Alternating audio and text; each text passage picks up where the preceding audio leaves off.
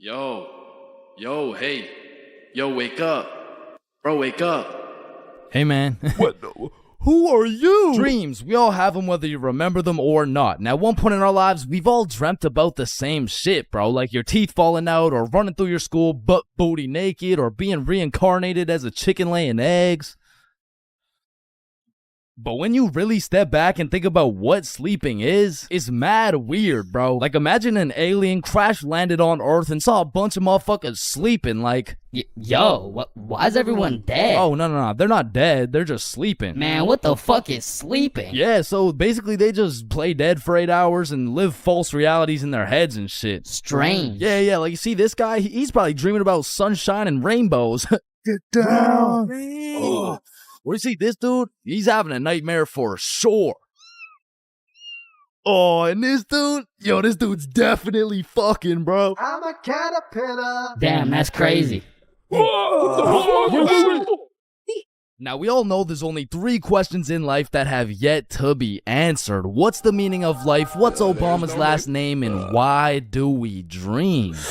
Dude, it's all your subconscious talking to you, man. You just gotta find the true meaning of each dream, dude. Bro, what the actual fuck could this possibly mean, bruh? You're autistic. Anyways, the craziest part about dreams is the fact you're the one telling the story and you're the one listening to that shit. My dumbass still falls for the plot twist every time, bruh. I'll never forget this one dream I had back in grade 6 where me and my 2 homies were walking. Don't know where, don't know why, but as we're walking, a dude in a big white van pulls up talking about, Hey, if you kids come in my van, I'll give you some candy. shit. I mean, I'd come in your mouth for the whole bag. So obviously, we hop in, and the driver looks absolutely cracked out, talking about, Hey kids, eat this candy. and so we unwrap this piece of candy, and it's literally just a razor blade, bro. Like, he didn't even try and hide that shit. Nah, I think I'll have to pass on this one. Alright, okay, then eat this piece of candy. Nah, this is a perk 30. You got any Reese's cups? I got Reese's cups, here. Sir, this is just a Glock covered in peanut butter. Alright, fine, take this. Shit, okay. So we eat this unsuspicious looking candy and instantly start tripping balls, bruh. Like, the van is deforming, we're seeing rainbows and shit, and worst of all, we see this big ass grin on the driver's face. And I don't remember exactly what he said, but he said some crazy shit like, Get ready, I'm coming for them cheeks. it was more like Looks like your private square just went public. okay, no, that wasn't it either. It was, it was something more like, You boys ever had your buns stuffed like a meat mountain from Arby's? yeah, I can't remember exactly what he said, but all I know is if we didn't act fast, we were getting our cheeks snatched up, bro. So Billy's like, yo, quick, call your dad. So I'm rushing to start calling my dad, and this is the most dream logic shit ever, because I don't even got a dad, bruh. And this is where my own brain hit me with the meanest plot twist I never saw coming. Because as I'm calling my dad, the driver's phone starts ringing, bruh. Bomba Club. Now, I don't remember the rest, but the fact my own brain hit me with some Star Wars Darth Vader type plot twist, god damn, bruh, that shit was a movie. But still, I probably got my shit touched, so I'm gonna have to leave this as a B-tier dream, bro. B-tier? What the fuck could possibly be worse than a crackhead tickling your pickle, bro? Now, those motherfuckers could be their own torture method, bro. These are dreams that just have you stuck in an infinite time loop doing the same shit over and over and over and over. And C-tier, bro. Now, lucid dreams. Lucid dreams are deadass just playing life on creative mode, bro. Because in my long life, I've only had 3 lucid dreams, and every single one of them was lit as fuck, bruh. Now, the problem is I can only start lucid dreaming when my original dream is just a little too strange. Like, hey, you're cute. Can I get your number? What? You want my number? Yeah. I must be lucid dreaming. Ow, what the fuck? Shit, it's so real, bro. I can do anything. I can probably fucking fly. Alright, Chains, this is not a dream. You're under arrest for battery and assault. But for real, my first lucid dream started when I was posted up in a basement with Michael Jackson. Yo, aren't you supposed to be, like, dead and shit? Oh shit, I must be dreaming. And so to test the waters, I start spawning in random shit on the spot, and this is the moment I realized the possibilities were endless, bruh. I could do whatever I wanted, and so I spawned in a honey pack, and I spawned in Lola Bunny, and I S tier. Lucid dreams are S tier, bruh. Wet dreams are too.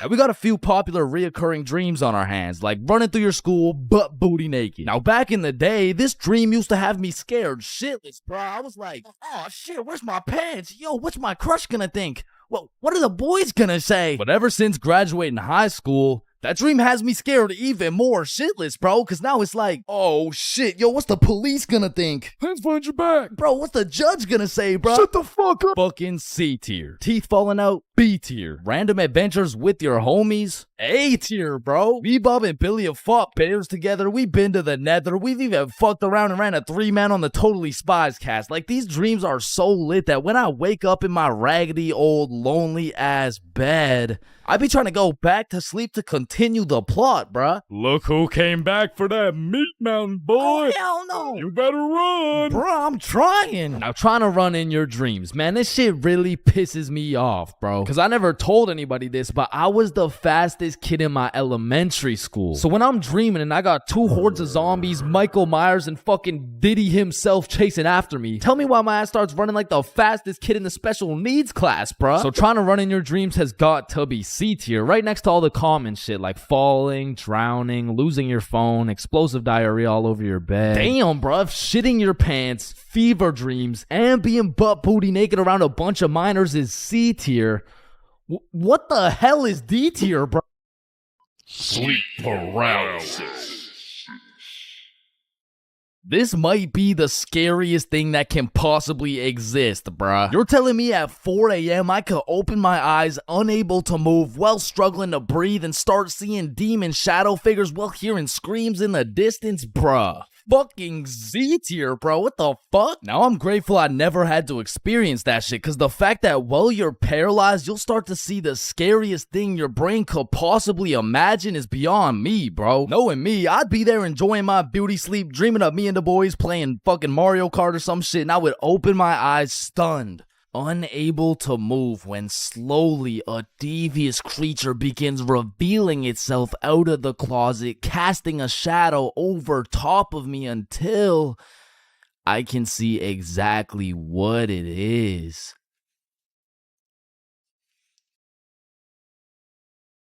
Looks like someone ordered a meat mountain. So, a few years ago, I worked at a fast food restaurant. We'll just call it Jim Jordan's, you know what I'm saying? Jim Jordan's was my first job ever. So coming in on my first day, I was kind of excited, because it was just overall a new experience, so I was looking forward to it. So I walked through the doors and, it's looking like a nice establishment so far. But as soon as you step past the staff gate, you realize it's instantly a hellhole. Like, this is exactly what it was like. Hi there, can I take your order? Yo, who's medium making double? coffee? What's your order? Yo, hello. Medium It's double. my first day. Hi there, can I take your order? And bro, once they give you the once they give you the Jim Jordan's drip, you instantly lose value as a human, bro. For example, if you're going for a casual stroll down the street, an average interaction would look something like this. Hey, how are you? Good, how are you? Good.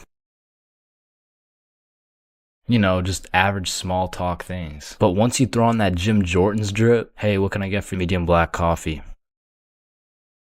Make my coffee faster, bitch. And while I was working here, it was just the beginning of the pandemic, meaning on top of the gym drip, you also had to wear a mask. So pretty much people could just see your eyes. And trying to communicate during the pandemic was horrible, because not only did both parties have to wear a mask, there was this big plastic wall between us, and they had to stand 6 feet away. Hi, what can I get for you? What? I said, hi, Huh?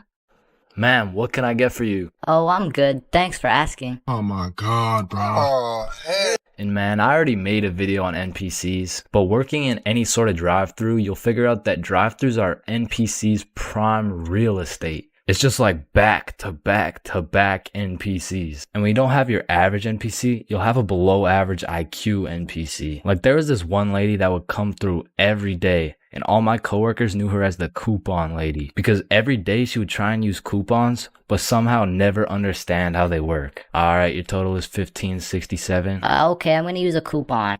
Alright. What are you waiting for? The coupon? Oh, it's just at my house.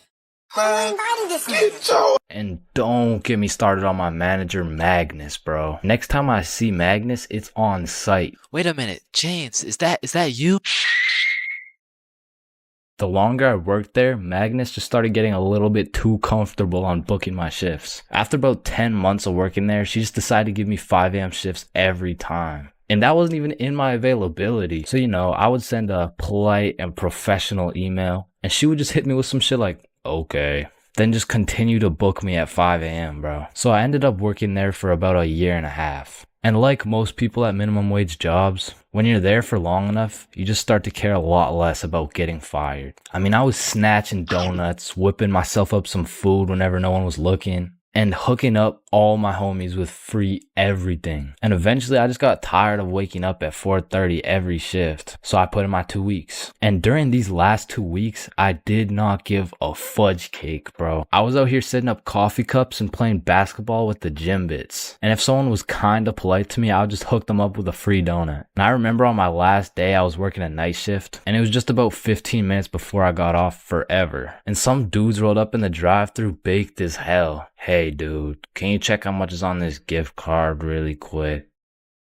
Yeah, you got 21 cents on it.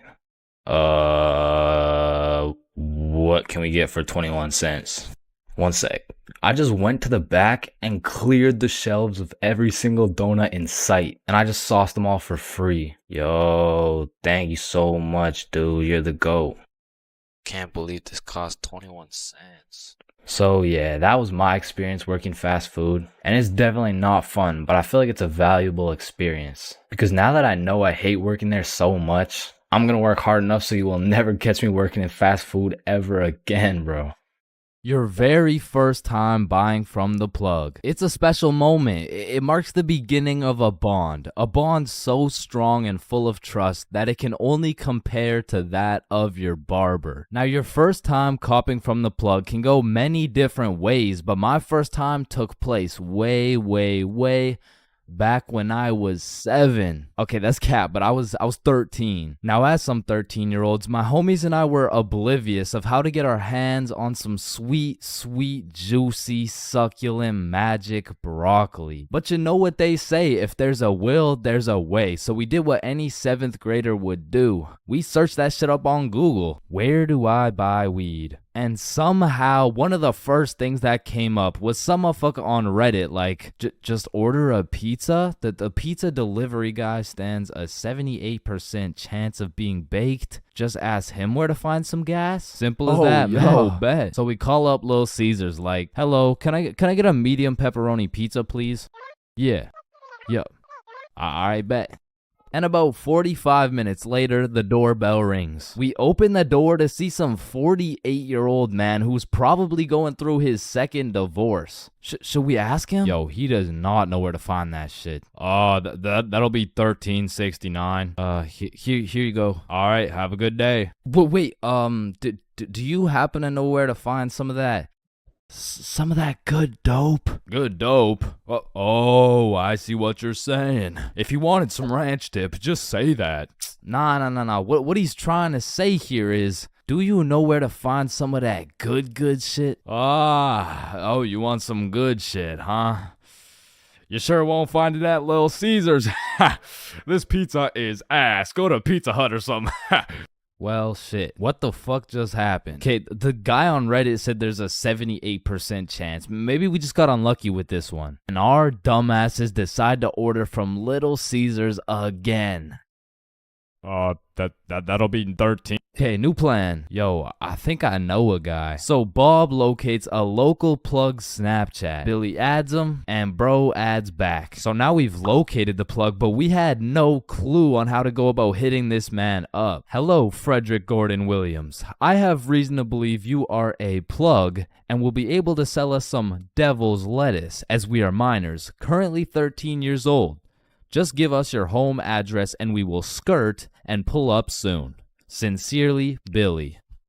Instantly blocked, bro. Looking back, we sent the most federal message possible. We hit this man with his government name and asked him for his home address. But we had no clue that was federal. Like, that's peculiar. I wonder why he blocked us. So we did what any 7th grader would do. We searched that shit up on Google. How to hit up the plug. Be simple and forward. Use slang.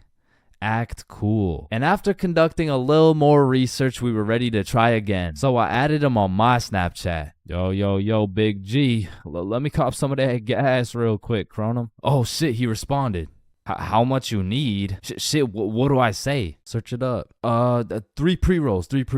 Let me get 3 pre-rolls, fam. Alright, meet me at Stickman Park at 2:30. So now we'd set a place and a time to cop some grass. However, what Frederick Gordon Williams didn't know was that we were a whopping 13 years old. Keep in mind, we were still in middle school, but this dude was in grade 10. Shit, I'm pretty sure he was 20 years old, but still in grade 10, which was pretty fucking scary for us 7th graders. So we threw on some drip we believed would make us look a little bit older, and we headed off to purchase some of Satan's spinach. We arrived at the park a little bit early, and as we waited, we discussed our plan. If he asks how old we are, we're 16. If he asks our grade, we're grade 10. If he asks our pronouns, we are he/. Bro, chill, he's not gonna interrogate us. It's a simple business transaction. Oh shit, there he is. And as Frederick approached us, I could feel my blood pressure rising. Some would say I was shitting bricks. Yo, you got the money? How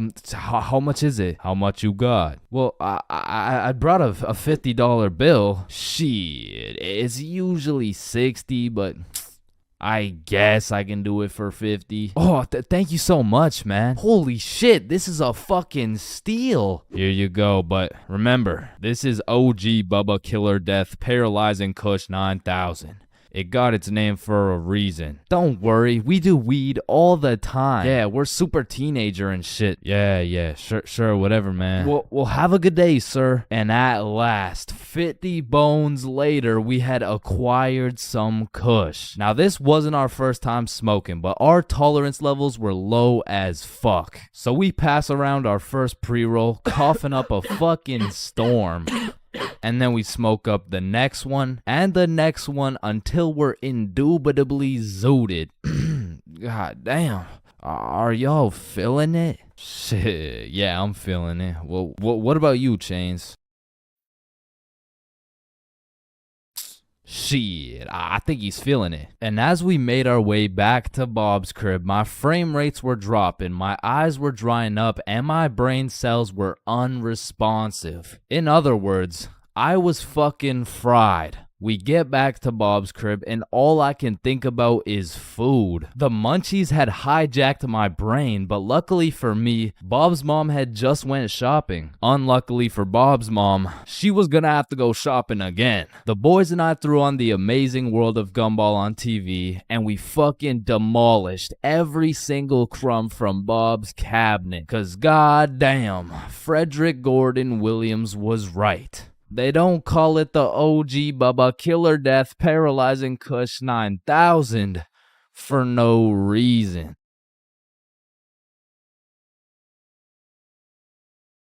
Your very first time buying from the plug. It's a special moment. It marks the beginning of a bond so strong and full of trust that it can only compare to that of your barber. Now, your first time copping from the plug can go many different ways, but my first time took place way back when I was 7. Okay, that's cap, but I was 13. Now, as some 13-year-olds, my homies and I were oblivious of how to get our hands on some sweet, juicy, succulent, magic broccoli. But you know what they say, if there's a will, there's a way. So we did what any 7th grader would do. We searched that shit up on Google. Where do I buy weed? And somehow, one of the first things that came up was some motherfucker on Reddit like, just order a pizza? The pizza delivery guy stands a 78% chance of being baked. Just ask him where to find some gas. Simple as that, man. Oh, bet. So we call up Little Caesars like, hello, can I get a medium pepperoni pizza, please?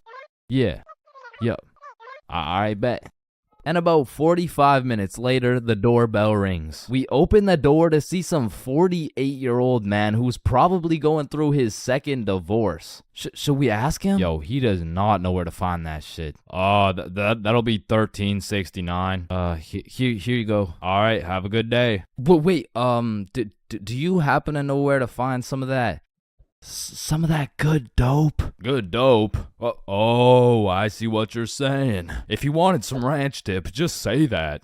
Nah. What he's trying to say here is, do you know where to find some of that good shit? Oh, you want some good shit, huh? You sure won't find it at Little Caesars. This pizza is ass. Go to Pizza Hut or something. Well, shit. What the fuck just happened? Okay, the guy on Reddit said there's a 78% chance. Maybe we just got unlucky with this one. And our dumbasses decide to order from Little Caesars again. That'll be 13. Okay, new plan. Yo, I think I know a guy. So Bob locates a local plug Snapchat. Billy adds him, and bro adds back. So now we've located the plug, but we had no clue on how to go about hitting this man up. Hello, Frederick Gordon Williams. I have reason to believe you are a plug and will be able to sell us some devil's lettuce, as we are minors, currently 13 years old. Just give us your home address and we will skirt and pull up soon. Sincerely, Billy. Instantly blocked, bro. Looking back, we sent the most federal message possible. We hit this man with his government name and asked him for his home address. But we had no clue that was federal. Like, that's peculiar. I wonder why he blocked us. So we did what any 7th grader would do. We searched that shit up on Google. How to hit up the plug. Be simple and forward. Use slang. Act cool. And after conducting a little more research, we were ready to try again. So I added him on my Snapchat. Yo, Big G. Let me cop some of that gas real quick, Chronum. Oh shit, he responded. How much you need? Shit, what do I say? Search it up. 3 pre-rolls. Let me get 3 pre-rolls, fam. Alright, meet me at Stickman Park at 2:30. So now we'd set a place and a time to cop some grass. However, what Frederick Gordon Williams didn't know was that we were a whopping 13 years old. Keep in mind, we were still in middle school, but this dude was in grade 10. Shit, I'm pretty sure he was 20 years old, but still in grade 10, which was pretty fucking scary for us 7th graders. So we threw on some drip we believed would make us look a little bit older, and we headed off to purchase some of Satan's spinach. We arrived at the park a little bit early, and as we waited, we discussed our plan. If he asks how old we are, we're 16. If he asks our grade, we're grade 10. If he asks our pronouns, we are he/. Bro, chill, he's not gonna interrogate us. It's a simple business transaction. Oh shit, there he is. And as Frederick approached us, I could feel my blood pressure rising. Some would say I was shitting bricks. Yo, you got the money? How much is it? How much you got? Well, I brought a $50 bill. Shit, it's usually 60, but I guess I can do it for 50. Oh, thank you so much, man. Holy shit, this is a fucking steal. Here you go, but remember, this is OG Bubba Killer Death Paralyzing Kush 9000. It got its name for a reason. Don't worry, we do weed all the time. Yeah, we're super teenager and shit. Yeah, sure, whatever, man. Well, have a good day, sir. And at last, 50 bones later, we had acquired some kush. Now, this wasn't our first time smoking, but our tolerance levels were low as fuck. So we pass around our first pre-roll, coughing up a fucking storm. And then we smoke up the next one and the next one until we're indubitably zooted. God damn. Are y'all feeling it? Shit, yeah, I'm feeling it. Well, what about you, Chains? Shit, I think he's feeling it. And as we made our way back to Bob's crib, my frame rates were dropping, my eyes were drying up, and my brain cells were unresponsive. In other words, I was fucking fried. We get back to Bob's crib and all I can think about is food. The munchies had hijacked my brain, but luckily for me, Bob's mom had just went shopping. Unluckily for Bob's mom, she was gonna have to go shopping again. The boys and I threw on The Amazing World of Gumball on TV and we fucking demolished every single crumb from Bob's cabinet. Cause goddamn, Frederick Gordon Williams was right. They don't call it the OG Bubba Killer Death Paralyzing Kush 9000 for no reason.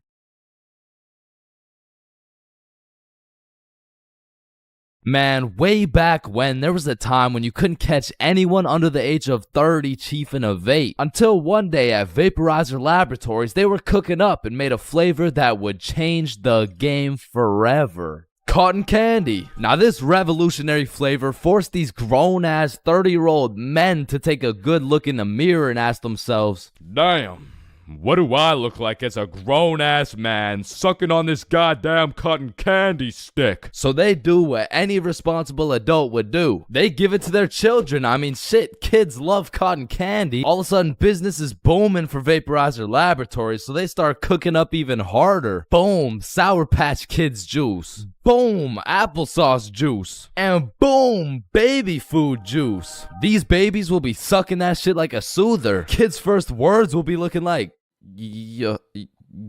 Oh my god, honey, Jackson's gonna say his first words. Yeah. Oh, let's hear it. Yo. Yo, Pops, well, let me bum a hit off that 50 Nick Guava Ice, G. Yo, just wait till they drop that breast milk flavor, bro. Shit, these newborn babies won't even know what hit them. They'll be returning customers for life, which will probably be like 12 years max. Now, the reason I say all this is to let you know that vaping not only intruded my high school years, but also my years in middle school. I was first introduced to these bad boys at the ripe age of 13. And with a little bit of that good old peer pressure, I folded, bro. Like, what was I supposed to do, bro? Like not take the hit?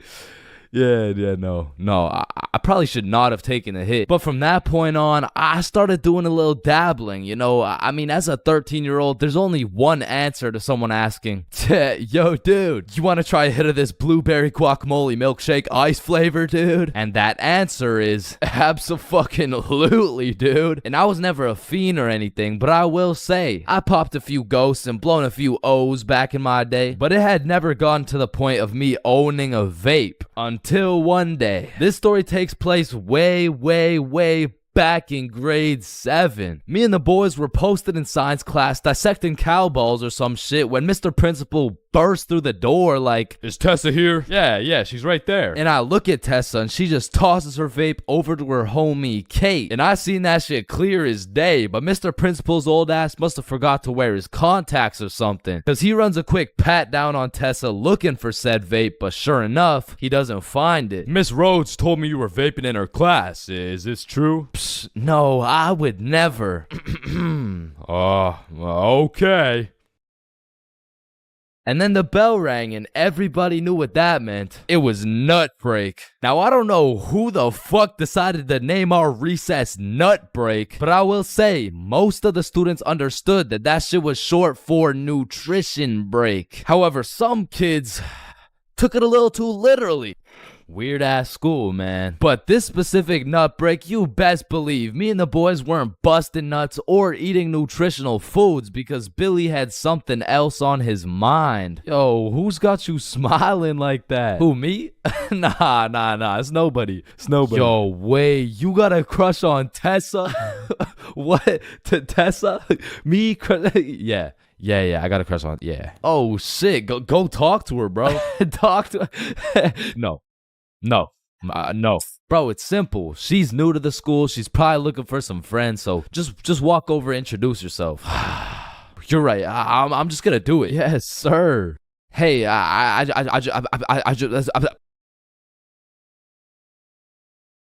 just sell that shit? Yup. You did. Then the bell rings and we all go to PE class. Now in my middle school, your class was your class. You just have the same students and the same underqualified teacher teaching everything. Like, Lord knows Mr. Donaldson shouldn't be teaching PE, but shit, here we are. And so while we're playing dodgeball, I'm trying to coach Billy on how to confess his love for Tessa, but I'm gonna keep it a buck. I was speaking straight out of my ass, bro. I don't know the first thing about confessing love. Listen, bro, I'm the expert when it comes to confessing love. All you gotta do is walk up with confidence, introduce yourself, and then ask her to be your girlfriend, bro.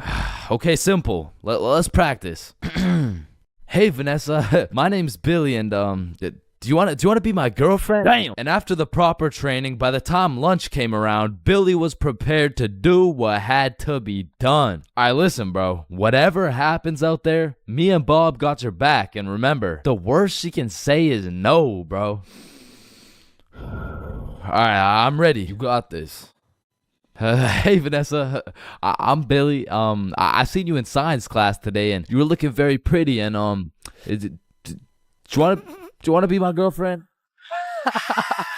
Fuck no. She laughed, bro. She laughed in Billy's face. And he walks back to us with tears in his eyes. She laughed at me, bro. Well, at least you know what they say. What? If you can make her laugh and giggle, you can make the cheeks clap and Not jiggle. right now, bro. You're right. Too soon.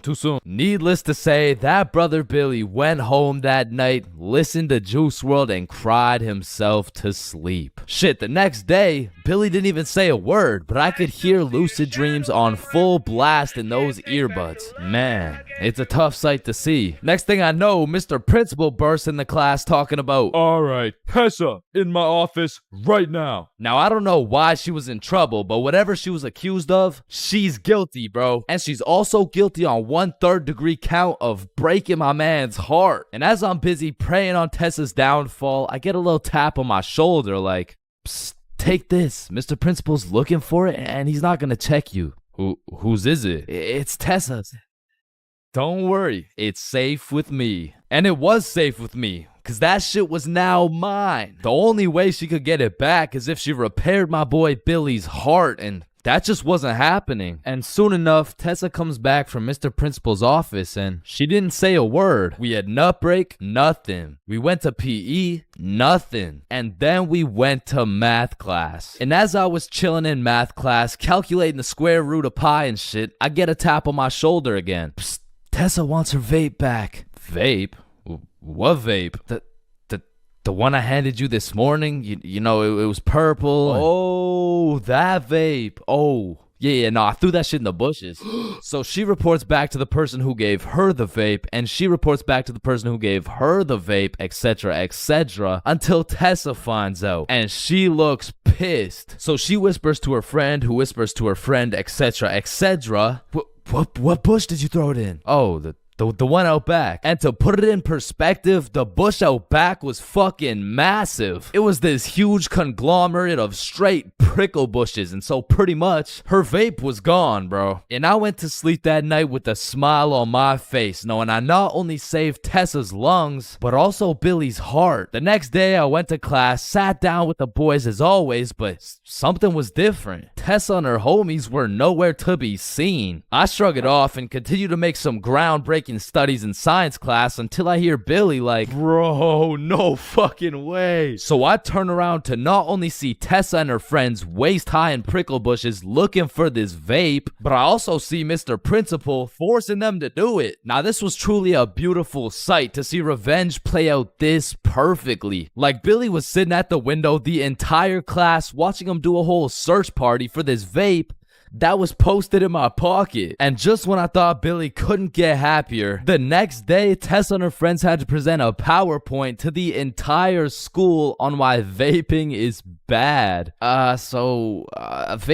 is bad because like when the vape enters your lungs, well, it's not good for your lungs.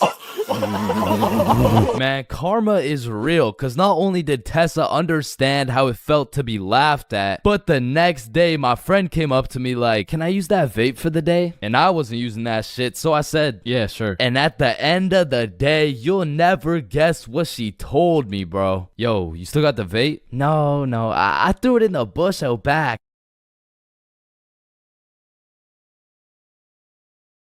Man, sometimes this world can be a little cold. It can get a little gray, but there is nothing that can bring more excitement and vibrance to your life than having a crush. I mean, it gives you something to wake up for, something to smile for, someone to impress, and someone to be absolutely crushed by, leaving you more depressed than ever before. Which is when you get a new crush. I mean, crushes make the world go around. Everyone's had a crush at some point in time, and sometimes that shit gets too serious. I mean, I've had homies prepared to throw away their entire lives just to impress their crush, bro. Oh my god, look at these big weights. I wonder if anyone's strong enough to lift these.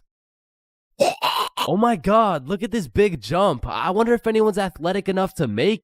Oh my god, look how creepy this cave is. I wonder if anyone's brave enough. Oh my god, look how tall this building is. I wonder if anyone could stick the landing. I said, I wonder if anyone could stick the land. Oh, ew, did he just die? Oh my god, I'm getting the ick. Nope, just getting a few extra reps in. Man, I remember my first crush like it was yesterday, bro. She was 5 years old. But I was 5 years old too, right? Like, so it wasn't actually yesterday, you know, it's a saying, but we were both 5 years old, and I remember sliding in smooth as hell. Yo, shorty, you like Legos? Yeah. How about you and me go Lego my ego? What does that even mean? Shit, I don't even know. I seen it in a commercial once. And after that day, me and Rose hung out all the time. We'd be playing Legos, we'd link up at recess, and I couldn't help but let her know how I truly felt. Hey Rose, I like you. Oh, I like you too. And that shit had me thinking, damn, this life shit is easy as hell. I'm barely 5 years old and I already got a wife to raise my kids. Little did my dumbass know life wasn't all sunshine and rainbows, cause when I came to class the next day, I saw Rose playing Lego with another dude. And that was the day I realized crushes cause nothing but pain. Especially before high school, cause let's just think about the three possible outcomes. 1, you have a crush on this girl and you decide to tell her, cause what's the worst that could happen, man? You guys are right. Stacy? Yeah, I have a crush on you. You're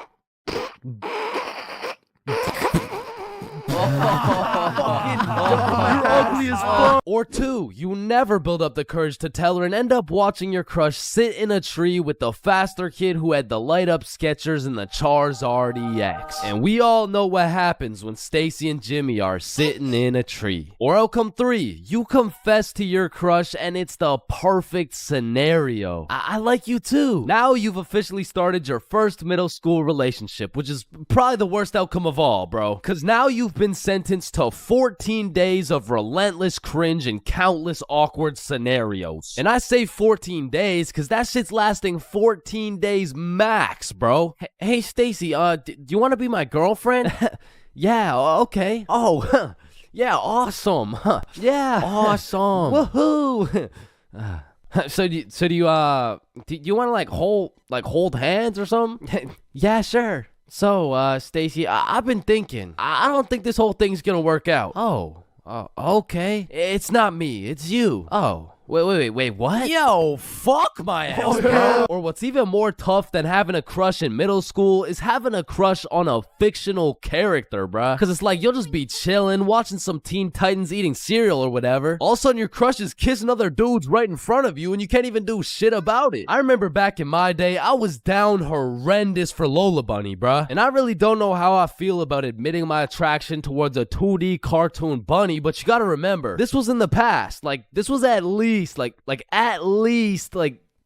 months ago. And maybe I'm tweaking on this one, but the red fish from Shark Tale, bruh, she was different, bro. And her name, I think it was Lola as well. Shit, maybe I just like cartoon girls named Lola or something. That's exactly what I want to hear. No. And I don't know about you, but for some reason, whenever I would talk to my crush, it was like I got an instant nerf, bro. I'm talking minus 10 charisma, plus 15 stutter, minus 5 strength, and plus 350% chance of getting put in a random ass headlock. Like I could be in the worst scenario of all time with a girl who has has 5 kids and is married to a member of the cartel. And just cause she's not my type, I'll get an instant stat boost that'll have me pulling like Mr. Duke Dennis himself. But put me in a room with my crush and all of a sudden I got the same charisma as fucking McLovin. Hi. Hey, it's 10:33. What? A.M. like in the morning. Like I'm saying, it's 10:33 in the morning. Fuck. And on top of your crush turning you into McLovin, it also leaves you open to the inevitable pain of being embarrassed in front of your crush. And man, let me tell you, there is nothing quite like it. It was a beautiful sunny day and I was in grade 2 wearing my favorite bright blue basketball shorts in math class, gazing out the window at those shiny old monkey bars, excited for recess. And when the bell rang, I hauled my little ass over to those bars and I was swinging like there was no tomorrow. And before I knew it, the whole class was on these monkey bars, which quickly turned into chicken fights, and I wasn't complaining. I mean, hanging from a bar and kicking the living shit out of some toddlers? Sign me up, you know what I'm saying? So I'm in line watching these grade 2 gladiator battles go down until it was my turn. And when I step up to those bars, I look into the crowd and see my crush of 2 weeks, Lexi. And now that Lexi was watching, there was no chance I was about to lose this fight in front of her. But as I look over to see who my opponent is, I realize it's Axel. And Axel was known for being the undisputed chicken fight champion. Legend had it he once took on 3 dudes at once, so I knew going into this I had to lock the fuck in, bro. So we climb over to each other and he's kicking my shit in off rip until I hit his ass with my specialty move, the Python squeeze. And in 10 seconds flat, let's just say I folded that motherfucker's clothes with him still in them. And everyone was hyping me up because I just did the exact equivalent of dunking on Michael Jordan in his prime with Beyonce watching. So of course Axel's pissed. Hey Chains, you, me, rematch now. And I look over at Lexi and she looks over at me and now I can't back down. So we get back in position, climb over to each other, and I go for the Python squeeze again, and this motherfucker Axel just winds up and kicks me in the balls. And I'm not gonna lie, that hefty kick to the dick accessories was the worst pain I had ever felt in my 7-year-old life. But I couldn't just drop and lose to Axel in front of Lexi, so with all the pain and anger I feel radiating from my nuts, I hit Axel with the meanest 20-piece combo in chicken fight history, and he drops. And then he pantsed my shit, bro. And embarrassed, I drop and try to run away, but the shorts around my ankles trip me and I face plant. Face down, tighty whities up, balls in shambles in front of everyone, including Lexi. And some people like to say, oh, it could always be worse, but this time, I don't know, man. I don't know. So the moral of the story is, man, fuck Axel, bro.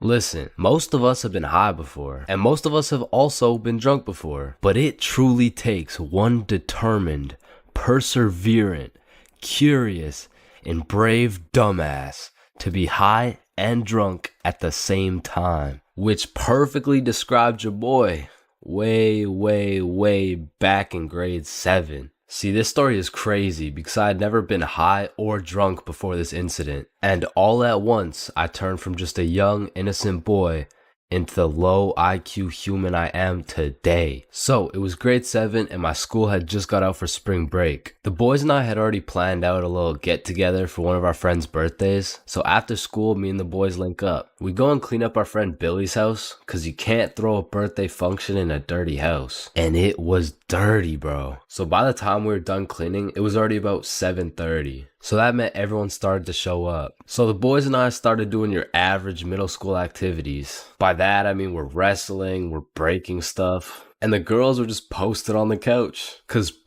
what are we supposed to do? Talk to them?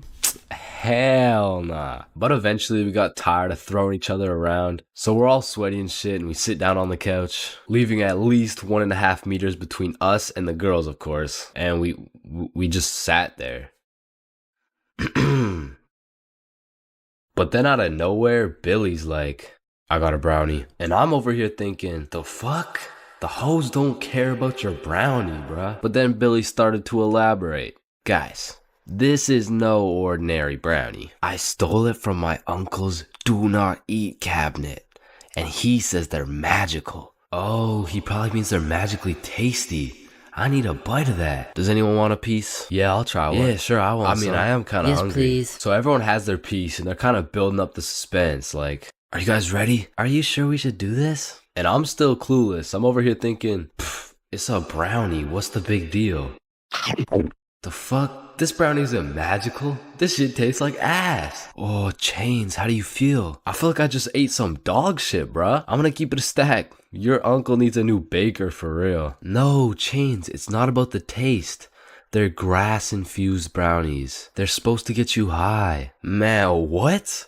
I feel like this is the kind of thing you're supposed to say before I downed it. So everyone eats their piece of brownie and then continues to sit in awkward silence for like the next 2 hours. But then the brownie starts to hit. People are dropping like flies. And eventually everyone felt it except me. And they're just doing high stuff like eating all the food in the kitchen, watching Netflix documentaries. But for me, the brownie still hasn't hit. And Billy notices that I'm sober and he's like, wait here. Bro goes into his mom's liquor cupboard and pours out unholy amounts of vodka and just hands me the cup. Keep in mind, I had never drank before, so I have no clue whether or not this is a lot. So I literally chugged the whole thing. Looking back, it had to have been at least 5 shots all at once. But man, I had no clue. So I'm just sitting there chilling on the couch, waiting for something magical to happen. And I start to think, maybe I'm just invincible. Like nothing can affect me. It all hit at once. The brownie and the vodka was out here running combos on me like John Cena and Randy Orton. And bro, something in that brownie changed my settings and enabled third-person perspective. It was the weirdest feeling. It was like I was watching myself on a movie, but like I was in the movie. Bro, I don't know. And apparently it also gave me the ability to teleport. Because I swear, when I blinked, I teleported from Billy's crib to the front of a McDonald's line. And listen, I have no clue what happened in between that time, but I had no business being in a public setting right now. Hi, what can I get for you? Sir, can I help you? Yeah. What can I get for you? Listen, because I was high, drunk, and apparently had no social capabilities, I was spitting some nonsense to this poor McDonald's employee. Yeah, do y'all got the Popeyes chicken sandwich? Sir, this is McDonald's. Yeah, and let me get that Dairy Queen Blizzard. Dairy Queen, what? And what kind of nachos do you guys have? I blinked again, and we were all back at Billy's house. The very last thing I remember from that night is there was absolutely no blankets. So I was out here using literally anything I could find for a little bit of warmth. But eventually, after a long night, I passed out.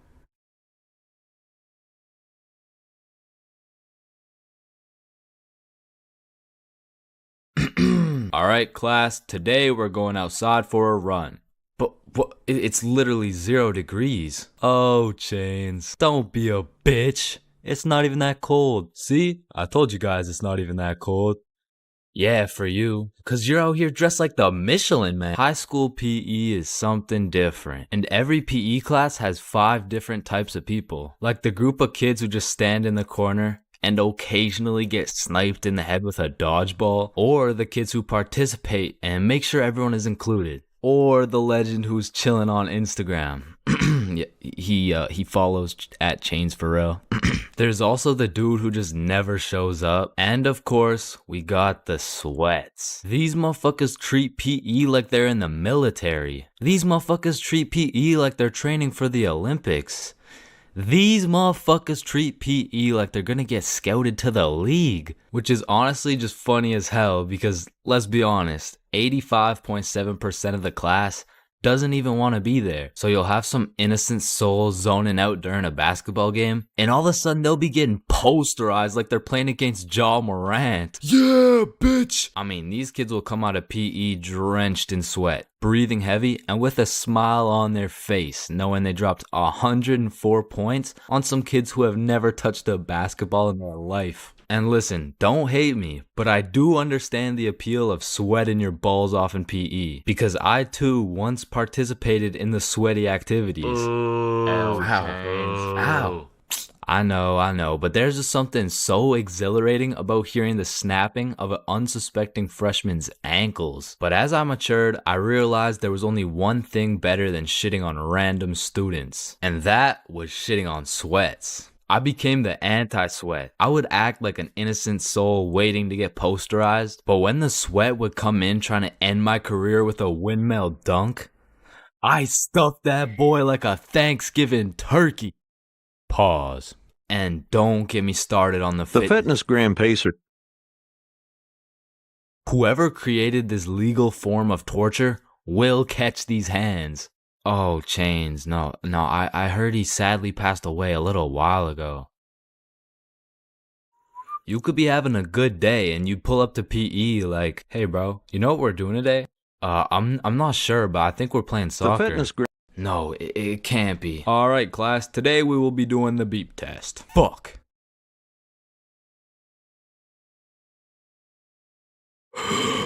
Whew. Damn, what was I at? Chains, well, we haven't even started. That was just our warm-up. But one thing that did bring me a little bit of joy was looking at everyone during the push-up section. Like, there was always some dude doing the neck push-ups, some dude who thinks he's Mike Tyson, the guy who takes breaks when the teacher isn't watching, and there was always at least one dude who was out here looking like he was hitting it raw. James, I don't think that's how you do it. Oh, yeah, you're right. Yeah, bitch. So, as I mentioned in my fast food video, I worked at a place called Jim Jordan's. Not to be confused with the popular Canadian establishment Tim Hortons. With that being said, at the time I had already worked at Jimmy's for a year. And to be fair, I couldn't care less if I got fired. So one day I got booked for a night shift from 6 p.m. to 12 a.m. But that wasn't gonna stop me and the boys from smoking up beforehand. So we're all chilling at Bob's crib and we all take a hit. We all ate some snacks. Listen, you know the drill. But then Bob asked, are you guys trying to watch some TV? Nah, I'm really just trying to fuck up these Doritos. Yeah, I could watch something. So Bob throws on the first thing that comes up. And I'm thinking, these nerds are trying to watch Dora. But literally 5 minutes later. Do you see Swiper the fox? Yeah, he's in the bush. Yeah, you see him. Where? What, in the bush. I don't see him. He's right there. Where? Right behind you. Right behind. Yes. Swiper, no. Swipe. Oh, hell no. All of a sudden, I was invested. This show had me in a trance. We were banging out episode after episode. And when I go to check my phone, it's already 5:59. So I'm like, oh shit. I got work in 1 minute. So I run to my car. I wouldn't drive. Not because I'm baked as shit. I was just broke, bruh. I didn't have a car. I was working at Jim Jordan's. So I haul my ass over to the bus stop. Then I wait there as fast as I can. I get on the bus. Then I get off the bus. Then eventually I make it to Jim Jordan's. Needless to say, I was late as hell. And of course my manager had something to say about it. But shit, I was higher than gas prices right now, man. You can't be coming in late like this. Yeah. Jonathan had to stay an extra 30 minutes to cover you. It is very unprofessional to show up late. Are you even listening? Yeah, What did I say then? For sure.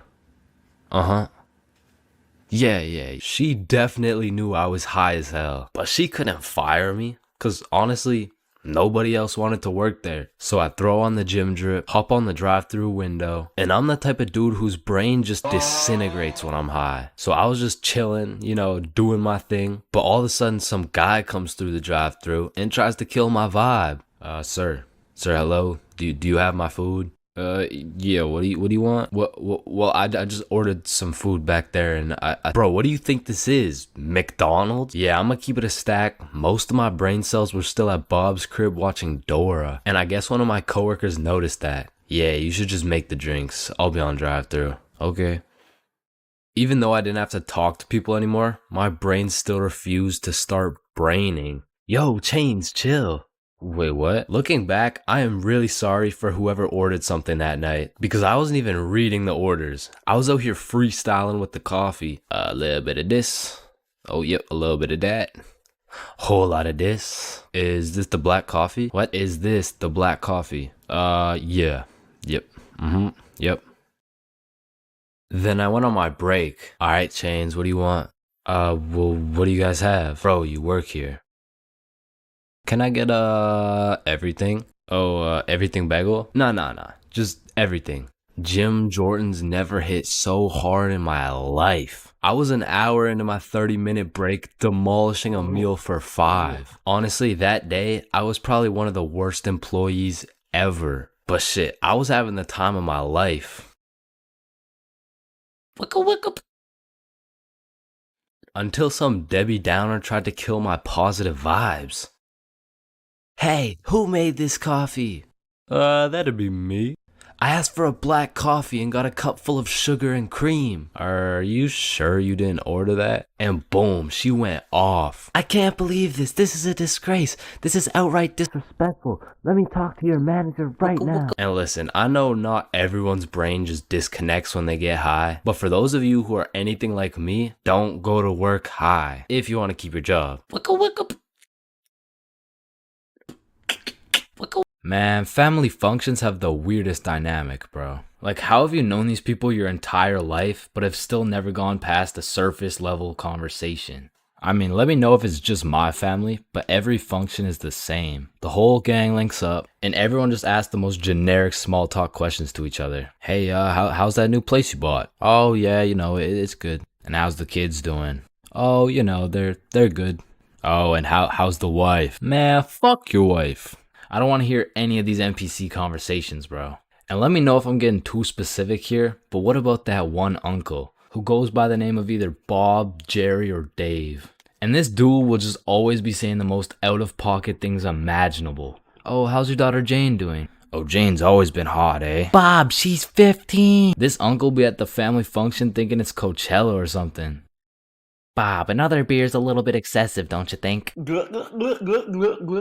Yeah, football! I'm the youngest person in my whole family, which for whatever unspoken reason, it just means everyone has the go-ahead to flame the living shit out of me. Hey, Chain, still no girlfriend, huh? I guess you're not too good with the ladies there. But I make one joke back and I'm the bad guy. You don't seem too good with the ladies yourself, seeing as your wife just divorced you and she took the kids with her. Am I right? Not only do they feel free to roast your whole existence simply because you were born last, they unanimously decide you will be everyone's personal butler. Hey bud, go get another beer for me. Alright, yeah, for sure. Thanks. Now you better get started on mowing that lawn. Grass isn't gonna cut itself, am I right? Oh my god, bro. And coming into these family functions, you would think your mom is your closest ally. But as soon as she gets the chance, she will expose your biggest secret for a little bit of parent clout. You guys will never guess what I found under Chain's bed yesterday. Oh my god, what is it? Yeah, tell us. No way. Sometimes when my family tries to make small talk with me, they just miss the boat completely. So, buddy, how's those swimming lessons going for you? The swimming lessons I took when I was 5? Yeah, right, those ones. They're good. I finished them a little while ago. Oh, is that right? Good for you, buddy. And bro, don't get me started on those recycled ass jokes. Well, looks like you got your workout for the day. Oh, looks like you've gotten so tall. What are you feeding this kid, am I right? Oh, Bob, I think you got some food in your beard. Oh, don't worry, I'm saving it for later. Ah, good one, Bill. Oh, Bob, he's so funny. Thank you. I guess everyone at the function must have Alzheimer's or something. Because these jokes will have them cracking up like they haven't heard the same joke the past 15 functions. But cousins, man. Cousins are the saving grace of family functions. Without cousins, you would have no choice but to participate in the tomfoolery of small talk. I'd be walking in the function just praying to see that one cousin. And bro, I have a family function survival tip for you. You always have to stay within arm's reach of either your siblings or your cousins. Because whenever some bullshit goes down, you just give each other the look and flee the scene. And because when you get caught lacking on your own at the function, you get jumped. Metaphorically speaking, of course. Okay. Okay. Oh yeah. Oh yeah, baby, let's go. Let's go. Yeah, let's go. Now, I don't know why, but there's just some things we all did as kids. And it's not like any of these things actually make sense, but we just did them. Like, did you even have a childhood if you never dug a hole to China? Timmy, we're almost there. Yay, just 2 more minutes. I mean, kids are just some dumbasses, bro. Like, who's gonna tell little Timmy he's not digging through the Earth's core with this little rinky-dink ass shovel? But to be completely honest, out of all these dumbasses, I was probably the stupidest kid known to man. Like, I remember when I was 5 and I was taking my annual shower, you know, and all of a sudden I had realized I was a fucking superhero. It was just the way the water was flowing out of my fingertips. It was like nothing I'd ever seen before. And I was fucking hyped. I mean, from this point on, my new name was Waterboy. Wow.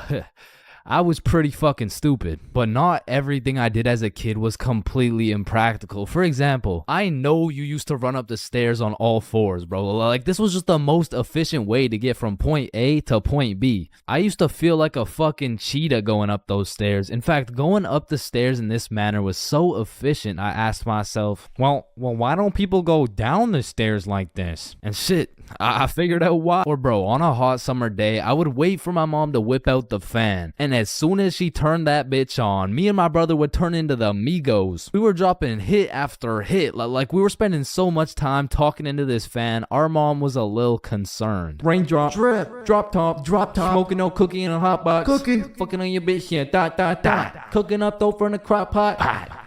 Hey guys, you've been there for 6 hours. I think it's time. Ma, let them cook. Bad and bougie. Cooking up dope with the Uzi. Hey! And speaking of cooking, when Mama Chains would whip up some good old craft dinner, I had no choice but to put a piece of KD on each prong of the fork. Like, that shit just simply tasted better, bro. Or whenever I was walking on a sidewalk, I would strategically plan out each footstep to make sure I was not stepping on a crack. Now, the funny thing about this one is I still do that shit. And I know some of y'all are gonna think I'm weird for that, but riddle me this. Who's gonna be laughing when your mom's in the ER with a broken back, bitch? Now, I feel like at one point or another in your life, you just had to check if the fridge light stayed on when you close it. It's really just a part of growing up. Like, one day you'll go grab some milk for your Honey Nut Cheerios and you'll be like, hey, wait a minute. Or what about when you were bored in the car and you start doing parkour with your fingers to the window? I used to hit some crazy combos and then I would go to finish it off with a backflip. Or have you ever fucked around in the living room and you broke a vase or some shit? Whoops. You know, you get a timeout or you receive a little whooping. Now, coming out fresh off that whooping, this shit could only go one of 2 ways. Either you bawl your eyes out and play with this fucking thing for hours, or you would plan to run away, bro. That was it. That was your only options. And I had a few of those moments where I was ready to dip. I would pack an apple and my trusty Minecraft sword for the trials and tribulations to come. And then I would look my sweet mother in the eyes and realize, shit, she's making mac and cheese tonight. I can't leave yet. And you have simply not lived if you never hid a DS under your pillow at night. Like for me, the Mario grind was 24/7. There was no sleeping. But I'm not gonna lie, I had some close calls trying to pull that shit off. Good night, Chains. Sweet dreams. Good night, Ma. Love you. Love you too.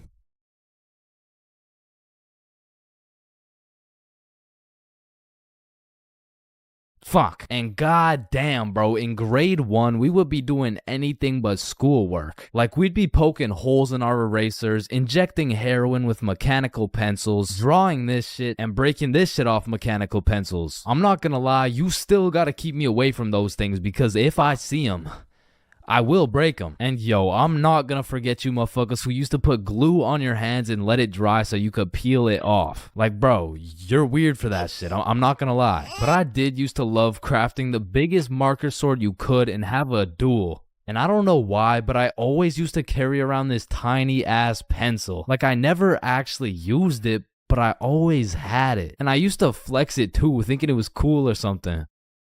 Yo, shorty, take a look at my pencil. Oh my god, why is it so tiny? Tiny? It's not that small. And bro, tell me as a kid that you never had the random urge to just do this shit.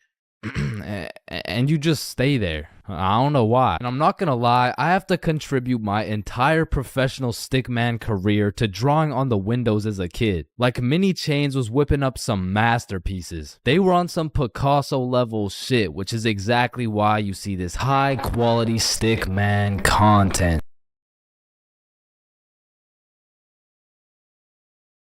There's a lot of things in life that I don't really understand, but if there's one thing I can truly comprehend, it's being grounded. Because in my time, I've served a total of 547 days and 16 hours in the slammer. And through a year and a half of extensive first-hand research, I've come to the professional conclusion that getting grounded is straight ass, bro. You're locked in your room with no phone, no computer, like what do you want me to do? Think about my actions?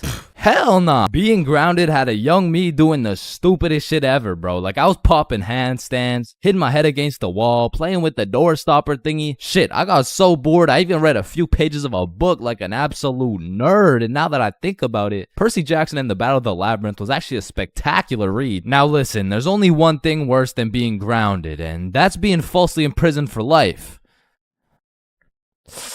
Well, now that I think about it, there's a lot of things worse than being grounded, but one of which is being grounded during summer, bro. There's something about being able to hear all the happy children, the ice cream trucks, your homies having fun, the hoes throwing rocks at your window, asking you to come outside, or you just cry yourself to sleep because there never was any hoes throwing rocks at your window asking you to come outside. It's just you, your Percy Jackson books, some used toilet paper, and the existential thoughts in your head questioning if it's even worth it. And listen, I'm sure everyone can pick up on the fact that I'm a really intelligent dude. Smart all around, really, but trust me when I say, I wasn't always this smart, bro. In fact, in kindergarten, my dumbass fully believed with my whole heart that being grounded meant your parents would just dig a decent-sized hole in your backyard, toss you in, and bury you alive for the time being. And so I'm sure you could imagine my surprise when my OG friend of 5 days said, yeah, I got grounded for 2 whole weeks. Holy fucking shitballs, dude, are you okay? No, man, it's really hard. I didn't get to touch any of my toys or anything. Damn, how long ago was that, man? Oh, I'm still grounded. What?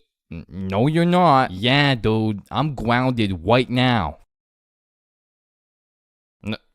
No, the fuck you're not. And I wouldn't truly find out what being grounded was until 7 years later. I was in grade 7. It was a beautiful sunny summer day at approximately 11 a.m. and me and the boys were freely roaming our city. Little did I know, we wouldn't be free for long. And as the boys and I roamed the city looking for a move, one of Bob's girls calls him up and is like, okay, so my friend Becky is in Hawaii for a few days with her family, and she said I could bring you over. And just like that, Bob could have wrapped it up and claimed some cheeks. But the boy Bob was never one to leave the homies behind, so not only did he convince his girl to let us come, but he went above and beyond. He got his girl to bring some of her friends over too, and now we're hyped because we had now located the move, and quite a marvelous move if I do say so myself. Now keep in mind, all of us knew Becky and had been to Becky's house many times before, but Becky was all the way in Hawaii, so she had no clue about the marvelous move about to take place at her own crib. But regardless, me and the homies walk into Becky's crib and they low-key got a little get-together in the works. I see Bob's girl, I see Bob's girl's friends, and then I see a mutual friend of mine named Dennis. And he brought his girl. Now a little backstory about Dennis. Dennis was 2 years older than me, making him in high school, and to be fair, from grade 7 to high school is a colossal difference. Dennis was taller, had a more developed frame, and Dennis even had some facial hair in progress. The amount of facial hair that put my peach fuzz to shame. And to put it quite simply,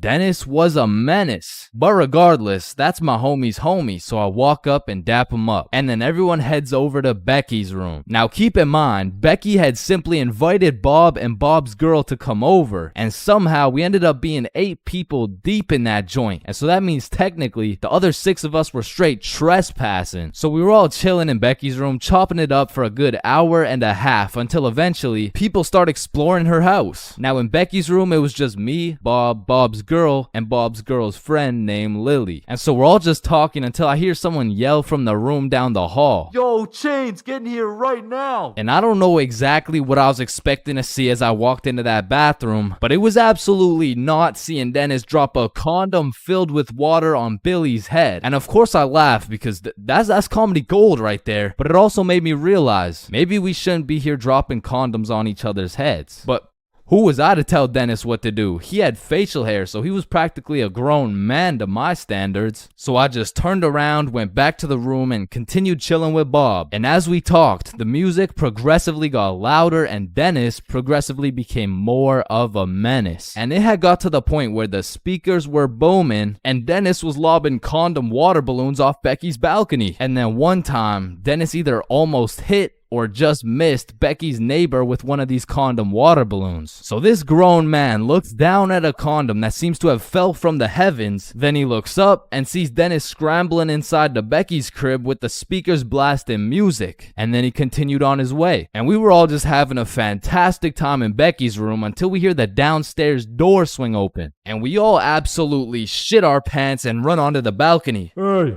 I just texted the family who lives here and they said no one is supposed to be in the house. Everyone needs to leave right now or I'm calling the cops. And that's exactly what we did. No messing around, we were out that hoe. And we all went to Bob's girl's house for an emergency meeting because we were all scared as fuck. And now Bob's girl and Becky are texting and Becky's like, my parents are pissed. They want to talk to everyone's parents and they know how many people were there. So we all devise a foolproof plan. Okay, we give Becky our phone numbers, tell it's our parents' phone numbers, and we act super disappointed in our children. We all agreed on this plan and the emergency meeting was dismissed. And over the next few days, we all got texts from a very unhappy Becky's father, who made sure to specify the amount of condoms that were found in the bathtub. We all respond with some bullshit along the lines of, hello, Mr. Beckerson.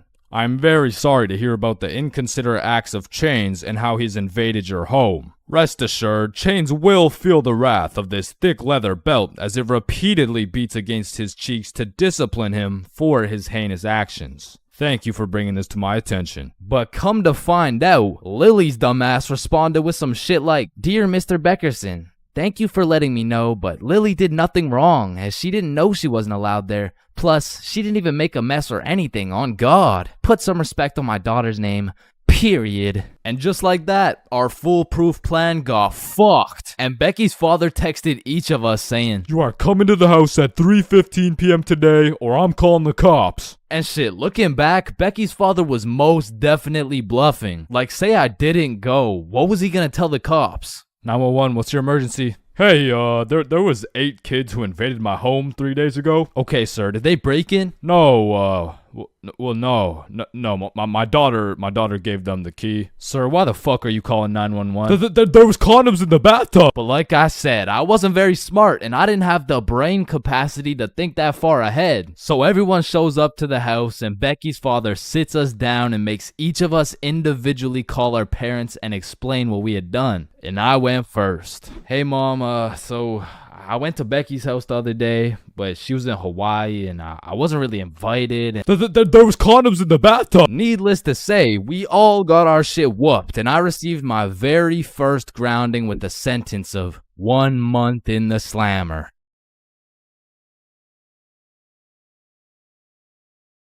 It was a snowy Christmas Eve. My brother and I were watching a Christmas movie bundled up beside the fireplace while drinking a cup of hot cocoa. Man, it can't get any better than this. Or can it? What could possibly enhance these festive activities to their maximum potential? Or should I say, who can? So I called up the plug Randall and I'm like, yo, Randall. Yo, what's up, cuh? Let me get some of that Christmas tree OG. Oh, shit. Let me get some of that mean green Grinch. Yes, sir. Some of that Rudolph Red Eyes, you know what I'm saying? But the thing is, I can't deliver right now, cuh. Why not? Well, you see, cuh, me and the family are setting up milk and cookies for Santa Claus, cuh. Aw, shit, Randall. I didn't know you were a family man like that. Cuh, you already know it's Christmas Eve and shit, but if you really need some of that mean green Grinch, come by the crib and pick it up. Say less. Randall sent his address and it was only a 15-minute drive. So we walk outside to go hop in the whip and I'm like, what? Where the fuck did the whip go? It should be right here.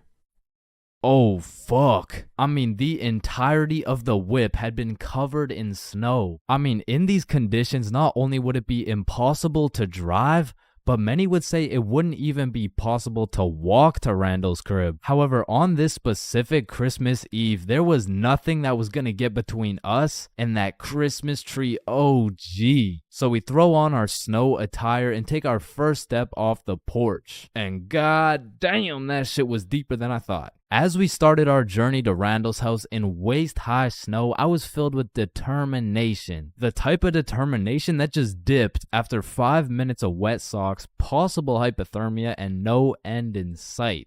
Bro, should we just head back now? I mean, we still got like 30 more minutes to go to Randall's house. I don't think I could do it, bro.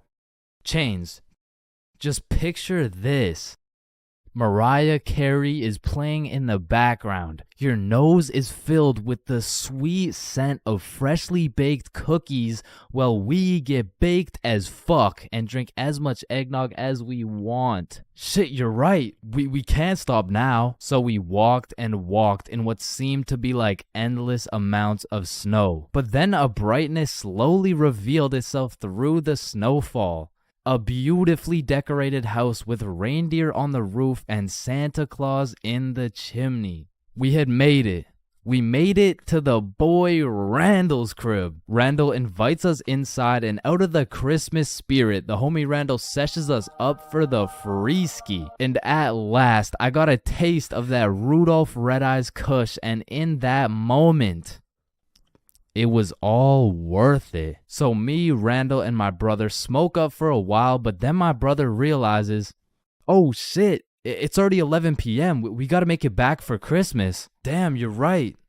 Wait. Before you just go, cut, take some for the road. Thank you, bro. So we begin our journey back home, except this time something was different.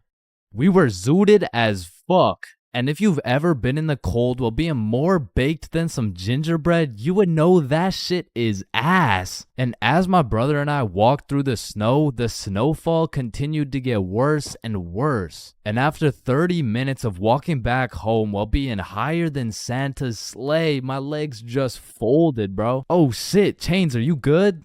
Bro, it's too far. You're gonna have to make it back without me. Bro, shut up. You're fine. You're just high as fuck. Oh, Nichan. Bro, get your bitch ass up. Let me go.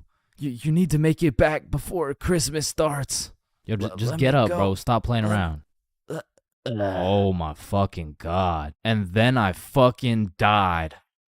Maybe that mean green Grinch was gonna be what stole my Christmas after all. Man, you're not fucking dead. Until my brother decks my ass harder than the boughs of holly. Bro quite literally slapped me back to reality. And that was all I needed to keep going. But we only had 5 minutes to make it back to the house before Christmas. So we use everything we have left. We see the red and green glowing lights in the distance getting closer and closer, and by a Christmas miracle, at last we could sit down on the couch, bundled up next to the fireplace, watching a holiday movie, drinking some hot cocoa, all while zooted off that Christmas tree OG. Audio preview. Okay, Chains, welcome to your first day at Jim Jordan's. These are our new product, Bieber Bites. Just smile and remember. The customer is always right. Okay, yeah, nah, I could do that. All right, I'll leave you to it. Okay, yeah. Hey, sir, what can I get some Bieber Bites? Yeah, how many? Right.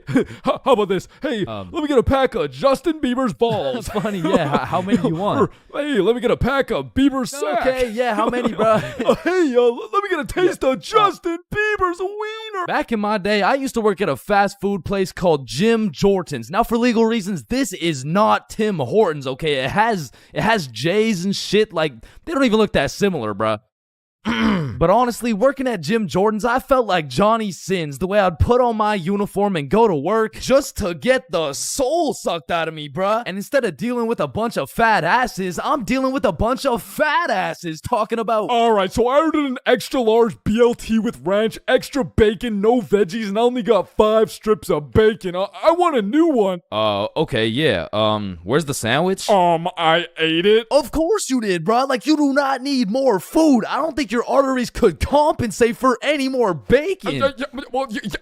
No, my doctor said I'm in shape. I mean, yeah, bro, you're in the shape of a circle. I mean, I don't even know how you made it through the door. Oh, shit, damn. Now, believe it or not, I was a Jim Jordan's Hall of Fame employee. Shit, I was the best in that whole goddamn establishment, bruh. And no, it's not because I was the sexiest, hardest working, strongest, most intelligent dude they'd ever seen. It's because everyone else was ass, bruh. On the drive-thru, we had the Indian homie Dill Preet, and the only English he knew was the Jim Jordan's menu, bruh. Welcome to Jim Jordan's. What can I get for you? Hey, just give me a moment. I give you donut. No, I need time to think. You need chai, tea, drink? No, can you wait or not? Okay. 1 tater tot. No! Wait! You want 8? No! Okay, stop it. You know what? Okay. Chocolate donut. Then over making the food, we had this sweet 83-year-old lady, Linda, who was 20 years too old to be doing this shit. Okay, Chains, here's the cheese bagel. Thank you, Linda. But, yeah, this is the 9th cheese bagel you've given me in 20 minutes. Oh my good gracious, I'm sorry. I'm sorry. Oh, what's that? Oh, cheese bagel coming right up. And over working the counter, we had Sebastian. Now, don't get me wrong, Sebastian was a really nice guy, but he had a little hint of the tism, you know, no, he had a lot of the tism. Like, it was more like the tism had a hint of Sebastian, which is cool, of course, but it did mean that he would absolutely yap at every single customer who came in the store. Shit, I'll never forget this one time a girl came in the store and just ordered a muffin, like, welcome to Jimmy's, what can I get for you? Hey, can I just get a fruit explosion muffin? Can you guess what Sebastian said next, bruh? Maybe your total is $175? Cash or card? For here or to go? None of the above, bruh. The sentence that came out of this motherfucker's mouth was, a food explosion muffin? Yes, please. That sounds an awful lot like a hate crime to me. Yeah, can I get my muffin, please? Do you get it? Yeah, you get it? Yeah, I get it. Okay, listen. It's like, you really don't need to explain. Explosion, okay? Sir, it's like if you took a bunch of gay people. So that's Sebastian. And over on drinks, we had this dumbass 15-year-old who's always spilling and shit. That was me. Yeah, that was me. I was ass too, but like, I was still the best by default though. So the point is, our Jim Jordan's crew was looking like a group of clumsy villains from a Disney movie. But just because we were all really ass at our jobs doesn't mean we were useless. Because if there's one thing we knew how to do, it was making people's days even worse than they already were. You pull up to our drive-thru all happy, just wanting a small coffee? Shit, you're leaving with a small hot tea and some suppressed anger you'll probably bring home and let out on your wife and children. You pull up to our drive-thru just wanting a breakfast sandwich? You're leaving with nothing because we ran out of eggs and cheese and bread and the breakfast and the sandwich. You pull up to our drive-thru pissed off, complaining about how there's not enough mayo in your wrap? Bro, you're leaving with a wrap filled with super special secret Sebastian sauce. So I'm sure you could probably tell, but we had to do a lot of customer service and talk our way out of a lot of mistakes. And by we, I mean me, bruh. I was the designated customer service dude, because before it was me, it was Dill Preet, and that shit would usually go something like, hey, I just took a bite out of my chicken wrap, and it literally tastes like someone busted a nut in that shit. A nut? Yes, someone busted a nut in my goddamn food. You want a donut? No! And then before Dill Preet, it was Linda. Hey, I just took a bite out of my chicken wrap, and it literally tastes like someone busted a nut in that shit. Oh my heavens, that's horrible. I'm sorry, I'll get you a refund right away. Thank you. Hello? Hello. Welcome to Jim Jordan's. What can I get for you? God damn it. And before Linda, it was Sebastian. Hey, I just took a bite out of my chicken wrap, and it literally tastes like someone busted a nut in that shit. Oh yeah, that was me. Now, of course, our elite Jim Jordan's crew had a manager. Magnus. Now, Magnus was strict as hell, but she would only show up like once a month. But whenever she did show up, she was running this Jim Jordan's like it was the military or some shit. Because usually I'd be 54 minutes into my 30-minute break playing Clash Royale. But when Magnus was there, bruh, shit, I'd clock into my break, make eye contact with her, shit my pants, and then clock right back out. She was so intimidating that whenever she would show up, I would never spill a drink. Sebastian used real mayo. Dilpreet spoke fluent English, and Linda would be so stressed out she'd forget to forget. She was running this place so much like the military, she had my ass waking up at 4:30 every day. And when Magnus was teaching me to do customer service, she really loved to say, "The customer is always right." So of course I listened, but it was low-key a crazy statement, cause honestly, the customer is never right, bro. It doesn't even matter what we're talking about. It could be like, "Hey, how you doing?" "Hey, I'm doing good, can't complain. I mean, it's a nice sunny day outside and all." Damn, this chicken wrap is good as hell. I am 100% sure nobody busted a nut in this.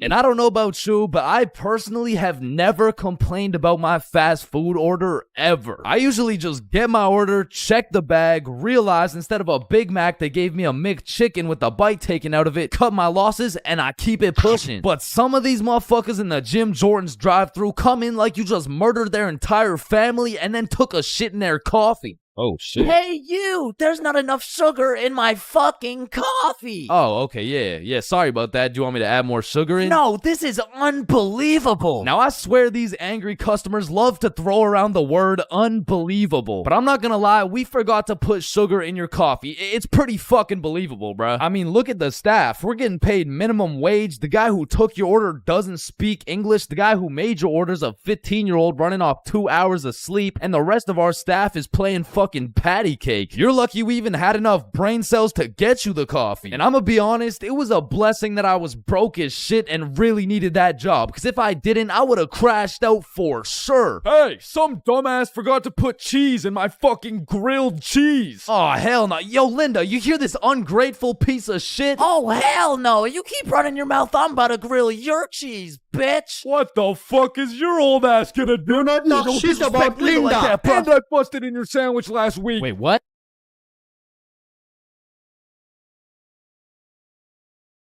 Yo, when you think about it, every light switch is also a dark switch. Light switch, dark switch. Light switch, dark switch. Okay, class, sound it out with me. Ball.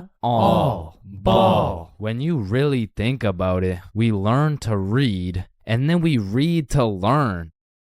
Teacher, yeah, I think change is high. What the fuck? This is kindergarten.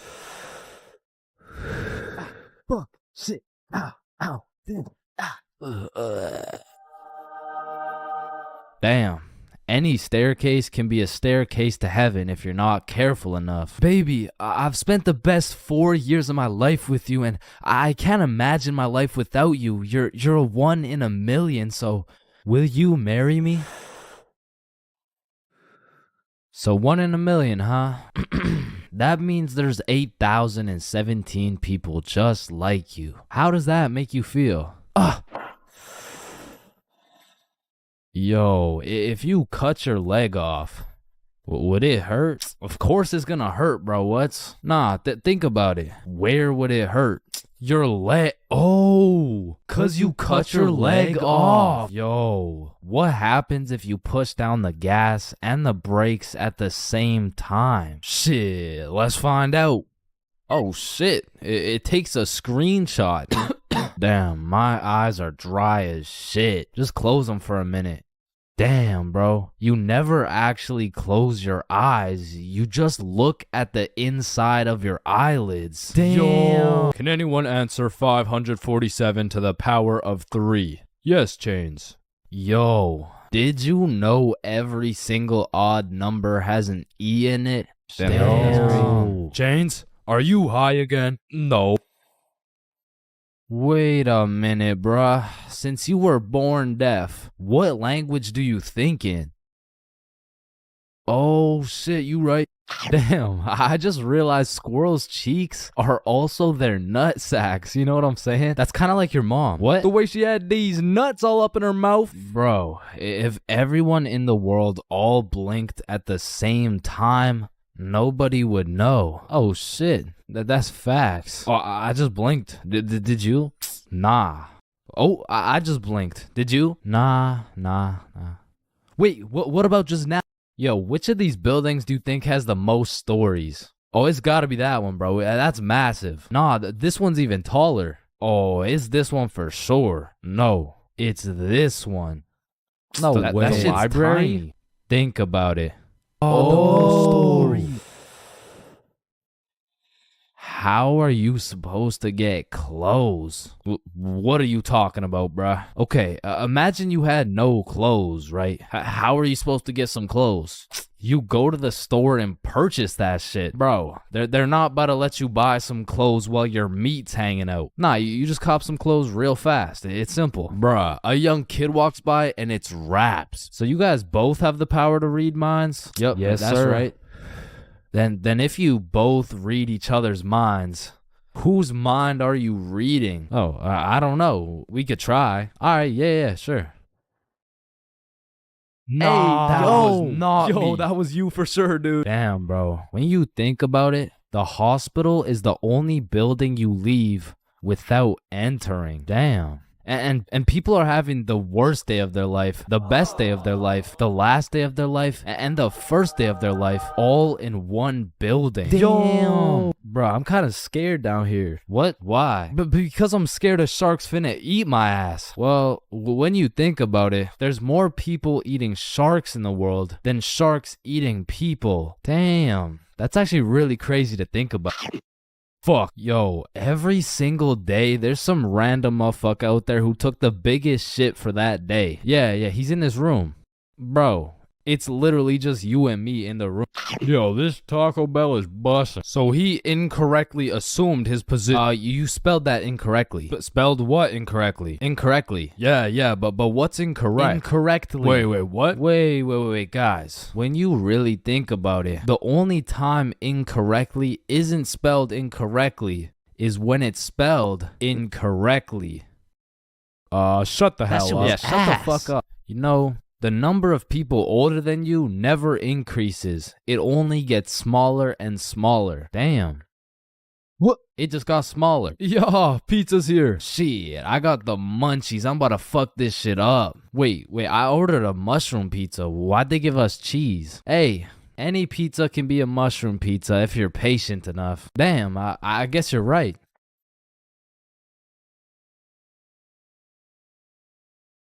At last. Damn, you know what I just realized? What? A pregnant woman swimming is pretty much a submarine. Are you just always this high, bruh? Yo, did you boys know your last name comes from what your ancestor used to do back in the day? Oh shit, mine's Baker. Yo, mine's Carpenter. Oh, mine's Smith for blacksmith. Well, what's yours, Johnny? It's Donald.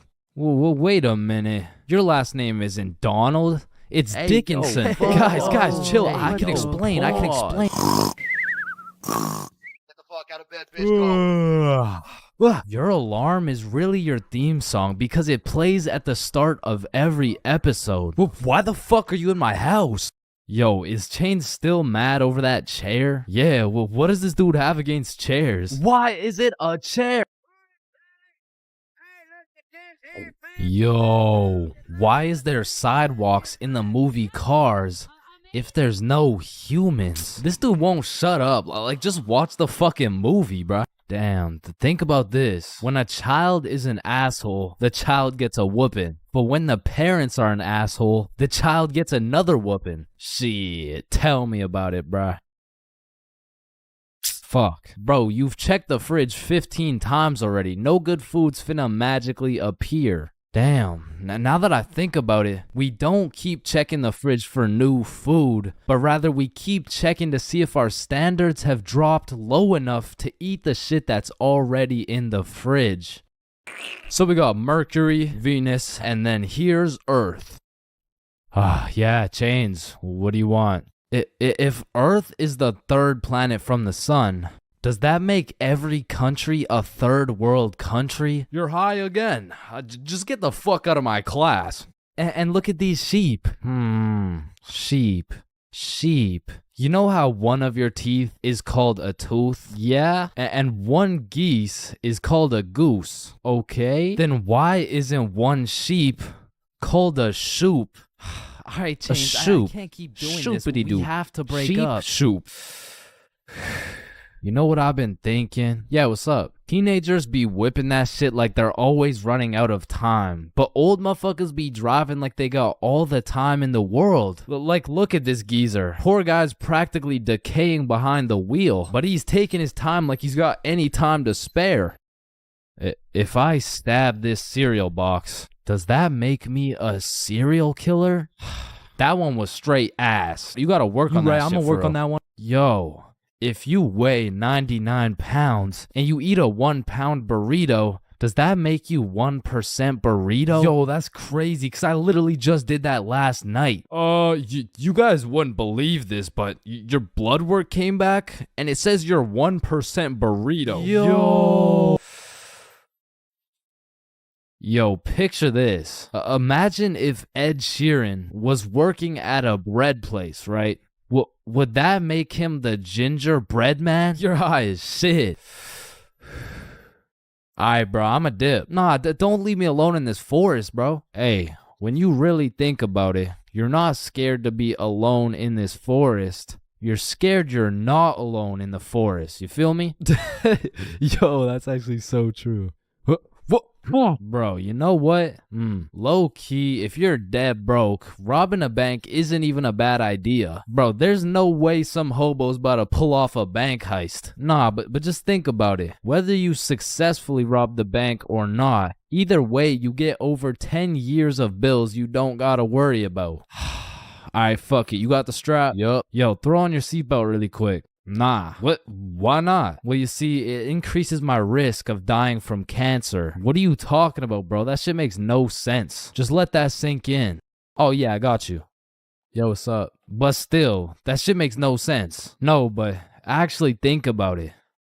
Oh. Hey, bro, you want a hit? Nah, I don't smoke. I'm scared that I'll get all paranoid and shit. Hey, man, if you're paranoid that you're gonna get paranoid, you're having the side effect without even smoking. It's yo.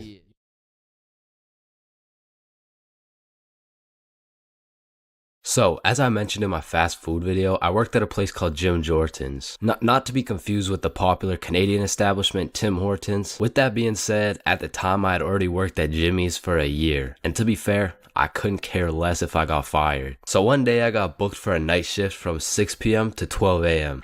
But that wasn't gonna stop me and the boys from smoking up beforehand. So we're all chilling at Bob's crib and we all take a hit. We all ate some snacks. Listen, you know the drill. But then Bob asked, "Are you guys trying to watch some TV?" Nah, I'm really just trying to fuck up these Doritos. Yeah, I could watch something. So Bob throws on the first thing that comes up. And I'm thinking, these nerds are trying to watch Dora. But literally 5 minutes later. Do you see Swiper the Yeah, Fox? yeah, he's in the bush. Yeah, you see him? Where? What, in the bush. I don't see him. He's right there. Where? Right behind you. Right behind Yes. Swiper, no, swipe. Oh, hell no. All of a sudden, I was invested. This show had me in a trance. We were banging out episode after episode. And when I go to check my phone, it's already 5:59. So I'm like, oh shit. I got work in 1 minute. So I run to my car. I wouldn't drive. Not because I'm baked as shit. I was just broke, bruh. I didn't have a car. I was working at Jim Jordan's. So I haul my ass over to the bus stop. Then I wait there as fast as I can. I get on the bus. Then I get off the bus. Then eventually I make it to Jim Jordan's. Needless to say, I was late as hell. And of course my manager had something to say about it. But shit, I was higher than gas prices right now, man. You can't be coming in late like this. Yeah. Jonathan had to stay an extra 30 minutes to cover you. It is very unprofessional to show up late. Are you even listening? Yeah, What did I say then? For sure. Yeah. She definitely knew I was high as hell. But she couldn't fire me. Cause honestly, Nobody else wanted to work there. So I throw on the gym drip, hop on the drive-through window, and I'm the type of dude whose brain just disintegrates when I'm high. So I was just chilling, you know, doing my thing. But all of a sudden, some guy comes through the drive-through and tries to kill my vibe. Sir, hello? Do you have my food? Yeah, what do you want? Well, I just ordered some food back there, and bro, what do you think this is? McDonald's? Yeah, I'm gonna keep it a stack. Most of my brain cells were still at Bob's crib watching Dora, and I guess one of my coworkers noticed that. Yeah, you should just make the drinks. I'll be on drive-through. Okay. Even though I didn't have to talk to people anymore, my brain still refused to start braining. Yo, Chains, chill. Wait, what? Looking back, I am really sorry for whoever ordered something that night, because I wasn't even reading the orders. I was out here freestyling with the coffee. A little bit of this. Oh, yep, a little bit of that. Whole lot of this. Is this the black coffee? What is this, the black coffee? Yeah. Yep. Yep. Then I went on my break. Alright, Chains, what do you want? Well, what do you guys have? Bro, you work here. Can I get, everything? Oh, everything bagel? Nah. Just everything. Jim Jordan's never hit so hard in my life. I was an hour into my 30-minute break demolishing a meal for 5. Honestly, that day, I was probably one of the worst employees ever. But shit, I was having the time of my life. Wicka. Until some Debbie Downer tried to kill my positive vibes. Hey, who made this coffee? That'd be me. I asked for a black coffee and got a cup full of sugar and cream. Are you sure you didn't order that? And boom, she went off. I can't believe this. This is a disgrace. This is outright disrespectful. Let me talk to your manager right now. And listen, I know not everyone's brain just disconnects when they get high, but for those of you who are anything like me, don't go to work high if you want to keep your job. Wicka.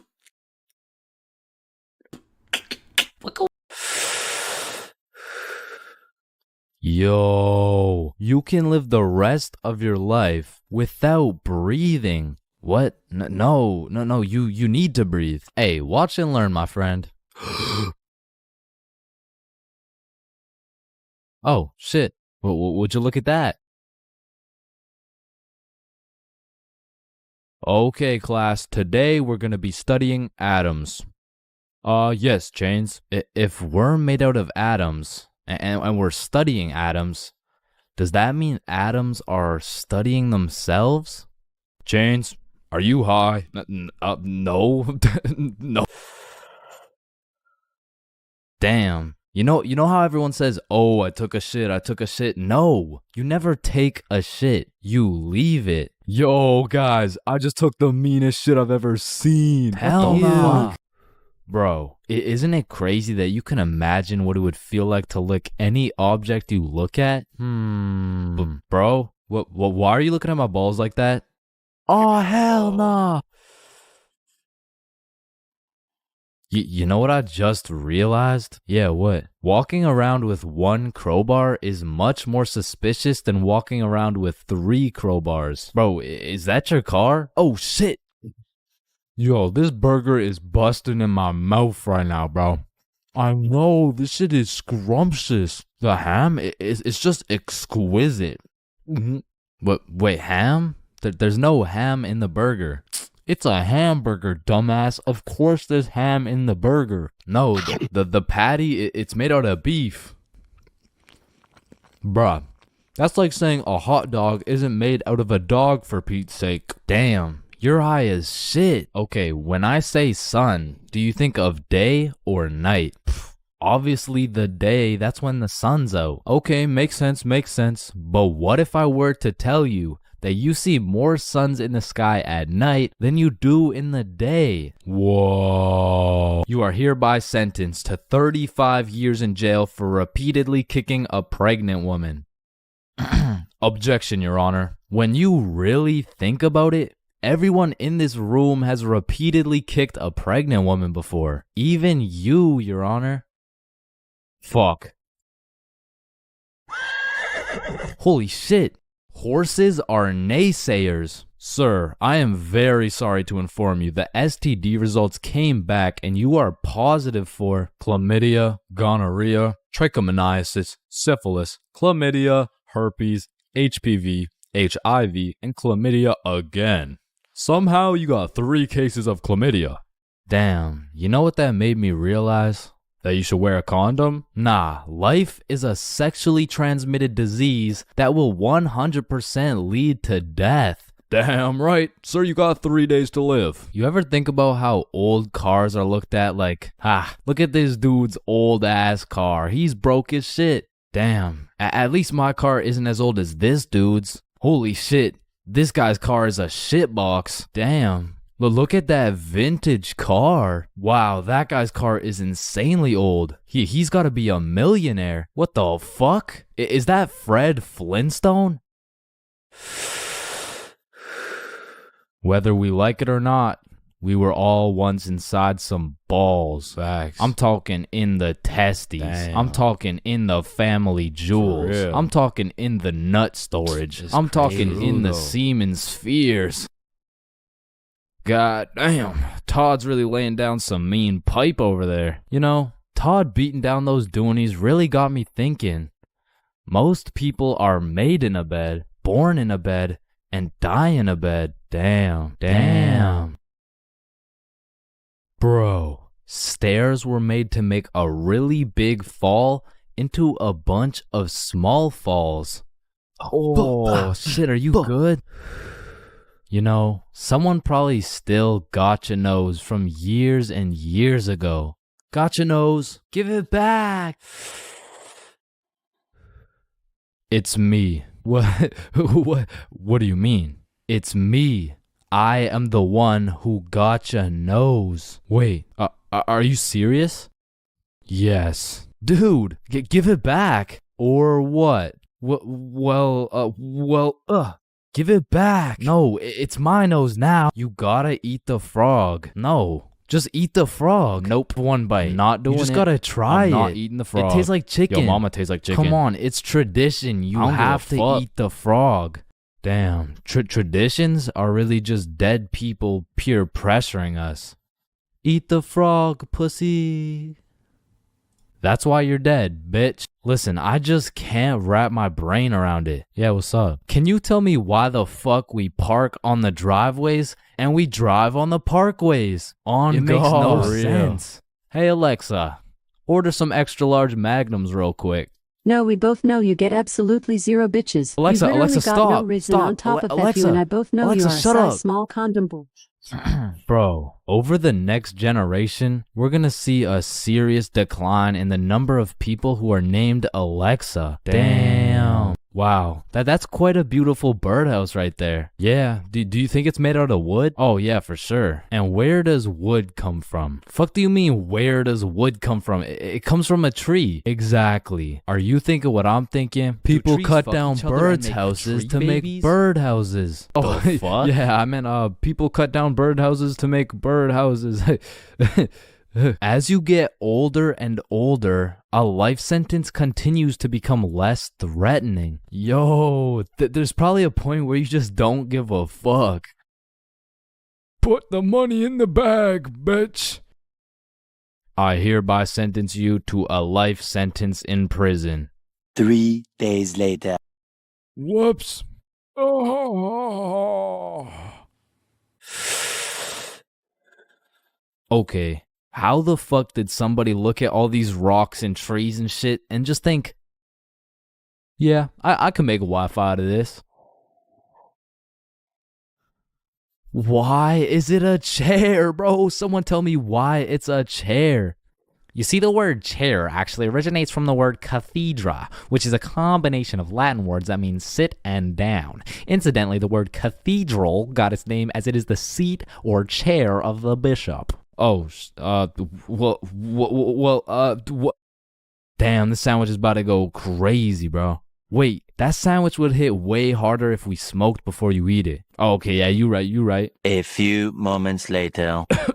Damn. What? Damn. My sandwich went bad. Nah, when you think about it, your sandwich didn't go bad. Something just started eating it before you did. Whoa, that's crazy to think about. Wait, are you eating my sandwich right now? You gotta be faster than that, bro. I'm talking inside the cum factories. For real. I'm talking Damn. inside the sperm bank. For real. I'm talking inside These That's nuts. fact. I'm That's talking in the crazy. Dwayne The Rock Johnsons. Damn. Nah, fuck you. Hey, fuck you then. That's why you eat meat. I don't eat meat. I'm vegan. Oh shit, same. But you're still a bitch. Okay, and I still laid pipe on your mom. Yo, what's going on here? He called me a bitch, and he said he had sexual intercourse with my mom. Yo, calm down. I thought you guys were both vegan. Yeah, we what are. about it? If you guys are both vegan, are you guys really beefing? Damn, that was unfunny as fuck. Should we just beat his ass? Yeah, we should. Shit, damn. I see here. Looks like your toothpaste hasn't been doing the job. Try this one. 9 out of 10 dentists recommend this toothpaste. Wait a minute. If dentists make their money off people having bad teeth, and 9 out of 10 dentists recommend this toothpaste, why would I choose to use this one? Go. Shit, he knows. Man, you ever think about how the ocean is just some really big soup? Damn, I guess you're right. Or have you ever thought about how there's more airplanes in the ocean than submarines in the sky? Oh shit, apparently not. Damn, we're high as fuck. Man, you know what I just realized? What's up? Your balls are kind of like a body bag of sorts. You know what I'm saying? You gotta stop looking at my balls, bro. Okay, but who named it a chair? Like, who just looked at this thing and was like, oh, yup. This is gonna be called a goddamn fucking chair. Boo. Oh, you scared me half to death. What happens if you get scared half to death twice? Oh, I don't know. It's just a saying. Boo. Oh shit, is he dying? I think. Damn. When you really think about it, most guys will get their first set of flowers at their funeral. That's some real shit. Wait, Chains, are you high at a funeral? No. There's a lot of things in life that I don't really understand, but if there's one thing I can truly comprehend, it's being grounded. Because in my time, I've served a total of 547 days and 16 hours in the slammer. And through a year and a half of extensive first-hand research, I've come to the professional conclusion that getting grounded is straight ass, bro. You're locked in your room with no phone, no computer. Like, what do you want me to do? Think about my actions?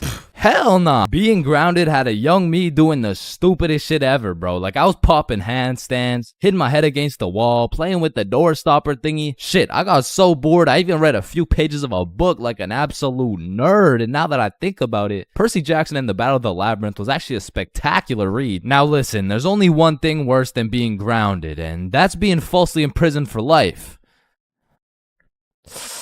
Well, now that I think about it, there's a lot of things worse than being grounded, but one of which is being grounded during summer, bro. There's something about being able to hear all the happy children, the ice cream trucks, your homies having fun, the hoes throwing rocks at your window, asking you to come outside. Well, you just cry yourself to sleep because there never was any hoes throwing rocks at your window asking you to come outside. It's just you, your Percy Jackson books, some used toilet paper, and the existential thoughts in your head, questioning if it's even worth it. And listen, I'm sure everyone can pick up on the fact that I'm a really intelligent dude. Smart all around, really, but trust me when I say, I wasn't always this smart, bro. In fact, in kindergarten, my dumbass fully believed with my whole heart that being grounded meant your parents would just dig a decent-sized hole in your backyard, toss you in, and bury you alive for the time being. And so I'm sure you could imagine my surprise when my OG friend of 5 days said, yeah, I got grounded for 2 whole weeks. Holy fucking shitballs, dude, are you okay? No, man, it's really hard. I didn't get to touch any of my toys or anything. Damn, how long ago was that, man? Oh, I'm still grounded. What? No, you're not. Yeah, dude, I'm grounded right now.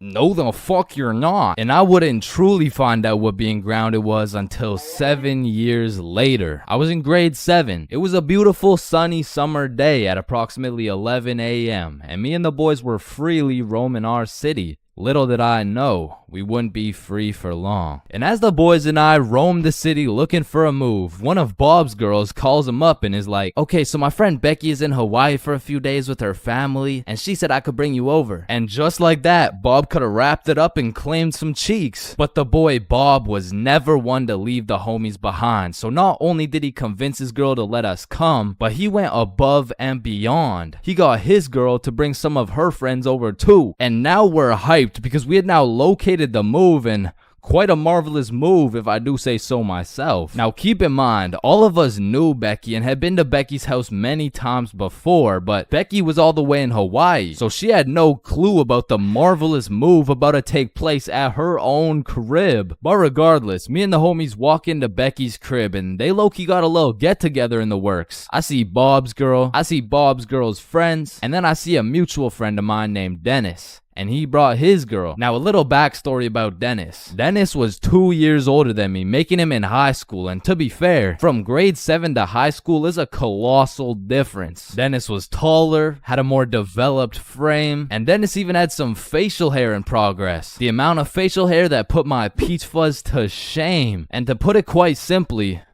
Dennis was a menace. But regardless, that's my homie's homie, so I walk up and dap him up. And then everyone heads over to Becky's room. Now keep in mind, Becky had simply invited Bob and Bob's girl to come over, and somehow we ended up being 8 people deep in that joint. And so that means technically the other 6 of us were straight trespassing. So we were all chilling in Becky's room, chopping it up for a good hour and a half until eventually people start exploring her house. Now in Becky's room, it was just me, Bob, Bob's girl, and Bob's girl's friend named Lily. And so we're all just talking until I hear someone yell from the room down the hall, Yo, Chains, get in here right now! And I don't know exactly what I was expecting to see as I walked into that bathroom, but it was absolutely not seeing Dennis drop a condom filled with water on Billy's head. And of course I laughed because that's comedy gold right there, but it also made me realize maybe we shouldn't be here dropping condoms on each other's heads. But who was I to tell Dennis what to do? He had facial hair, so he was practically a grown man to my standards. So I just turned around, went back to the room, and continued chilling with Bob. And as we talked, the music progressively got louder, and Dennis progressively became more of a menace. And it had got to the point where the speakers were booming, and Dennis was lobbing condom water balloons off Becky's balcony. And then one time, Dennis either almost hit or just missed Becky's neighbor with one of these condom water balloons. So this grown man looks down at a condom that seems to have fell from the heavens, then he looks up and sees Dennis scrambling inside the Becky's crib with the speakers blasting music, and then he continued on his way. And we were all just having a fantastic time in Becky's room until we hear the downstairs door swing open, and we all absolutely shit our pants and run onto the balcony. Hey!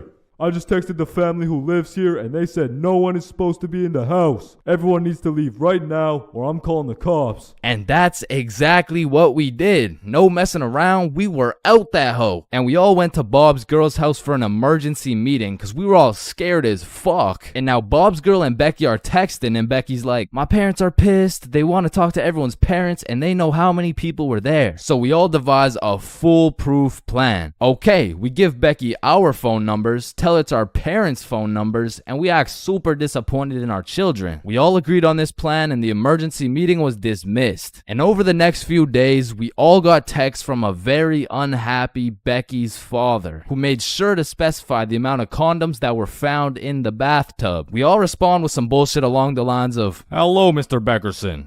I'm very sorry to hear about the inconsiderate acts of Chains and how he's invaded your home. Rest assured, Chains will feel the wrath of this thick leather belt as it repeatedly beats against his cheeks to discipline him for his heinous actions. Thank you for bringing this to my attention. But come to find out, Lily's dumbass responded with some shit like, Dear Mr. Beckerson, thank you for letting me know, but Lily did nothing wrong as she didn't know she wasn't allowed there. Plus, she didn't even make a mess or anything, on God. Put some respect on my daughter's name. Period. And just like that, our foolproof plan got fucked. And Becky's father texted each of us saying, "You are coming to the house at 3:15 p.m. today, or I'm calling the cops." And shit, looking back, Becky's father was most definitely bluffing. Like, say I didn't go, what was he gonna tell the cops? 911, what's your emergency? Hey, there was 8 kids who invaded my home 3 days ago. Okay, sir, did they break in? No, no.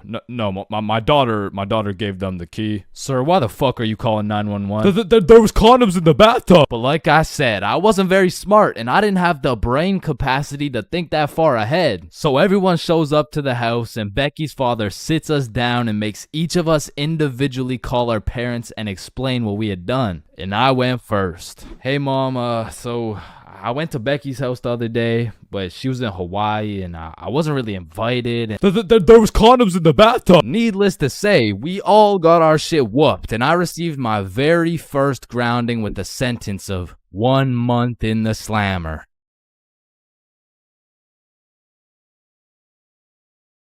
Honestly, bro, I'm not scared of much. I'd go skydiving, I'd swim with the sharks, run with the lions, fight a gorilla, beat some ass, and not even get my ass eaten. No, I would not. What the fuck? Wait, no. I mean, I'd even get my ass beaten, bro. But if there's one thing that leaves me scared shitless, it's a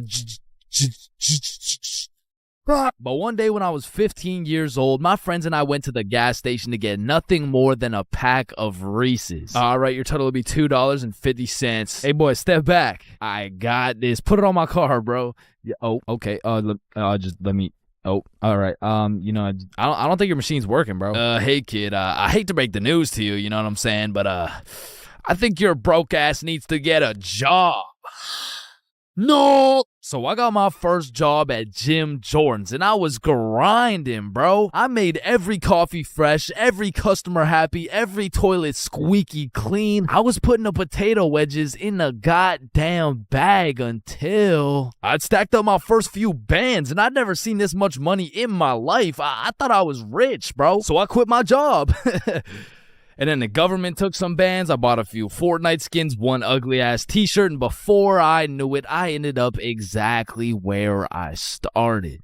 Damn, dude, you fucking suck. Your broke ass still needs to get a job, bro. Man. Firstly, my name is Chains, and I would love to work here at this summer camp. All right, Chains, do you know how to read? Yes, sir. Do you speak English? I do. Can you count to 10? Indeed. Can you ride a bike? Of course. Do you like little kids? Yeah, no, wait, no, yeah, well, no. Well, no. Final answer, no. All right, you're fired. Wait, no. I love little kids. All right, you're hired. Now take this helmet and teach those kids how to ride some goddamn bikes. Okay, yeah. Thank you. Really quick, how much do I get paid? I mean, as little as legally possible. Now get to work, buddy. Hi. My boss threw my ass straight into the deep end, bruh. No training, no nothing. Now, what's crazy is every other worker went to a training camp and was taught exactly what to do and exactly what to say. But one of those dudes quit last minute and they needed somebody, anybody to fill in, and that's the only reason they hired your boy. Anyways, I grab a bike, go outside, and there I see my group of 5 little 5-year-olds waiting for me. And I can see the hopes and dreams of learning to ride a bike glistening in each and every one of their little eyes. And I didn't want to let these little motherfuckers down, so I wasted no time and got straight to work. Listen, it's simple. You get on your bike and you just start pedaling like, look at me go. Right, guys? Shit. Listen, teaching one kid to ride a bike is legwork. You grab the seat, you push them, they pedal, they fall, and you pick them up and start gaslighting their ass like, wow, buddy, you did an amazing job. I've never seen somebody sweep the floor with their face before, man. Next time you can use your hands, though. Thank you. But the real problem is having 5 different kids with 5 different personalities and skill levels. Because the first kid was named Miles, but he couldn't ride a bike for 5 feet. Then we had a kid named Noah, who didn't know a single thing about how to brake. Parker, who couldn't park for shit. We even had a kid named Noel, but his little ass couldn't stop taking L's. In James. But it was just one motherfucker, bro. Like, why is your name plural, bro? Where's the other one at? So my group's out here looking like 5 chimpanzees on bikes with one bigger chimpanzee supervising them. And I look over at my coworkers' groups, and these motherfuckers are out here biking in perfect unison, weaving through cones. I even seen a little kid doing no hands, bro. Hey, James, look, no hands. Oh, shit. Oh, shit. Hey, James, look, no teeth. So after painting the pavement like Picasso, we get under the shade for some lunch break. And talking with these kids was such an interesting experience, bro, because since I was their biking instructor, they just assumed I knew everything, bro. Hey, Chains, why's the sky blue? Shit, I mean, it just... And who even decided that it'd be a Monday today? Oh, that was definitely Abraham Lincoln. Why does my sandwich taste like pennies? That's the taste of blood, my and boy. what's the biggest number? Infinity. How old are you? 300. What time is it? 12:37. And why do my parents wrestle without any clothes on? Yeah, mine too. So, Here. okay, Yeah, time to get back to riding bikes, bro. But this time when we got back out to riding bikes, I set up a cone drill. All right, group, lock in. Here we got an easy cone drill. You know what I'm saying? I'll show you how it's done. So you just want to go through the cones just like this. You know what I'm saying? I like to call this drill. Oh, fuck. Wait, what's it called? I don't know. I think it's called fuck. Are you sure? Fuck. Yeah, nah, it's definitely called fuck. Well, that's a weird name. Okay, who's gonna fuck next? Yeah, bro. I'm not gonna lie, I dead ass fell. Like, there was no type of biking test in order to get the job. All they asked is if I could ride a bike, and I can. But I did not know we'd be doing NFL drills on these fucking bikes. But needless to say, when the parents came to pick their kids up from the first day of bike camp, they were not impressed. Hey, there's my little man. What did we learn today? Oh, you know, we just took the training wheels off. We got started on a few cone drills. He showed us how to fuck. Yeah, okay, it's man. true. No, He I'm even sorry. I'm demonstrated. so sorry. This is a catastrophic miscommunication. And Chains told me I had the best grip. Hey, He yo, said I'm the that. handlebars, brother. You gotta Chains specify. says I have so much potential for a kid my age. Okay, yeah, that sounds same bad. here. That sounds really And bad. Why does all Chains this said shit he sound so likes bad? me better without any teeth. I'm just trying to cheer him He up, taught man. us to always use protection before riding. Okay, that's enough. He just None of them came back, bro.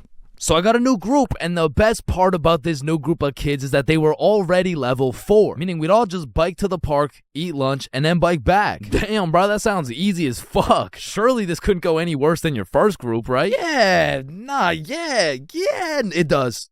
Yeah, no, it gets worse. It gets so much worse. So for this little journey to the park, I'll pair up with my coworker Natalie. So Natalie's in the front and we got 10 kids in the middle. We'll call them Liam, Ava, Milo, Zoe, Tucker, Cornelius, Jackson, Bradley, Quandale Dingle Jr. the third, and Riley, which is the only name you'll need to remember. So I count up the kids so we don't leave any behind, and as expected, I count 10. So we take off on our journey to the park, and all these kids were really good at riding. You know, out of the whole group, we only had one little fall. But I just scraped my knee, you know what I'm saying? Like, I didn't even cry or anything, bro. It wasn't even that bad. And before I knew it, we made it to the park. We all put our bikes down. Natalie and I ate our lunch while the 10 kids ran around and played. Liam and Tucker were playing tag. Zoe and Ava were picking flowers. Meatloaf and Quandale were eating cockroaches. Riley and Cornelius were in the bushes picking berries. And Jackson and Bradley were wrestling. And after a peaceful 45 minutes passed by, Natalie and I round everyone up to get back in line like we started. I count them up so we don't forget anyone. 1, 2, 3, 4, 5, 6, 7, 8, 9, 10. And we head back to camp. And after a very successful trip, the parents pick their children up one by one until Riley's very sweet mom shows up with a pack of 20 gym bits to thank me for my great work taking care of her child. Hey there, I just wanted to say I appreciate you so much for taking care of Riley today. Yo, what? Thank you so much. You really didn't have to. No, it's my pleasure, truly. Oh, okay, well, thank you so much. So, where's my little guy? Oh, he's right here. My heart dropped straight to my stomach, bro. And as I'm looking around for Riley, I'm trying to recall the ride home, and I genuinely just don't remember seeing Riley at all. And that's when I remember I last saw Riley playing in the bushes. And this is when my heart goes back from my stomach and drops down to my testicles, bro. To this day, my heart has never dropped so hard. This woman trusted me with her son, and I don't know where the fuck he is. So, where is he? Man, that right there is a great question.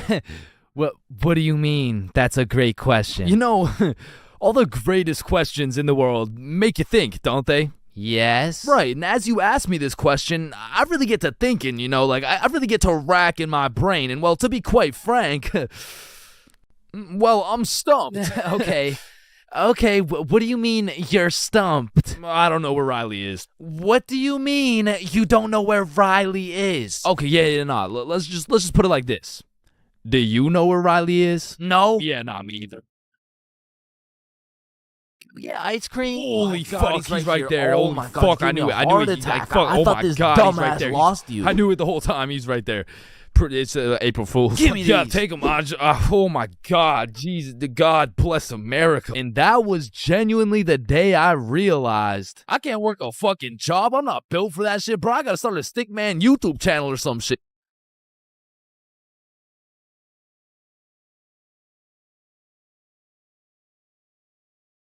Fulcrum, come in. Faded in the hole, faded in the hole, faded in the hole, faded in the hole, faded in the hole. Damn, bro. We gotta get as high as this dude. Facts. How does this motherfucker get so baked? I don't even know. Let me check. Yup. Just getting faded in a hole out here at the fucking goddamn Burger King, you feel me? About to take my first Smackington off the Benjamin. Damn, it looks like we gotta hit the Benjamin in a Burger King. Yo, what the fuck is a Benjamin? I don't know, but I'm trying to find out. Yo, how's it going? Yeah, we're good. But I was looking to buy a Benjamin. Damn, you dudes are about to take a trip to Benjamin City, huh? Yeah, we're about to hit the Benjamin and things of that nature. Awesome. Here you go, Yodi gang. Thanks, man. Oh, and dudes, but between you and me, there's a Burger King next door, if you know what I mean. Oh, thank you. All right, so I guess we're just walking this bitch and start hotboxing this Burger King. Bro, isn't that illegal? I don't fucking know.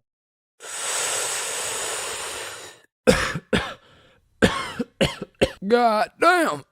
This shit hits. Let me try. Damn. Unfortunately, you guys can't be doing that in our Burger King. Nah. It's chill. We're just getting faded than a hoe. Wait, you're getting faded than a hoe? Yeah, we're getting faded than a hoe. Shit, I know you were getting faded than a hoe. My bad, Yodi gang. Nah, you're good. You want a little hit? Shit, I might have to take this Benjamin to Blinkerton City, you feel me? Yeah, I feel you.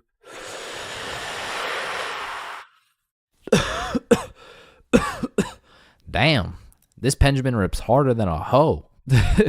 Yeah, have a good rest of your shift, man. Yeah, you too. Fuck, did I just say you too? Listen, I don't know about you, but this Benjamin got me feeling faded than a hoe, faded than a hoe, faded than a hoe, faded than a hoe, faded than a hoe.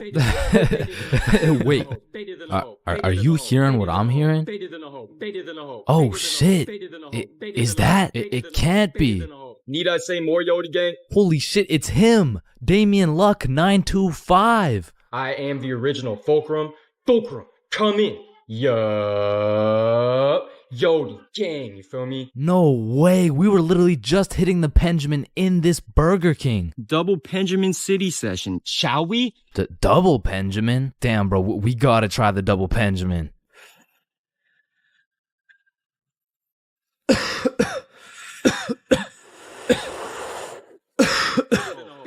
Yo, where are we? I'm faded out here in Yodi land, you feel me? No fucking way. It's a city full of Damian 925. Yo, this is crazy.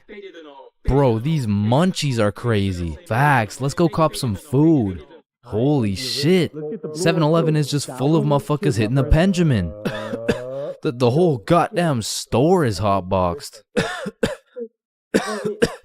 Yo, quick, buy the Doritos before I pass out. Oh, fuck. Hey, wake up. Wake up, hey, please wake up. I just... Hey, it's gonna be okay. Just got 5 things to say. Yeah, what is it? What is it? Faded in a hoe, faded in a hoe, faded in a hoe, faded in a hoe, faded in a hoe. Need I say more? Hey, but you gentlemen have a good rest of your day. Listen, I know some of y'all have already gone to school high, but for those of you who haven't, don't do it, bro. I only went to school baked one time in my life, and after that experience, I never did it again. So, this story takes place on your average Wednesday. I was still in grade 10 at this point, but I have to note, I was not a super experienced smoker. However, with that being said, I did have some homies in grade 11 that, let's just say, they knew what they were doing. But still, my day started off like your average high schooler. Alarm goes off, hit snooze for 15 minutes, get up, stare at the wall for approximately 10 minutes, shower, eat, and head to school. This particular day, I remember being a little bit anxious because I knew I had to present my speech that I had just written the night before. But English is at the end of the day. I'm chilling for now. Plus, my first class is PE. So you know how it goes. I smoked some kids in dodgeball. I went to my next class, got smoked in math. The bell rings and I dip for lunch. Guys, See y'all, boys. guys, the yeah, bell doesn't peace out, dismiss you. man. I do. So I link up with the gang for lunch, and we kind of mob around the school for a minute, but we end up just chilling in this forest right outside our school. And this is when one of my experienced friends whips out that Zaza. We'll just call him Jimmy for now. Jimmy just asks everyone, "Are you dudes trying to smoke?" "Yeah, for sure." "Hell, yup."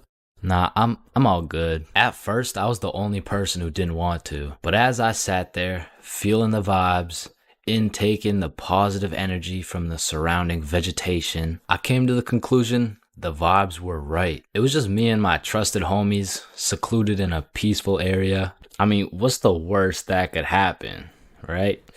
And man, when it comes to drinking, I'm a certified heavyweight champion. But for whatever reason, when it came to smoking, I had the tolerance of a newborn baby. But then again, what would I look like taking this lil ass inhale? So I did what any dumbass individual would do. Yo, look at Chains. Yo, chill, dude. Damn. So my friends are low-key hyping me up. And I'm out here thinking, I am such a cool guy. I am literally that guy. I'm literally that guy. But much like everything else, everyone forgot about it in 5 minutes. But I'm still left with all this tetrahydrocannabinol compounds waiting to alter my neural chemistry. So as we're walking back to the school, the THC raids my brain like the FBI. FBI, open up! And I just eat the ground, bro. Had me looking like my controller just disconnected. And my friends just look at each other like, fuck. Maybe you should just go home, bro. Yeah, dude. There's no way you'll be able to go to class like this. So we make our way over to this bench outside, and I'm weighing out my options. I'm trying to find the best scenario to get out of this alive. I narrowed it down to roughly 2 options. I can either go home, get whooped by my mom, and get grounded for another 1.5 years, or I could thug it out, just go to class, running the risk that my teacher might find out I'm baked. So me and my friends are brainstorming, using the good old pros and cons method. Going home. Pros. Cons. I will get whooped. Staying at school. Pros. Cons. I might get whooped. Staying at school it is. The bell rings, my friends wish me good luck, but my next class was science, and I had the #1 homie in that class. Bob. So Bob is just being a W mans. He's absolutely carrying me in this group science experiment while I'm literally passed out sleeping on the desk. Bell rings, Bob wishes me good luck and dips. Now I'm all on my own, but I just got 1 more class. I'm almost done. What class do I even have again? Oh yeah, English, right? So I make my way to English. I sit down. All right. So today we're doing our speeches. Speeches? And my English teacher was the type of teacher who loves to catch people lacking and just put them on the spot. So of course, he sees me on another planet and decides to call me out. Chains, how about you go first? I'm not prepared. Just get up there, bud. Okay. All right, whenever you're ready. Chains, you can start now. Okay. So my speech it's about the topic of the speech. It's dinosaurs. So Tyrannosaurus Rex has short arms. Yeah, it changed. Don't worry about it. You can sit down. You could just go tomorrow. It's all right. Thank you. Thank you. Yeah, man, this is why you don't show up to school high, bro.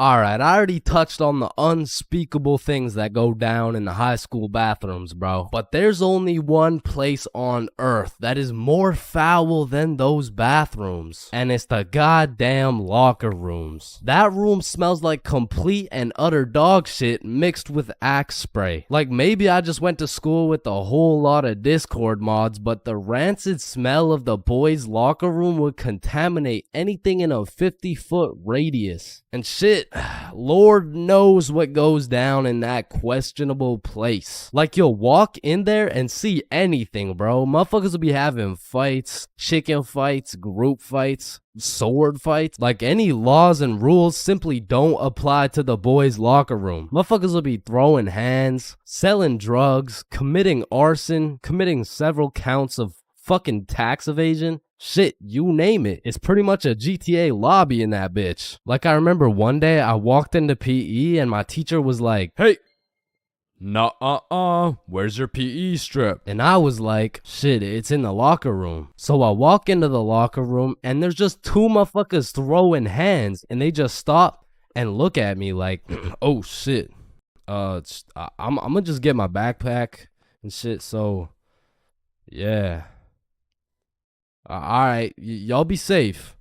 And then they just went back to beating the shit out of each other. Now listen, I don't spend too much time in the girls' locker room, but anytime I walk by there, that shit smells like rose petals and rainbows. So I can only imagine there's no group fights, no chicken fights. Hopefully no fucking sword fights. And bro, you deadass can't leave shit in the locker room. Like, if you leave anything not locked up, it's gone. These kids are ruthless, bro. They're snatching your wallet, your phone, your clothes. Shit, they're taking your PB&J sandwich. And the thing is, if you want your PB&J back, you're gonna have to get it back in blood because there's no laws in the locker room. See, if someone snatched my sandwich in math class, I'm turning into 6'9", bro. Mr. Cumminson, Jordan Johnson here, who lives on 123 Stickman Drive, postal code STK53Z, just stole my peanut butter and jelly sandwich my mom made me, so I'm gonna need his ass suspended. But if you try to tell a teacher about anything that happened in the locker rooms, they don't give a fuck. Mr. Principal, Jordan Johnson just stabbed me and stole my backpack, my phone, my wallet, and my ID. Damn, I'm sorry to hear that. Where did this happen? It was in the locker room after PE. Oh, you said the locker room? You're just gonna have to get it back in blood. Back in blood? What are you talking about? Yeah. I'm not gonna lie. The way you're snitching right now, you kind of look like a bitch. But yo, one time me, Billy, and Bob were coming back to the locker room after some good old dodgeball, and Billy notices a dude rummaging through his backpack. So he's like, yo, what are you doing, bro? But when he turned around, Billy was bamboozled to find out the kid rummaging through his bag, he was special. And there was just this moment of silence. Yo, am I supposed to like beat his ass right now? Or bruh, I'm sure you didn't take anything. Just politely ask for your bag back. All right, yeah. Oh, hey man, can I get my bag back, please? And the kid just hugged Billy, and then he left. And I'm still confused to this day. But I'm gonna be honest, locker rooms weren't all that bad. Cause sometimes you'd walk in that hole and they would just be throwing a party. Now, it still smells like ass. And there was literally no females, but it was still kind of lit. Like, you'd walk in there and it would transform into the club. Shout out my label, that's me. I'm in this bitch with TP. I'm in this bitch with Ultra. Or you'll walk in there and they'll just be giving out free pizza. Like walking into the locker room is a gamble. You might walk in there and get robbed, or you'll get some fucking pizza. I don't know. But what I do know is there's only 10 types of dudes in the locker room. Starting with that one kid who must have thought it was the 1800s the way he was whipping motherfuckers. Next, we got the poor guy who's just trying to change. He's quiet, he's normal, and he changes. It's a locker room, so it makes sense.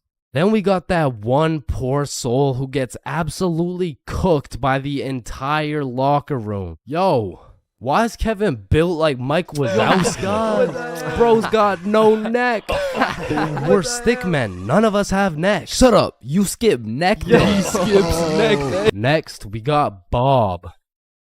Bob's just that guy that casually takes his shirt off, and he's built like Giga Chad. Like, shit.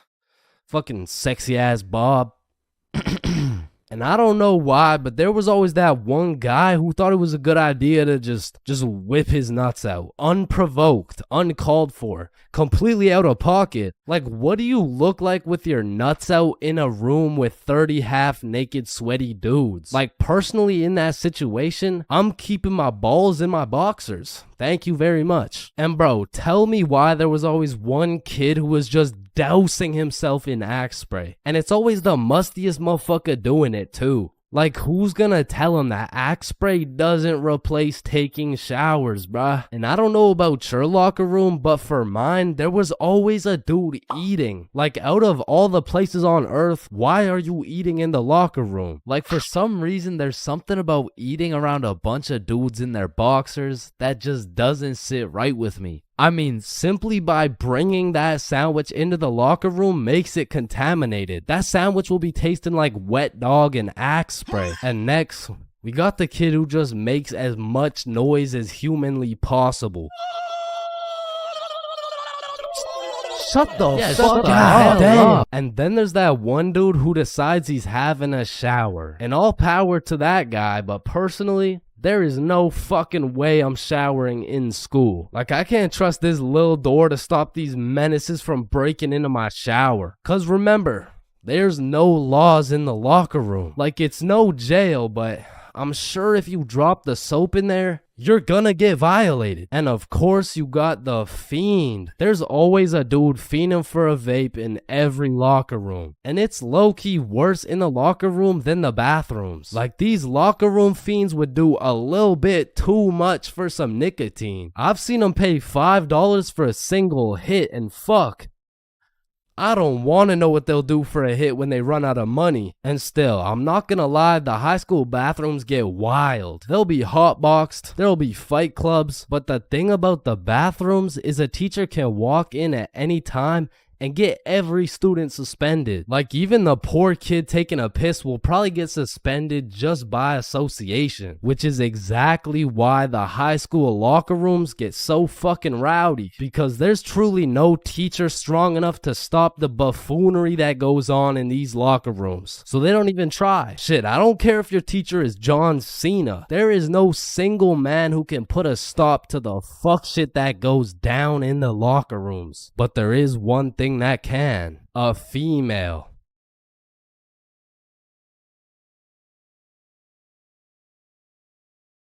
Damn, you look high as hell. A little bit too high. But bro, are you good? Damn, I've been there, bro, but don't worry. I know just what you need. Wait, what's that over there? Shit, are you still high? Damn, that usually works. You really gotta be high as shit, huh? Alright, listen. Just chill out, bruh. I know you probably think you're ODing on Mary Jane, but trust me, you can't. In fact, scientists say you would need to smoke at least 20,000 joints in 15 minutes to OD. And trust me, once you hit the 16,000 joint mark, your lungs will be looking like dehydrated SpongeBob. Oh shit, speaking of dehydrated SpongeBob, you're looking like dehydrated SpongeBob. So here, drink some water. You gotta quench that cottonmouth, and water's always a safe bet to flush out some of that unneeded THC. But you know what tastes better than water? Some goddamn motherfucking lemonade. So find the nearest lemonade stand and absolutely ravage that shit. Leave no lemons to spare, because science says lemons contain limonene, which is a compound that can counteract the THC by calming your brain. Another solid way to calm down from a crazy high is sniffing some peppercorn. Whoa, wrong line, bro. You're trying to get less high. You're supposed to sniff this one. Okay, now how you feeling? Damn, still too high? God damn, how much did you smoke? Shit.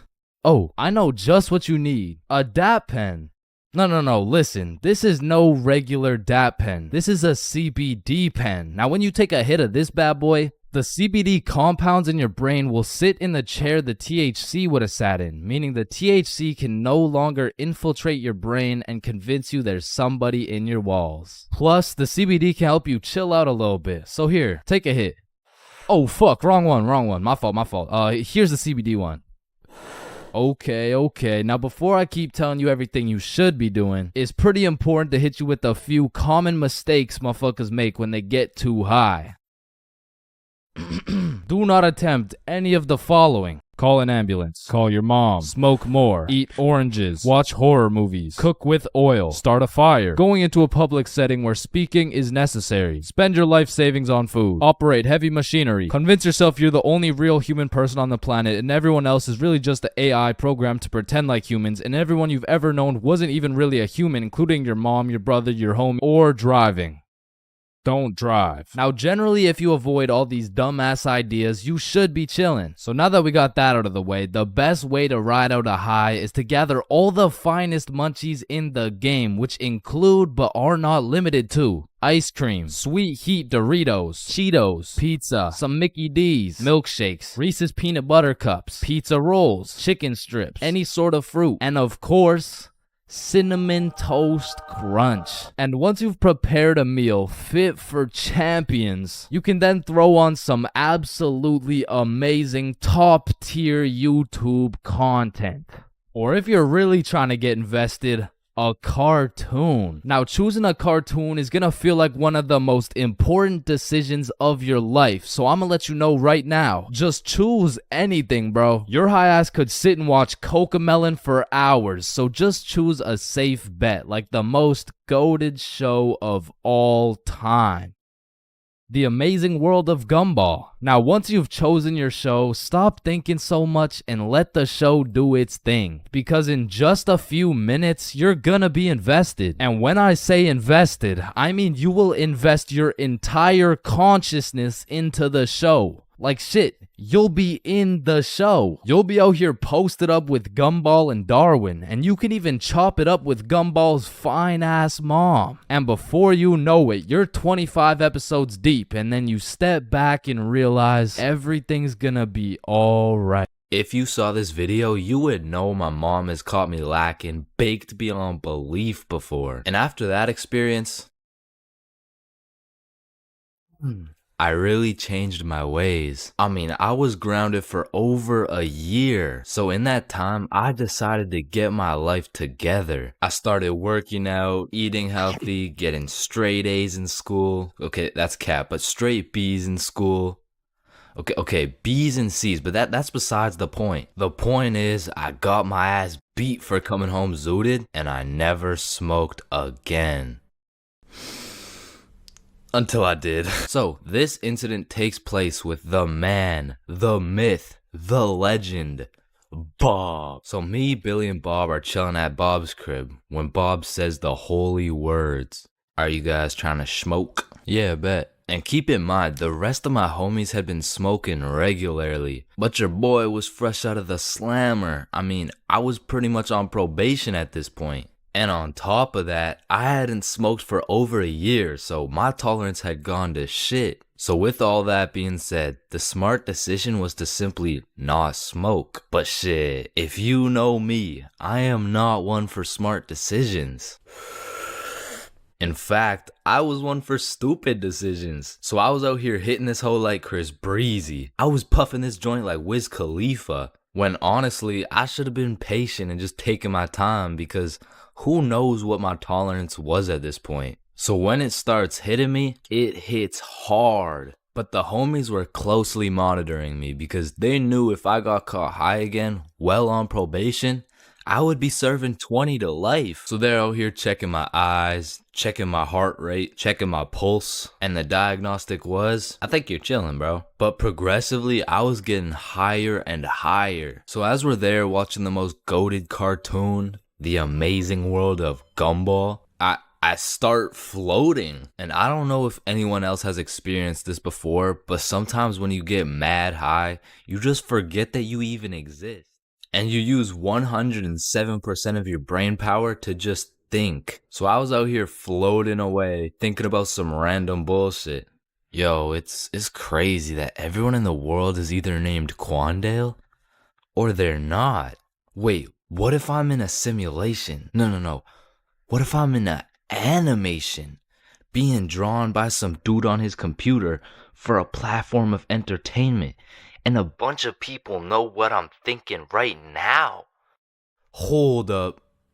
Is a tomato a vegetable or a fruit? But I'm brought back to Earth by a text message.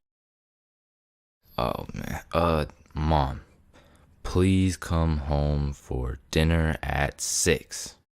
Damn, I gotta be home for dinner at 6. Oh shit, what time is it? It's 5:30. Nah, we can't let your mom find out you're cooked. So Bob whips out his emergency hide how baked you are kit. Boom, hits me with the eye drops to make my eyes less red. Douses me in cologne to cover up the smell. And apparently eating oranges also helps slow down your high.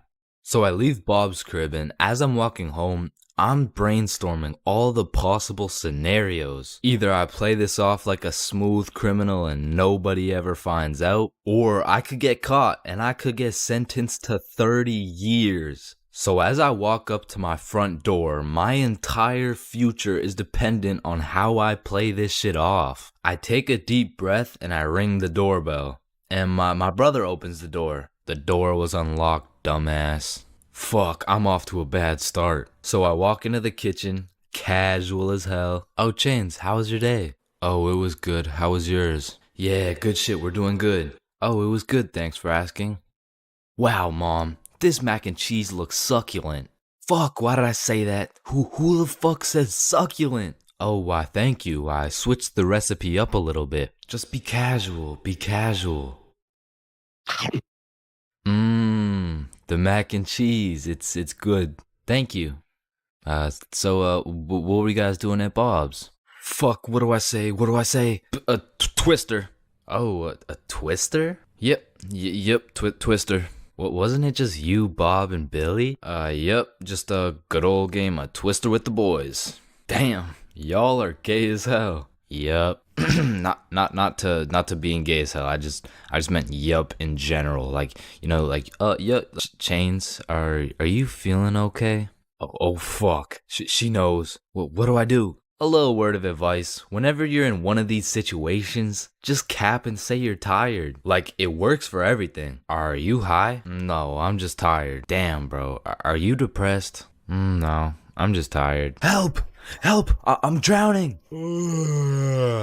No, I'm just tired. So while I was backed into a corner, I was pretty much on trial facing life. I just used the good old, no, I'm just really tired. I couldn't get much sleep last night.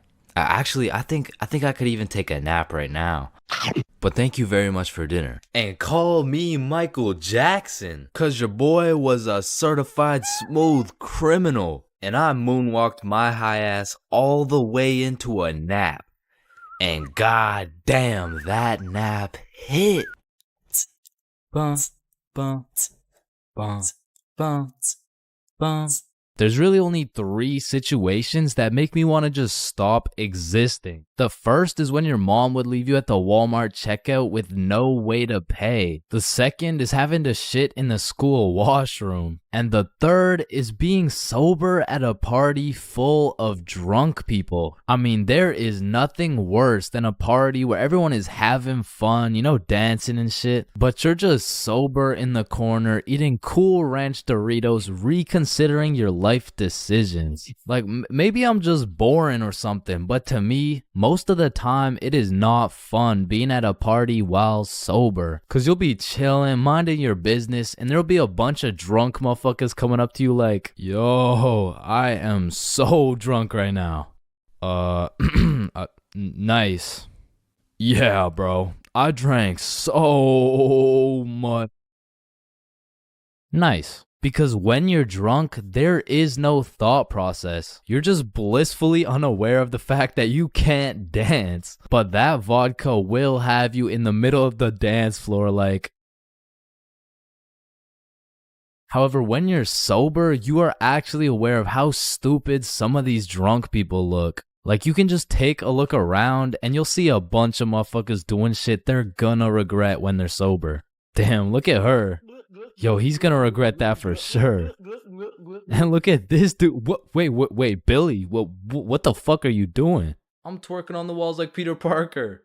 No, what the fuck? Being at a party while sober has me feeling like that one dude who's always like, yo, where the hoes at?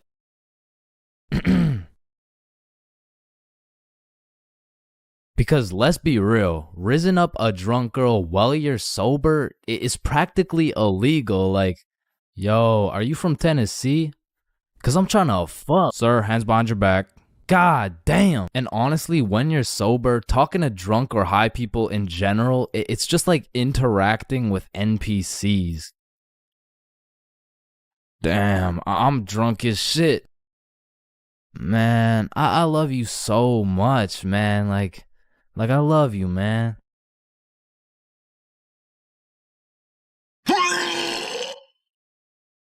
Damn, bruh. I'm zooted as fuck.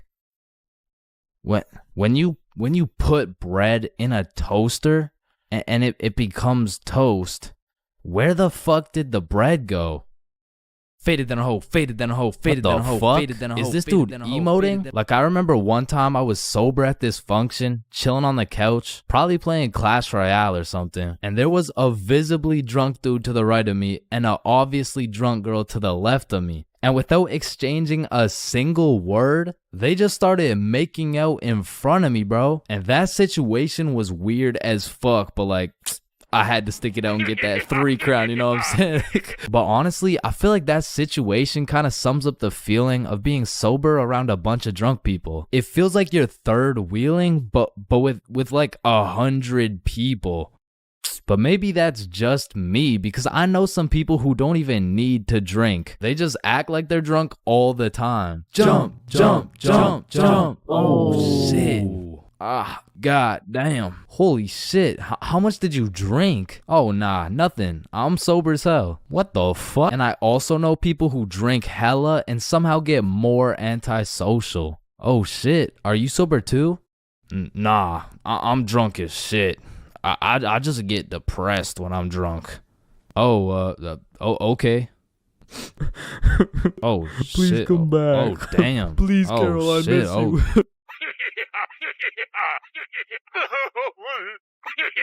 Listen, bro, in this world, there's levels to clout. You could get yourself some Instagram followers. You could stack up a few bands. You could even be famous, but there's only one spot in life that is superior to the rest. A spot so glorious and sought after that they are idolized like no other. It's me. I've got the infinite money glitch. Come on, Jimmy. You know it's me. I need a max win. Man, shut the fuck up, Drizzy. I'm literally Kanye West. Nah, but I'm the top G. All right, little bro. Let's go band for band then. It's me. But I'm the fastest kid in my school. Bro, I don't know who decided speed would be the deciding factor for who's the king of the school, but all I'ma say is that motherfucker's the GOAT, bro, because I was the fastest kid in my school. I was clapping everyone in races. I was breaking track records, and I had all the 9-year-old baddies, man. I wish I could still pull like that. All right, it's just a miscommunication, you know? Like, when I say 9-year-old baddies, I didn't mean like... Explain it to the judge, buddy. Sick fuck. And because I peaked in elementary school, come with me and we'll take a look back at some of the first years of our lives and maybe some of the best, am I right? Kindergarten. Coming into kindergarten, kids were either excited or terrified as fuck for their first day. I mean, I would be pretty fucking pissed too if I knew this was the beginning of me being locked up every day for 13 years. But kindergarten was funny as hell because these kids had no clue what was right and wrong, so they'd be saying the most outrageous shit for no reason at all, bro. Hey, buddy with the hat, can you pass me the skin color crayon? I mean, at this age, kids were just walking NPCs, and I can't even blame them. I mean, they haven't developed consciousness yet, bro. Like, at this age, recess consisted of catching bugs, playing on the monkey bars, and fucking eating sand. And I've talked about the high school bathrooms and all the wild shit that happens in there, but to be honest, the elementary school bathrooms blow that shit out the water, bro. Because these kids aren't hitting vape tricks, no, they're hitting toilet trick shots, trying to set some world record for the farthest piss taken from the toilet. And let's just say even Stephen Curry couldn't splash that 3-pointer. So essentially, motherfuckers was just pissing on the ground. Like, you need to walk into that bathroom 110% alert, or else the next thing you know, you're getting that R. Kelly treatment, bro. And I remember my kindergarten had those green, yellow, and red cards to show how good you were that day, but there was always that one kid with the permanent red. I'm talking the teacher didn't even bother to change his shit the next day, because everyone knows as soon as he walks into class, he's doing some fuck shit. For me, it was this kid we'll call Dennis, cause he was a menace, bro. He was always loud, always throwing shit, but besides being a menace, he was also a truth speaker, a fact spitter, for better or for worse, cause this little guy had no filter. Okay, Leah, you're up first for our show and tell. Okay, I brought my favorite painting of mine. This right here, this one's me. And this is my dog, Peanut Butter. That shit is ass. Dennis, what did we say about saying the truth out loud? I mean, not the truth. I'm talking about, like, he was the only dude I knew who could talk over the quiet coyote. I mean, to this day, if I see one of those things, I just can't I just can't talk over it. I mean, maybe he's gonna eat me. I don't fucking know. But there was one thing that could shut Dennis up, and one thing only. Boy-girl seating arrangements. Dennis always had so much to say until you put him beside Isabel and Leah, and all of a sudden it's like, hey, what are you drawing? Nothing. Aw, is that your dog? Maybe. Shit, he's just like me for real. Like, to this day, you know? Oh shit. And then we go outside for lunch, and don't get me wrong, eating sand for fun was great and all, but as kids got older, everyone started to play games, some of which consisted of tag, manhunt, soccer, basketball, grounders, red ass, kickball, jump rope, tetherball, and what is possibly the most goated game of all time, Foursquare. This game was legendary, bro, but this shit used to get heated as fuck. I mean, kids were making truces, making whole clans, and that right there was real beef. Like, if you caught the ops lacking at nap time, it was on sight, bro. Psst, what? Oh, no, wait. You're a poopy ass. But man, crushes were everything in elementary school. Like, if you told anyone you had the smallest crush on a girl, word's getting out fast, and the entire class is gonna be organizing a wedding for tomorrow. But some kids just didn't use their words, like this one girl in my elementary school who most definitely had a crush on me. I mean, once again, I was the fastest kid in my elementary school, so... As I was saying, this girl had a crush on me, but she didn't like using her words, so essentially, she just she just beat my ass. I mean, what better way to tell someone you like them? And she must have really liked me, bro, because you could see it when I came home. Like, oh my god, Chains, what happened? Oh, well, I think this girl at school likes me. Oh, yeah, that's great. But why do you have so many bruises? Well, Mom, I think she really likes me. No, I think you need to go to the hospital. Yeah, probably, yeah. And there was also that one kid who went around teaching people swear words just cause he could. And of course, when I learn some shiny new words, I'm gonna use them. I mean, I still fucking do. But I remember just talking with my friends, dropping the F-bomb, feeling cool as hell. And then one time I see this girl hauling ass over to the teacher and whispering in her ear. And I already knew what was going down because this girl was the biggest snitch known to man. Like, unprovoked. It was like a hobby or some shit to her. And her name was Erin. Like, her real name was Erin, spelled E-R-I-N. Yeah, how's it feel to get snitched on, buddy? But getting in trouble in elementary school was tough because they would act like you were committing war crimes for the smallest things. Like, when I got snitched on for swearing, I was in grade 4. I was a big boy, you know what I'm saying? But my teacher was pissed, bro. Chains, you can never say that word. It's horrendous. What does horrendous mean? It's not good, okay? Aw, shit, my bad. Chains! Oh, sorry, it's just stuck in my fucking brain. Chains, cut it out right now or you get detention. Okay, I'm sorry. I'm sorry, motherfucker. What? And I'm not gonna lie, the most cursed part of elementary school was the talent shows, bro. Because the teachers expect you to be all quiet and serious and shit, but it was literally a real life try not to laugh. Like, how am I supposed to be serious when Jimmy's up there shitting out Minecraft parodies like it's comedy gold? I mean, at my school, it was less of a talent show and more of a come on stage in front of the entire school and do whatever the fuck you want for 10 minutes type of show. And man, that shit was brutal. It was like watching paint dry.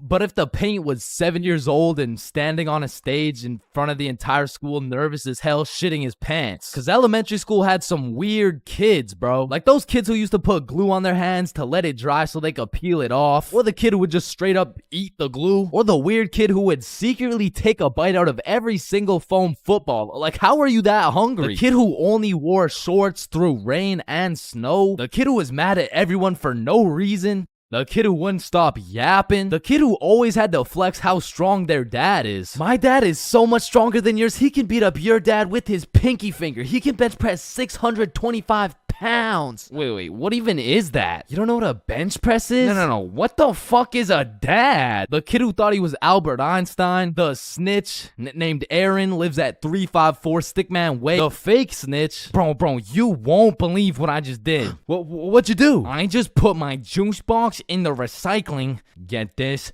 with the straw inside. I'm telling the teacher.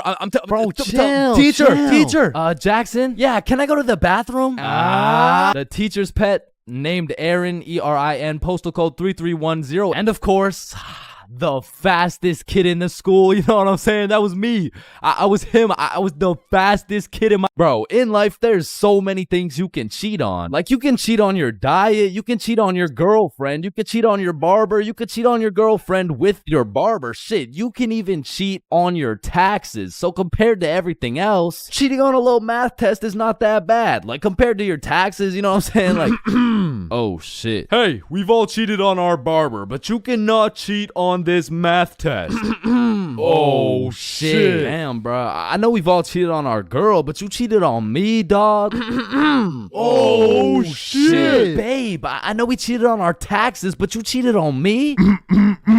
Oh, shit. Listen, in our entire lifespan, we've all cheated on something. Whether it's a game of Uno, your girlfriend, or your other girlfriend, it's usually not worth it, because congratulations, bro. You won the game of Uno, but now you have to look yourself in the mirror knowing you're a cheater and a liar that has 3 Uno cards up his ass. But when it comes to school tests, cheating is 100% worth it, bro. And I'm not condoning cheating at all, but let's just think about this logically. Like why are we at school in the first place? We're at school to learn things and skills that we can use in real life. Now, are we really using trigonometry in real life? Well, effectively, this depends on what career... Hell nah, bro. It was a rhetorical question. We are not using trigonometry. But you know what we will use? Creative thinking, communication, social awareness, logic, and reasoning, and most definitely our fucking phones. All 5 of which are strongly developed through the act of cheating on a school test. And on top of becoming a better human, better grades, it's the ultimate win-win. Your teacher feels like they did a good job teaching, your parents think they didn't raise a dumbass, and if you're good enough at cheating, you might just fuck around and get into Harvard. But once again, I am not condoning cheating, you know, just throwing that out there, you know. But yeah, as I was saying, you shouldn't cheat, right? Like it's bad. Cheating is not good, but you do know what they say. If you're not cheating, you're not trying. Facts. Yeah. Wait, no. What? So if cheating in school is so valid, why doesn't everyone do it? And that's because if you get caught, let me tell you, bro. This story takes place in grade 9 when me, Bob, and Billy were some straight freshmen, bro. And coming into high school, you get your shit absolutely clapped by double the workload. But lucky for me, Bob and Billy were both in my math class, which meant we had triple the studying power. But we also had triple the fucking around power, and we used that shit to its maximum capacity, bro. But you know what they say, the more you fuck around, the more you find out. And when we got our first test back, shit, we found out. We found out we're a bunch of dumbasses who were about to fail grade 9 math, and we couldn't let that shit happen. So for the next test, we studied extremely hard. Off George's math test during the test. I mean, we were cheating with maximum efficiency. Like, we had a whole assembly line where Bob would look at George's test, throw up the number, and Billy would pass it along. And all of a sudden, our grades are making the meanest comeback Mr. Matheson had ever seen. I mean, life was great. We went to school, cheated, played some Fortnite, succeeded, browsing history, deleted, and then repeated. I mean, we were just living life with no worries until the polynomials test. I walked into this test thinking, I know what a polygon is. I should be chilling. And when the teacher handed out the test, I was bewildered to see all these fucking letters on my test. Like, is this math class or English, bruh? Yeah. I think I got the wrong sheet. Huh? No, that's the right test.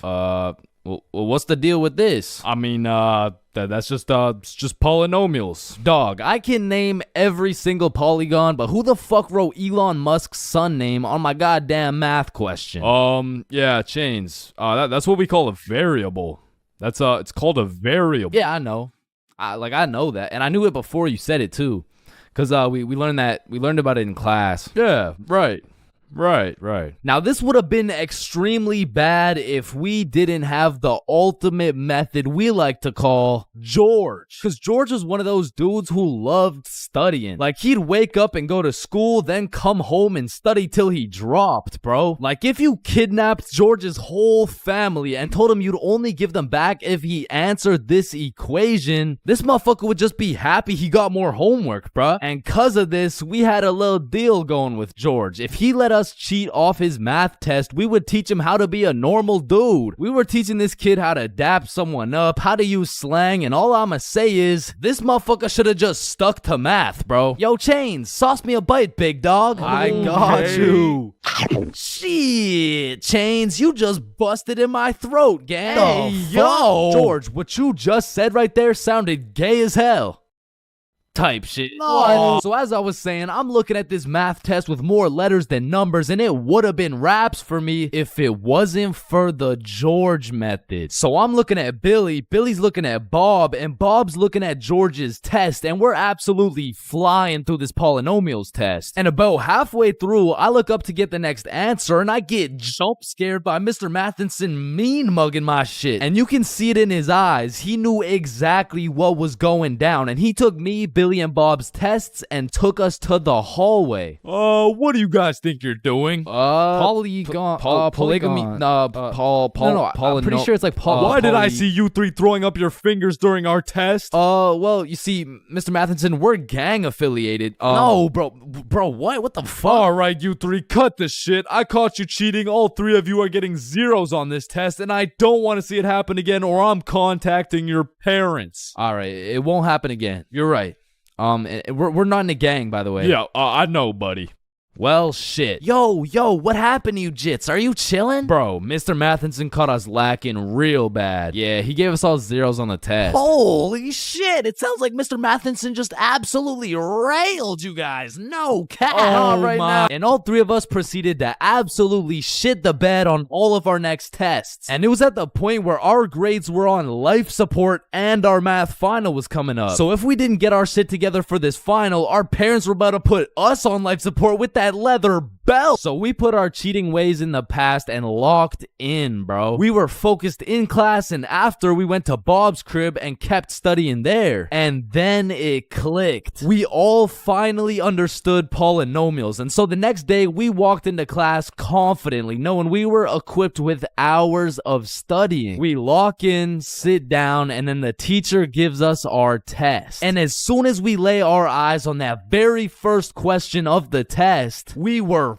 fucked. Now, don't get me wrong, we could do polynomials all day long, but we forgot this was a final. Meaning, we forgot to study numeracy, exponent laws, rational numbers, linear relations, inequalities, geometry, probability, and statistics, and in other words, we didn't know shit. And before I can even make eye contact with the boys to tell them I'm fucked, these motherfuckers already hopping back on the George method. And listen, bro, as you can tell, I'm no mathematician, and I did not study probability or statistics, but from what I'm seeing at this very moment, I have two options. I can do the test legitimately and have a 99% chance of failing grade 9 math and getting my shit whooped while simultaneously having my entire family realize they raised a dumbass who won't go anywhere in life and is destined to draw stickman for all of eternity, or I could cheat.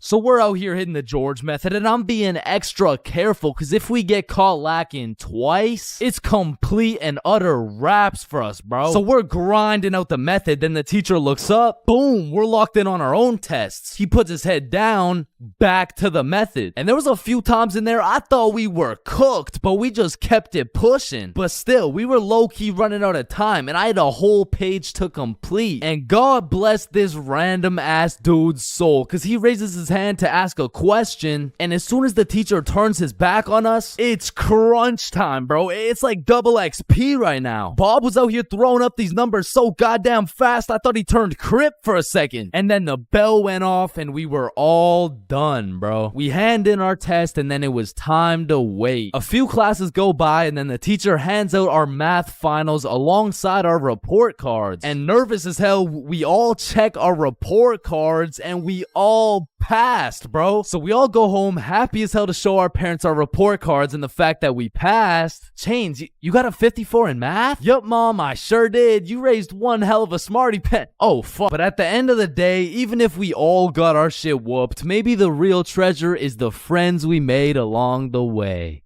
Yo, homies, I'm bricked up right now. Oh, no.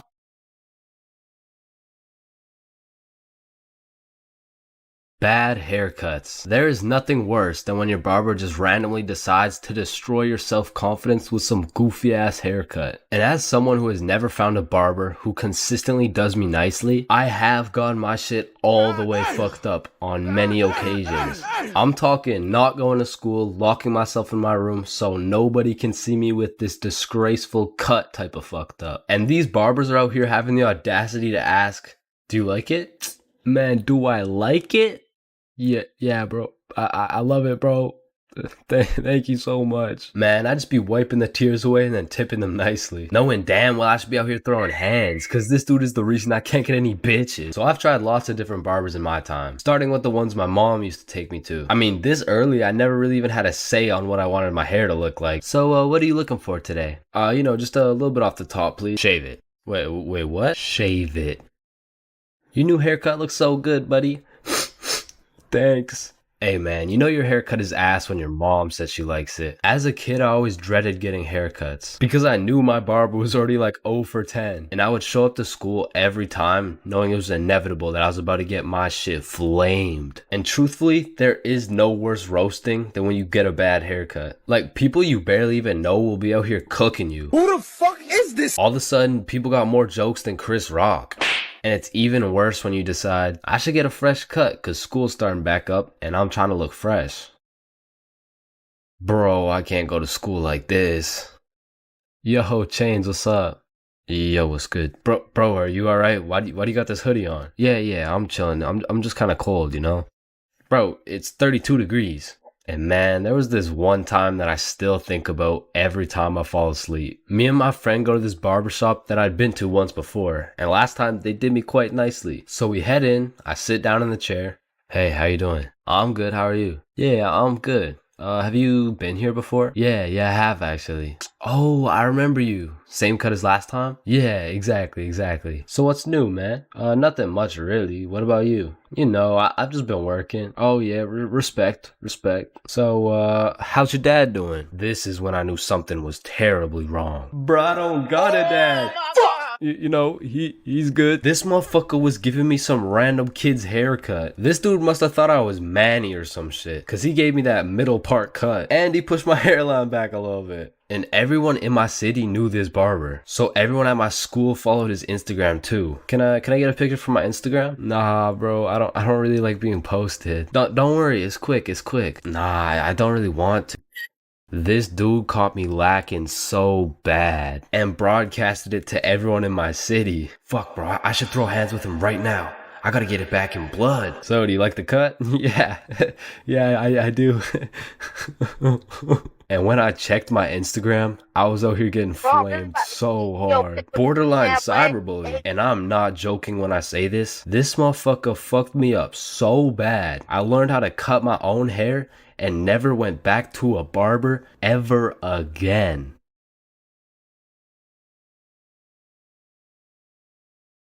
Greening out is the worst thing you can get hit with when smoking. And coming from a greening out connoisseur, I can tell you there are many different things you'll experience when ODing on that Zaza. I mean, greening out can range anywhere from a zooted panic attack all the way to seeing yourself in third person. And of course, if you go way too far, gurping may occur. But let's start it off on a light note. When greening out, you may convince yourself you're about to fucking die. Now, I know that might sound very bad, but trust me, it's even worse than you would think. Like, this is the type of green out that will have you falling to your knees in a Wendy's bathroom. The type of green out that will have you repenting your sins. And the type of green out that will have your life flashing before your eyes. Now, after a careful examination, I have determined this green out is caused by combining an excessive amount of Mary Jane with negative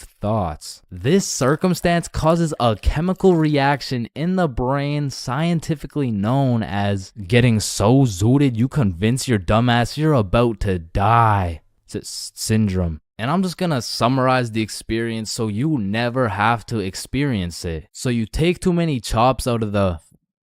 Because let's be real, it's always the chops. Then you begin to realize you got way too high. Everything starts lagging and you're on about 5 FPS. So you convince yourself that your time is up. And so you just lie there waiting for your impending doom that never actually happens. Another thing you may experience after chiefing too much keef is something I like to call a factory reset. Now, I don't know the science behind this one, but for whatever reason, after smoking too much grass, that shit just starts hacking your brain and it hits you with that factory reset. I mean, all your past experiences, lessons, and most cherished memories straight deleted. You forget your name, your address, the ability to stand up. Now, this is usually the point you'll get hit with that kush coma. And if you aren't familiar with the term kush coma, it's when the kush puts you in a coma. Now, for me at least, the one time I was put in a kush coma, I didn't have a normal dream. No, I was put into a dream so realistic where I was just some middle-aged dude working a 9 to 5 with a wife and kids. But this dream did not last a normal dream length. It deadass felt like I lived this middle-aged motherfucker's life for a month. And when I woke up, I didn't know what was real. Now, I need to say this third experience will undoubtedly kill a sizable amount of brain cells. So with that being said, when you whiz way too much Khalifa, that shit is an out-of-body experience. Like, you'll be chilling, walking around, then all of a sudden that shit hits, and you're seeing yourself in third person. Yo, what the fuck? Now, I've tried to do a scientific analysis on this shit, but to be quite frank, that shit literally makes no sense. Like, who the fuck put the camera up there for you to be able to see yourself in third person? Okay, but anyway, it doesn't stop there. This change in your POV leads to an existential crisis. And through this existential crisis, you find the answer to life. However, when you go to communicate your new groundbreaking findings to the homies, it just sounds like this. Bob. Oh shit, he's alive. Bob, the stars, the trees, us, our family, we are life. Billy, I think Chains is greening. And let me tell you, greening out and lying face down on the floor go hand in hand. Like, you've never truly experienced greening out if you weren't looking like Neymar in the World Cup on some hardwood floor. Speaking of lying on the floor, this next level of greening out will have you becoming one with the floor. And I like to call it the hyperbolic time chamber. Now, if you go Super Saiyan on that gas, it will hit you harder than Chris Breezy, sending your high ass into the hyperbolic time chamber. 1 hour in the hyperbolic time chamber is equivalent to 1 minute in the outside world. This shit will have you feeling like you've been laying on the ground for 7 days straight. And your thoughts just get stuck in this endless loop like, damn, I need some cereal right now. Wait, I've been lying on this floor for forever, bruh. I'm gonna fucking die in this infinite loop. Wait, loop? Loop like Cheerios. Damn, I need some cereal right now. It's essentially like a fever dream in real life, but even longer. Okay, but for this last level of greening out, I need to say please do not get this zooted, because if you do, you will probably notice a sizable drop in your IQ, and you may even get fuck.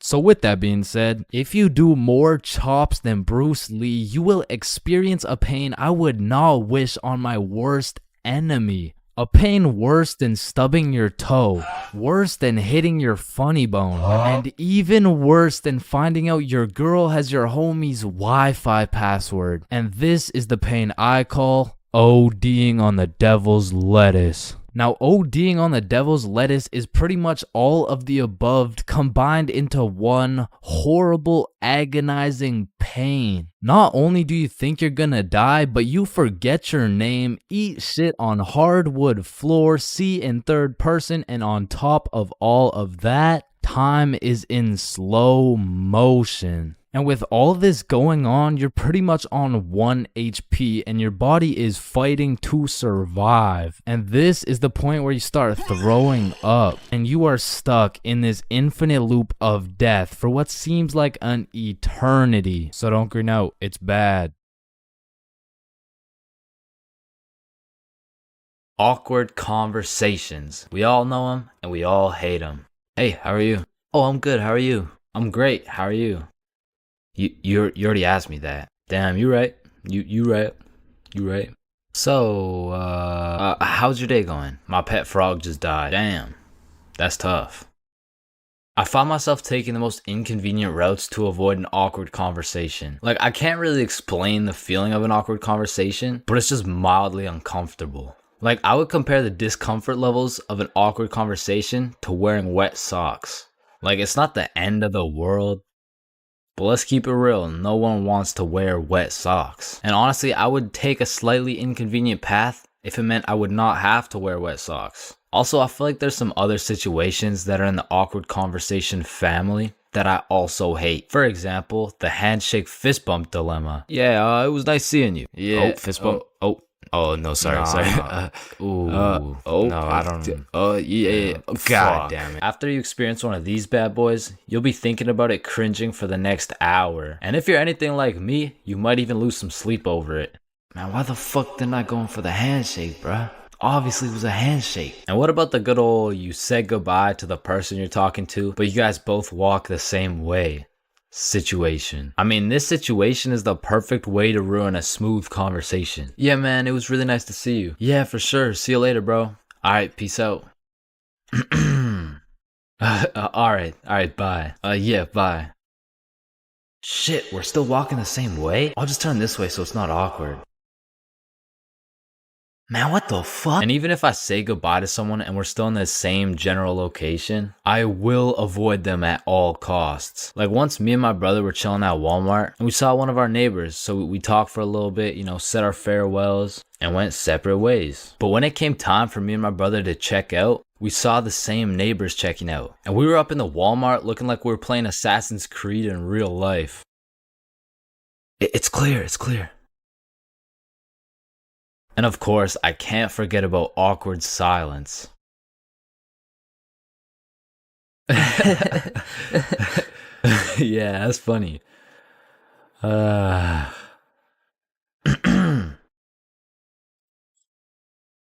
Me personally, I have some procedures in place to avoid awkward silence no matter what. For example, my philosophy is to just say things. Yeah, that's funny. So do you play Minecraft? What kind of question is that? In the end, they may think I'm a dumbass, but at least there's no awkward silence, you know what I'm saying?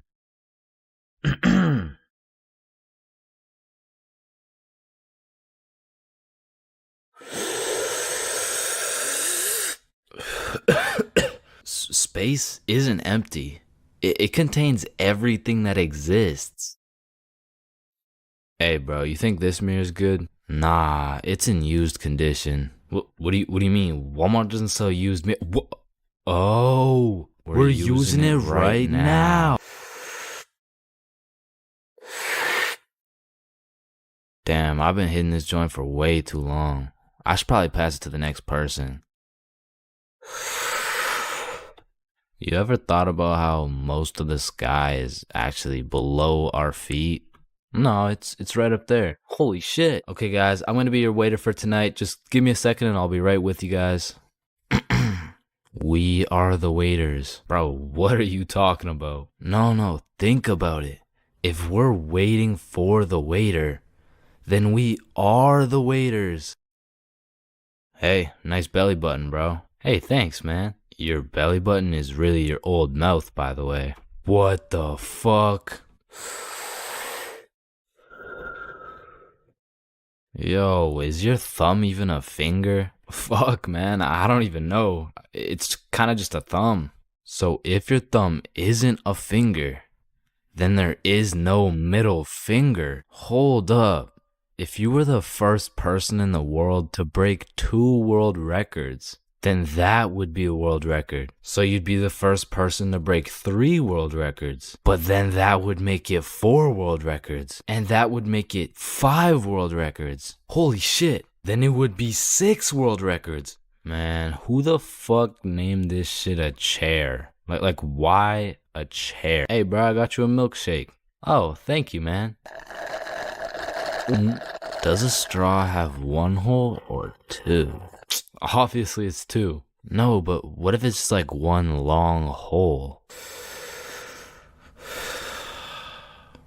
What's the point of life? If you get a bigger bed, you have more bedroom, but you have less bedroom, you know, like bedroom, like. Can I get a ice cream cone? No, fuck you, the ice cream machine's broken. Man, that's not fair. Well, life isn't fair, buddy, so what do you want? But if life isn't fair to everyone, then isn't life just kind of fair?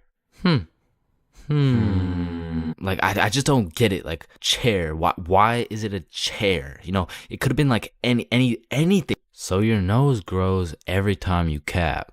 Yeah, what about it? So what if you just said your nose is going to grow? Well, that would be a lie, so then it would grow. Try it. My nose is going to grow. Yeah, I told you.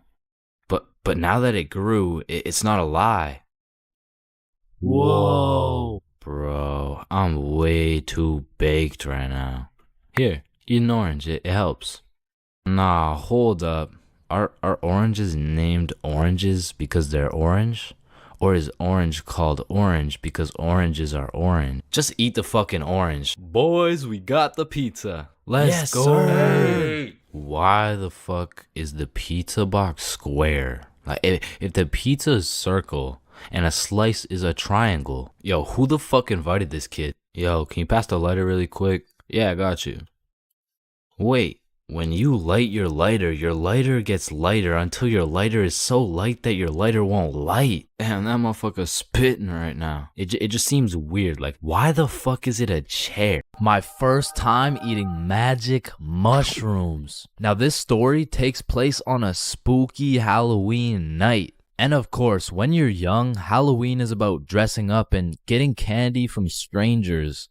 But as you get older, you grow to realize the true meaning of Halloween is to commit as many devious and malicious crimes in one night as humanly possible. Like when me and my homies first transformed from some young, innocent gentlemen into some unethical and deceitful delinquents, we planned out some criminal activities for our first teenager Halloween.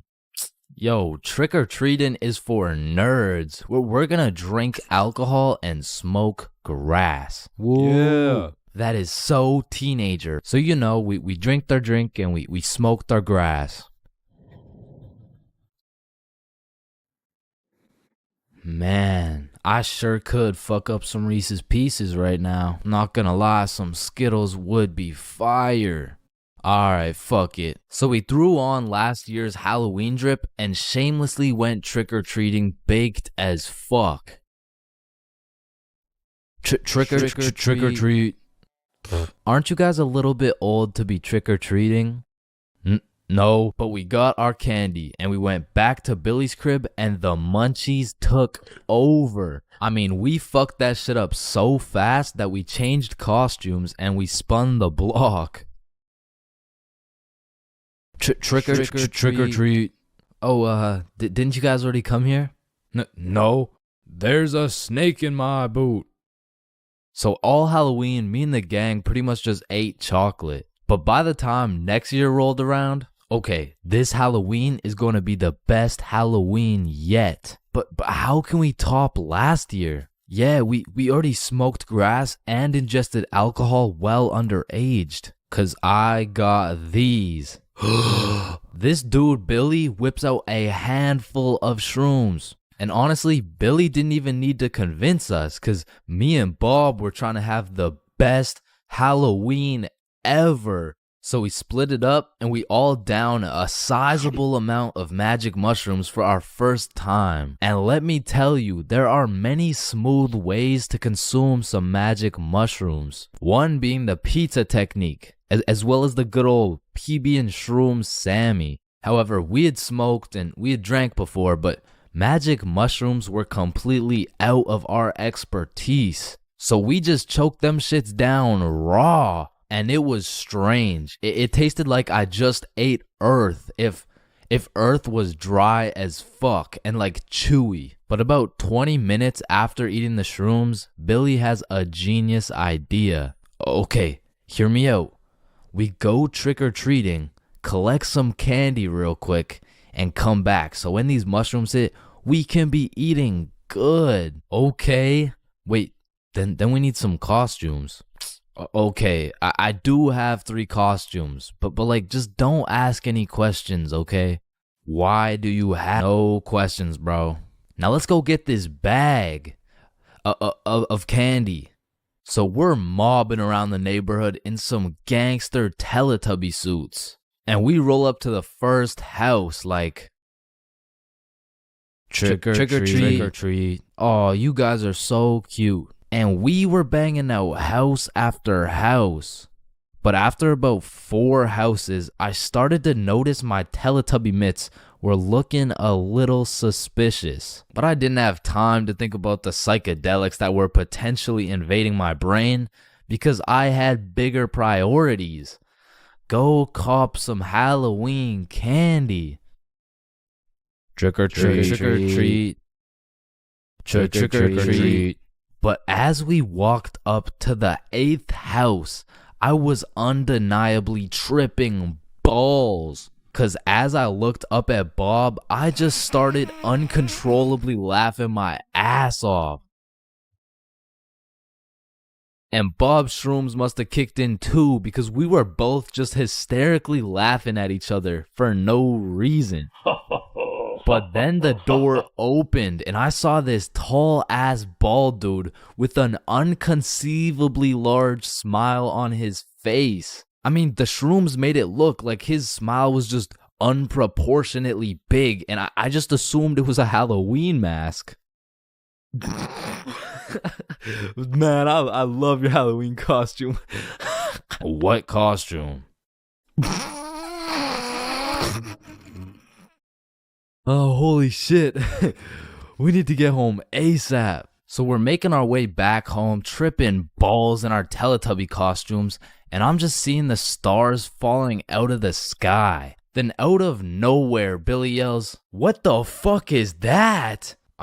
Shit, I'm probably just tripping, but it looks like zombies running towards us at full speed.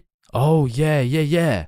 I see it too. Oh shit, we gotta run. So me, Billy, and Bob start booking it back to Billy's house. And I am hauling ass because there is no way I'm getting packed up by some zombies right now. And when I look back, I don't see some zombie costume. No, I see some real ass zombies. Like bones sticking out, eyeballs look like they haven't blinked in centuries. And that shit just made me run faster. Cause to me, this was a life or death situation. I mean, in reality, it probably just looked like,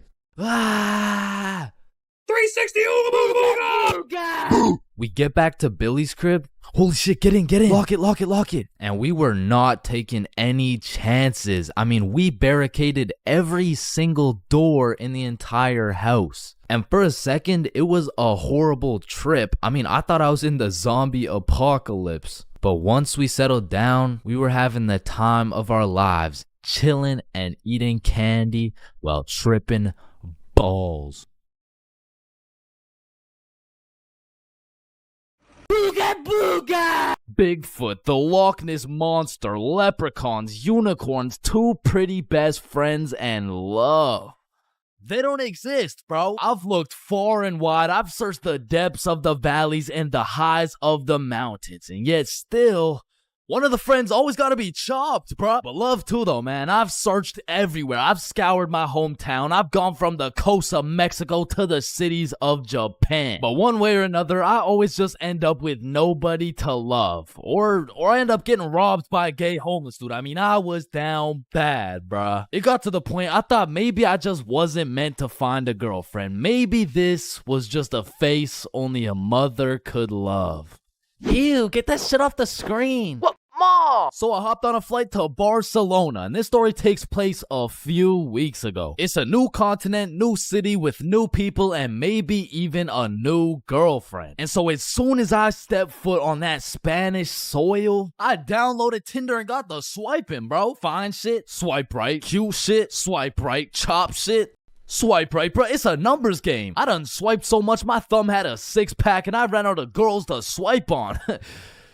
But shit, I mean, it's a numbers game. And since I pulled up solo dolo, I went and checked into a hostel. Now, if you don't know what a hostel is, it's pretty much like a little hotel, except you share your room with like 6 other motherfuckers. But to be fair, you save a lot of money. And I low-key don't mind sleeping with some random dudes if it means I get some extra change in my pocket. You know what I'm saying? Is 15 enough? Nah, the hostel was like 30-something. Oh, nah, I don't need a hostel. What? Wait, no, not like that, bro. Anyway, sleeping in that hostel was fucking crazy, bro. Like, first night I got there, I hopped in my little twin bunk bed and closed the curtains, and everyone was like, all right, good night, boys. Good night, gang. Love you, motherfuckers. Love you too, Love y'all, man. motherfuckers. Yo, motherfucker on the top right bunk, say it back. Good night. And? I love you. Love you too, bro. Lights out. So the sun came up and my ass didn't get a drop of sleep. But regardless, I got out of bed, got some coffee, explored the city, hit the beach, got some food, all the normal shit you do when you're in a new city. But after a long day of tourist shit, I went back to my room. I went back to our room. I hopped in my little bunk bed and prepared myself to open up Tinder after letting that shit cook for a solid 24 hours. And when I opened that shit up, yo, I got 28 matches. Yeah. Yeah, thank you, bro. Thank you, man. Yeah. Oh, hell no. Now I'm gonna keep it a buck. Initially, that number 28 was looking mad nice until I clicked that shit and started looking through my matches and realized, yo, this shit is not a numbers game, bro. Like, you know you're cooked when the chuds are sliding on you, saying shit like, hey, yo, I'm trying to put you in chains, for real, and then touch your stick, man. Yeah, nah, I'm deleting this shit, bro. And just as I'm about to give up on my dreams of finding my other half, I get a new match. It's Yvonne, straight dime, certified fine shit, bro. I had to slide in with some heat. So I'm like, Yvonne? Nah, more like King Von, because I'm trying to take you to the O of marriage. Now that would be a crazy story. Opening bracket featuring Lil Durk, closing bracket. And before I send her some absolute bullshit like that, she hits me with a, hey. Oh, you know, nah, that works. What's up? How are you? Great, how are you? And we end up having a marvelous conversation. We share a bunch of beliefs, perspectives, and above all, we got the same taste in music. So I'm like, you free tomorrow? Yeah, I'm free tomorrow. What's your favorite food? I'm a drinks type of girl. Say less, I know a place. I don't know shit. I literally just got here, bro. Okay, see you tomorrow. And just like that, I just got myself a date. I'm coming. Nah, you can't come. It's my date, bro. Oh, hell no. So that night, I did a little research and found the coolest bar in Barcelona. But when I went to make a reservation online, they only do in-person virtual queues. So instead, I went to sleep. Yeah. Ever heard of jerk meat? So the next day, I woke up with some pep in my goddamn step. I looked at some fire architecture. I hit a mean leg day, ate some gas Spanish food, and before I knew it, it was time to get ready for my date. So I hopped in the shower, put on my toughest fit, sprayed on a little Valentino, hopped into Uber, and arrived at the bar 30 minutes early. So this way, I could join the virtual queue in order to get into the bar at 9 p.m. sharp. So I'm waiting outside and Fine Shit messages me like, yo, I'm gonna be a little bit late. I'm still doing my hair. And I'm all like, that's no problem. I know some people. I can make some calls. Don't worry about it. So I walk up to the security out front like, yo, so Fine Shit says she's gonna be a little bit late. Can I change the time or something? Nah, bro, just rejoin. I bet. So I rejoin, go sit outside and wait, and then I get another text message. I'm so sorry, but my makeup took longer than I thought, so I'm gonna be a little extra late. So I walk up, rejoin the queue, and security's like, yo, what's going on? It's nothing. Fine Shit's makeup took a little longer than expected, you know. Hey, listen, man. This Fine Shit of yours, you sure she's even coming? Nah, nah, of course, that's Fine Shit, she's coming. So I go back and sit down outside, but looking back, I definitely gave her the benefit of the doubt, but that was her first red flag. So now it's about 9:40 p.m. and I get a text message from Yvonne that reads, I'm here. So I go to link with Yvonne for the moment of truth, whether or not I'm about to go on a date with Fine Shit or 50-year-old neck-bearded catfish shit. And fortunately for me, no catfish. Chains. Yo. Hey. What's up? Now, the virtual queue still had 10 minutes before we could get in, so we go and sit down outside and have a little chat. And it's a great conversation. We got a lot to talk about, and the vibes are there. So you could travel to Barcelona alone. What do you do? Is it daddy's money? Yeah, it's daddy's money. Ah, okay, interesting. But I'm daddy. Yeah, no, I need to drink some alcohol. Yeah, nah, me too. me too. My phone beeps and it's our turn to go inside, but this is no regular bar. So I'm like, yo, just follow me. So we enter this pastrami shop. I open the fridge. We go inside and we go through this tunnel that leads us to the bar. We order our drinks and continue talking. Okay, so if it's not daddy's money, then what do you do? And so obviously, I just told her like, OnlyFans. You're lying. I am dead ass serious. My meat is all over the worldwide net. What? No way. Show me. Shit. Like, nah, shit. Maybe after a few drinks, you know what I'm saying? And right on time, our drinks showed up and my shit was radioactive, bro. Like, here's a picture. There are no filters or effects on that shit. And I'm not gonna lie, it tasted exactly how it looked. But regardless, I'm tanking that shit and I don't know what it is, but that shitty ass drink was giving me superpowers, bruh. That shit had me cooking up the greatest answers to her questions possible, bruh. Okay, so if you had one wish, what would it be? Damn, that's a good question. Shit. Okay, if I had one wish, period cramps. What? I would rid the world of period cramps, man. I hate the fact that they exist. Just even thinking about it, like, ooh, they sure do get me riled up, man. I hate them. Wait.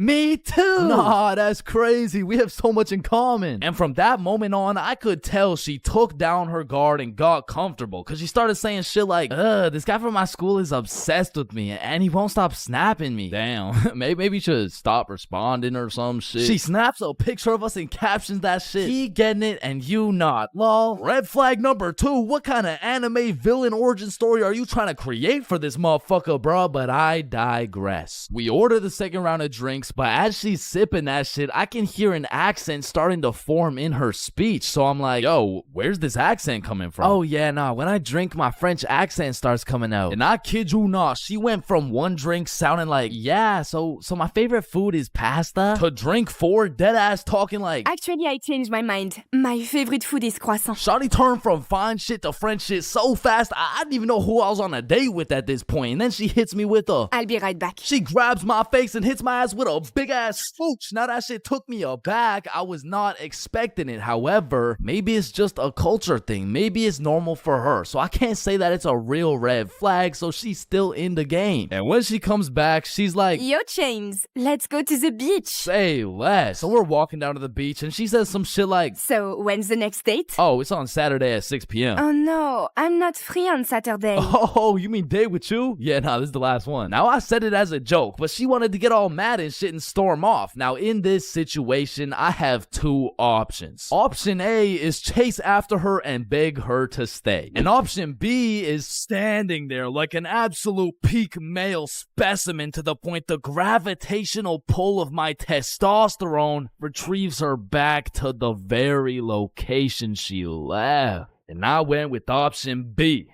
And she came back, bruh.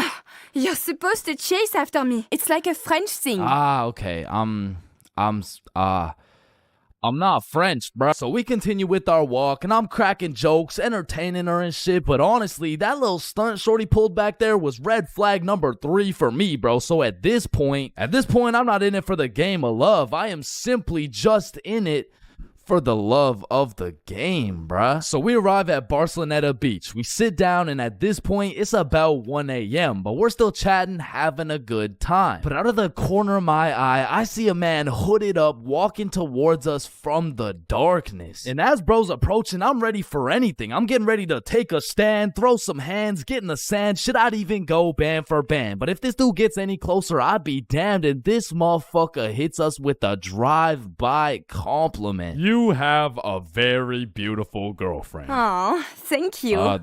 Thank you. Damn, do you think he'll find a girlfriend beautiful like me? Yeah, nah, he seems like a great dude. I'm sure he could find somebody. What? I said, yeah, nah, he seems like a nice fella. This girl slaps the shit out of me and says, You're supposed to say, nobody's as beautiful as me. Bro, in this moment, I had never been so unattracted to a girl in my life. Am I tripping? Or did you just slap the shit out of me? And then she tries to kiss me again, talking about... I'm sorry. Nah. What? No, what? And even after getting my shit absolutely Will Smith, I'm still trying to be polite. Like, listen, I don't kiss girls on the first date. You don't kiss girls on the first date. Yeah. So, you're telling me, for a living, your occupation is laying down that pipe on film and then proceeding to post it online and you can't kiss me.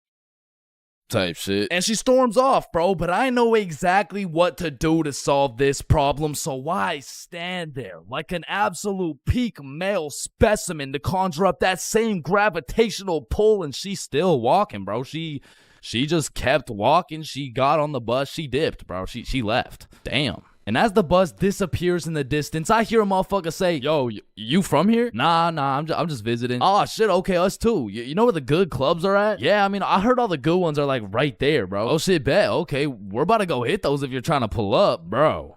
Say less. So these two random ass dudes I just met and I start heading to the club together, and I'm like, yo, where you guys from, by the way? We're from France. Yo, that's crazy. I just had a date with a French girl. Oh, no way. How'd it go? Ah, shit.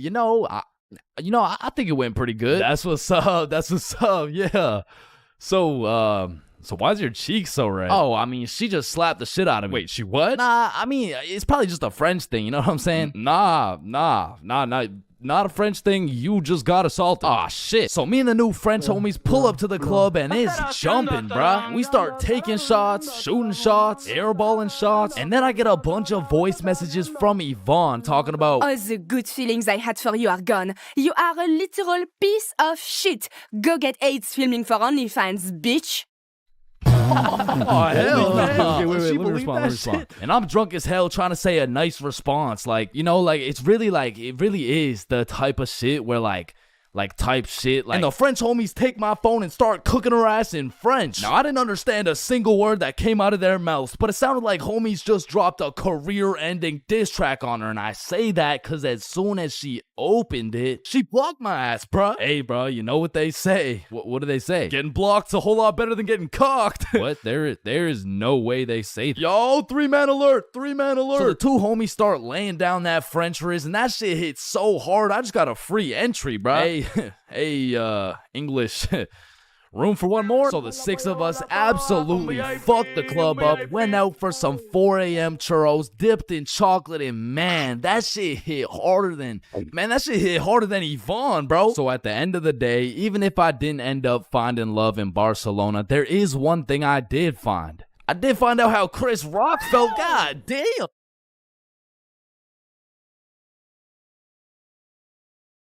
Man, smoking too much, greening out, ODing on the devil's lettuce. Whatever you'd like to call it, many of us have been there at least once in our lifetime. And man, I'll be the first to say it is not fun. But I do actually have a funny story about my first time greening out. I mean, it's funny now, but when it happened, I was shitting myself. So this story dates way back when I was just a young jit. I was still in 8th grade. And man, don't ask me why, but it takes place on a Thursday on a school night. Alright, so it's a Thursday at 7 p.m. My friends and I are just headed to this girl's house. We'll call her Mary. So when me and my friends arrive at Mary's house, I quickly find out her dad is pretty chill. Yo, what's up? And you know, the apple doesn't fall far from the tree. So we'll just say Mary was no stranger smoking some gas now and then. With that being said, I kinda was. I had only smoked a few times. And the times that I had smoked, it wasn't anything crazy. So walking into the Mary household, I could kinda tell we were gonna smoke. So we all just went to her room and talked for about 5 minutes until all my friends started smoking. And it was out of some strangely shaped water bottle I had never seen before. And listen, bro, it was a Thursday on a school night, so I wasn't really planning on smoking, right?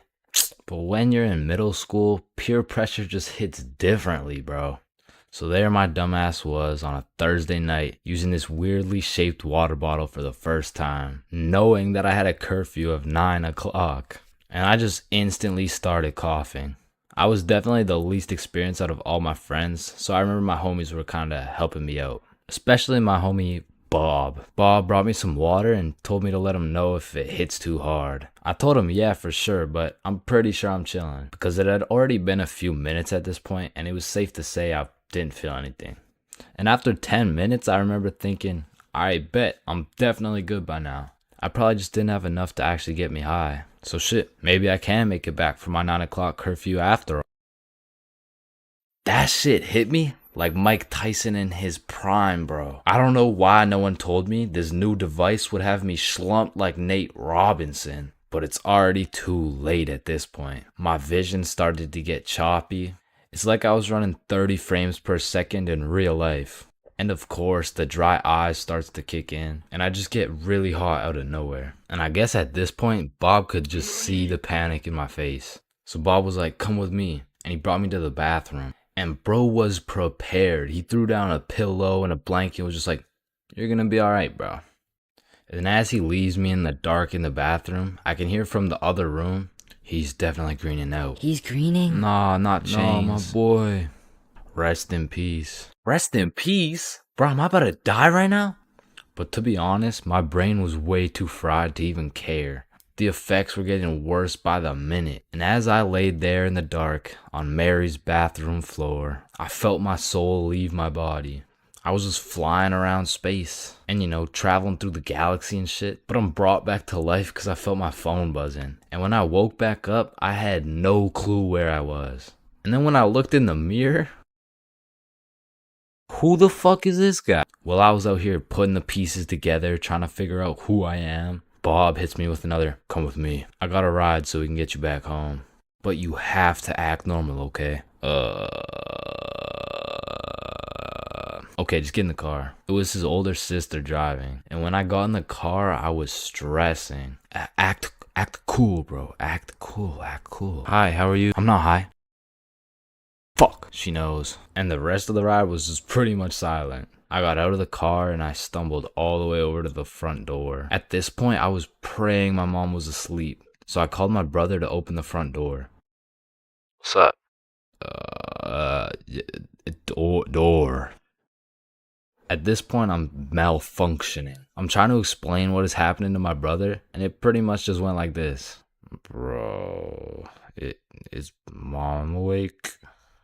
Bro, holy, you're gone, bruh. I'm sorry, but this is the only way, huh? What the hell, bruh? I'm not gonna lie, the smack low-key woke me up a little bit. But still, I was way too big to be saved. But at least mom isn't awake. Chains, get up here right now. I'm fucked. The jig is up, bro.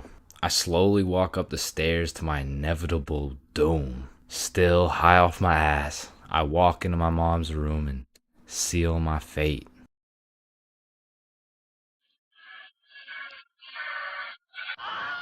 Yeah, bro, I got grounded for a year and a half. And when I woke up to go to school the next day, I was still baked as hell.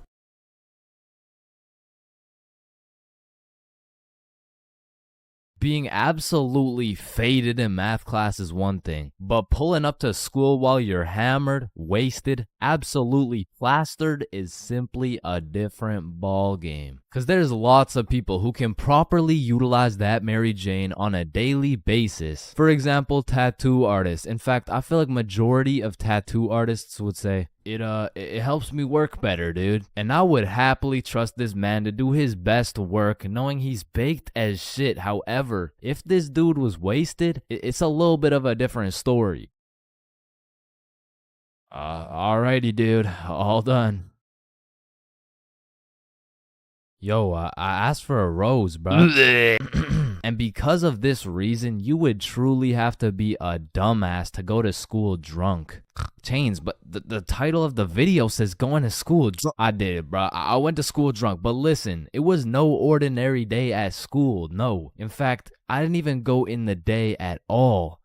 I went drunk to the school dance. Meaning this story takes place when the boys and I were in grade 11. It was a Thursday night, the night of winter ball. And as the boys and I were getting ready, you know, looking like some distinguished young gentlemen, I had realized, damn, none of us have any girls to take to the dance. Fuck, you're right. That means we're gonna have to ask a girl to dance, bro. What? You mean like talk to them? Yeah, if only we knew someone with a bigger roster than a cheerleading team. Someone with more hoes than a shed. Someone who pulls more tens than EDP. It's Bob. So me and Billy started analyzing Bob. Like how does he pull so many girls, bro? Is it the jawline? I don't know. What about the silky smooth clear skin? Maybe. Or is it those succulent luscious kissable lips? It's the glasses. Yeah. the glasses. Yeah. So we stole Bob's entire flow in the hopes this would put an end to my drought of bitches. So we check ourselves out in the mirror and then we hop into Billy's whip. We throw on some Rihanna to get us hyped, and before we knew it, we had arrived at school. Now to really paint the picture, it was a Thursday at 8 p.m. And on this Thursday at 8 p.m., Billy pops his trunk to pull out 2 bottles of vodka. Now, if you were unaware, it was currently a Thursday at 8 p.m. on a school night, and we were headed into our school. Now, logically, I should have simply denied the alcohol, but I'ma keep it a buck. The whole idea of walking up to a girl and asking her to dance was really giving me the heebie-jeebies. I mean, my palms were sweaty, my knees were weak, and arms were heavy, so I took a big old chug of that liquid courage in order to ease the nerves a little bit. And shit, Billy must have been feeling the same way because Billy was down in that shit like it was water. And right after we consumed enough alcohol to kill a baby elephant, I got a notification on my phone. Oh shit, I got an email. Oh, it's from the school. It says, if you come to the winter ball under the influence of alcohol or any drug, you will face suspension and will lose your right to walk across the stage for graduation. Fuck. Okay, listen, if we can get into the dance before this shit hits, we're chilling. All right, we got this. So we walk into the school looking fresh as hell, but then I notice a fat line of students, and this line led to a security check to get into the dance. Fuck, that's not good. Nah, we're chilling. I still don't even feel anything. What about you? Yeah, same. We're good. And just as we came to the consensus that we were good, the principal starts walking down the line in our direction. Fuck, act cool. We're good. Act cool. That was close. You 3, over here. Shit, fuck, shit. Do you guys know why I called you over here? Nah. Nope.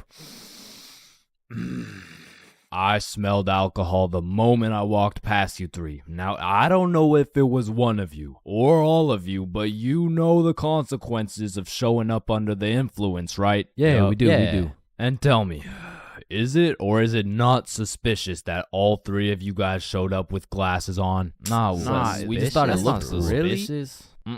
Take them off. Damn. Yes, sir. And although I downed a sizable amount of vodka, it still hadn't kicked in yet. No, I didn't want to do this to you guys, but look at my finger. This motherfucker starts waving around his magic finger in Billy's face with a flashlight to somehow see if he's drunk. Now, I don't know what the plan was, but I was fucking scared. Okay. He's not bad. Oh, okay. He's good. Now let's see here. And just as this motherfucker puts his finger in my face, that vodka hits, bro. I'm using all the strength I got to keep my balance while I'm getting blinded by this flashlight. Let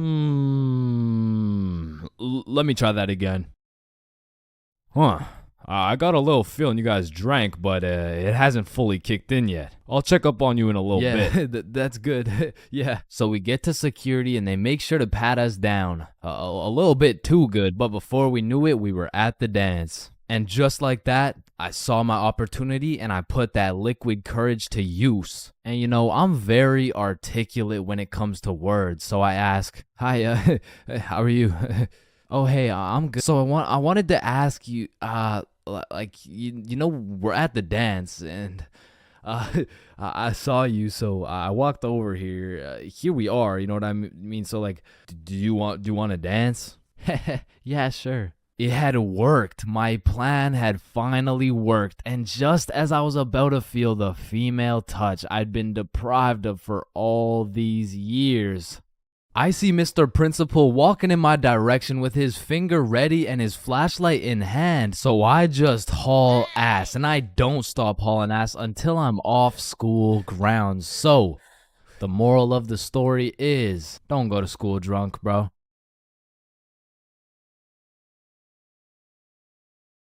Billy is one of my closest homies, and we've been friends ever since we were little kids, and for as long as I can remember, Billy's been a dumbass, bro. I'm talking he's slightly retarded, you know what I mean? And everyone knows Billy for just two things: always making the absolute worst decision possible, and always having the best stories, bro. Like, statistically, this motherfucker should have died 61 different times already, bro. Nah, I got plot armor, bro. Bro, no you don't. I do. Man, shut the fuck. What the fuck? Now, this story takes place on February 14th, 2025, Valentine's Day. And I'm gonna be so honest, this story is one of the craziest stories I've ever heard in my life, bro. So, wait, can you swear to them that is real? It is. Say you swear. I swear, bro. On everything you love, the Valentine's story happened, bro. On everything I love, the Valentine's story really happened. It was a fine Valentine's Day night. Bob, Billy, and I were all some single dudes, except Billy had a little situation, you know. He was talking to a girl named Elise, and they would hang out from time to time, but it was a new thing, so they weren't really dating, and they were definitely not Valentines. Now, I don't know much about Elise, but just 2 weeks prior, Billy was telling me about how he met some cute girl. They would text, they would hang out, but for whatever reason, their conversations would always be some like, "Hey, how you doing?" "Oh, I'm good. I am a little bit stressed because I'm moving and everything." "Oh yeah, moving sucks. How about you come over, I relieve all your stress type shit." "Billy, I really like you." "I like you too, Elise. "But I think you might be a whore." "Wait, what?" Like, you're most likely a bop. "Okay, wait, I mean, you're like, definitely a fuckboy." "Okay, chill now. I've never fucked a boy in my life." So keeping that in mind, we were all single, and this Valentine's happened to land on a Friday, and because of this, we going to the club. Yeah. Yeah. So the plan was simple. We go to the drink store to get something to pregame, go back to my house, and then hit the club, fall in love, and live happily ever after. Now, the problem was Billy was stuck working a 9.5-hour shift until 10 p.m. Now, he was the pizza delivery guy for a chain we'll call Big Caesar.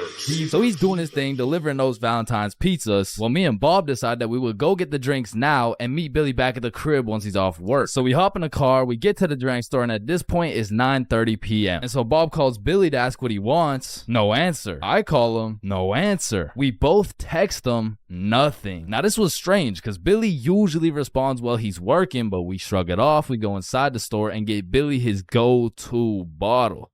Hennessy.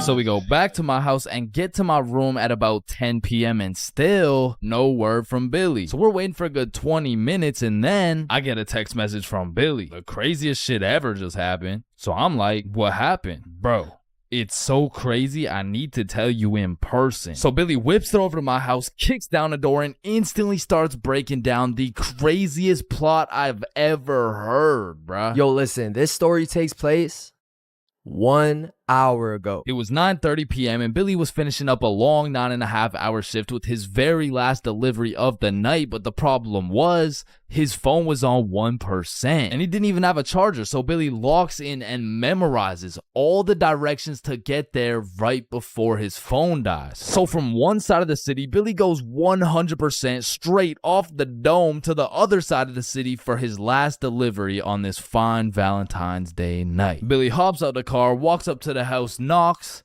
and they open the door. Hey man, happy Valentine's Day. Oh, thank you. Thank you so much, but I didn't order a pizza. Oh shit, are you sure? Gerald, did we order a pizza? Fuck no. Yeah, no, we didn't order a pizza.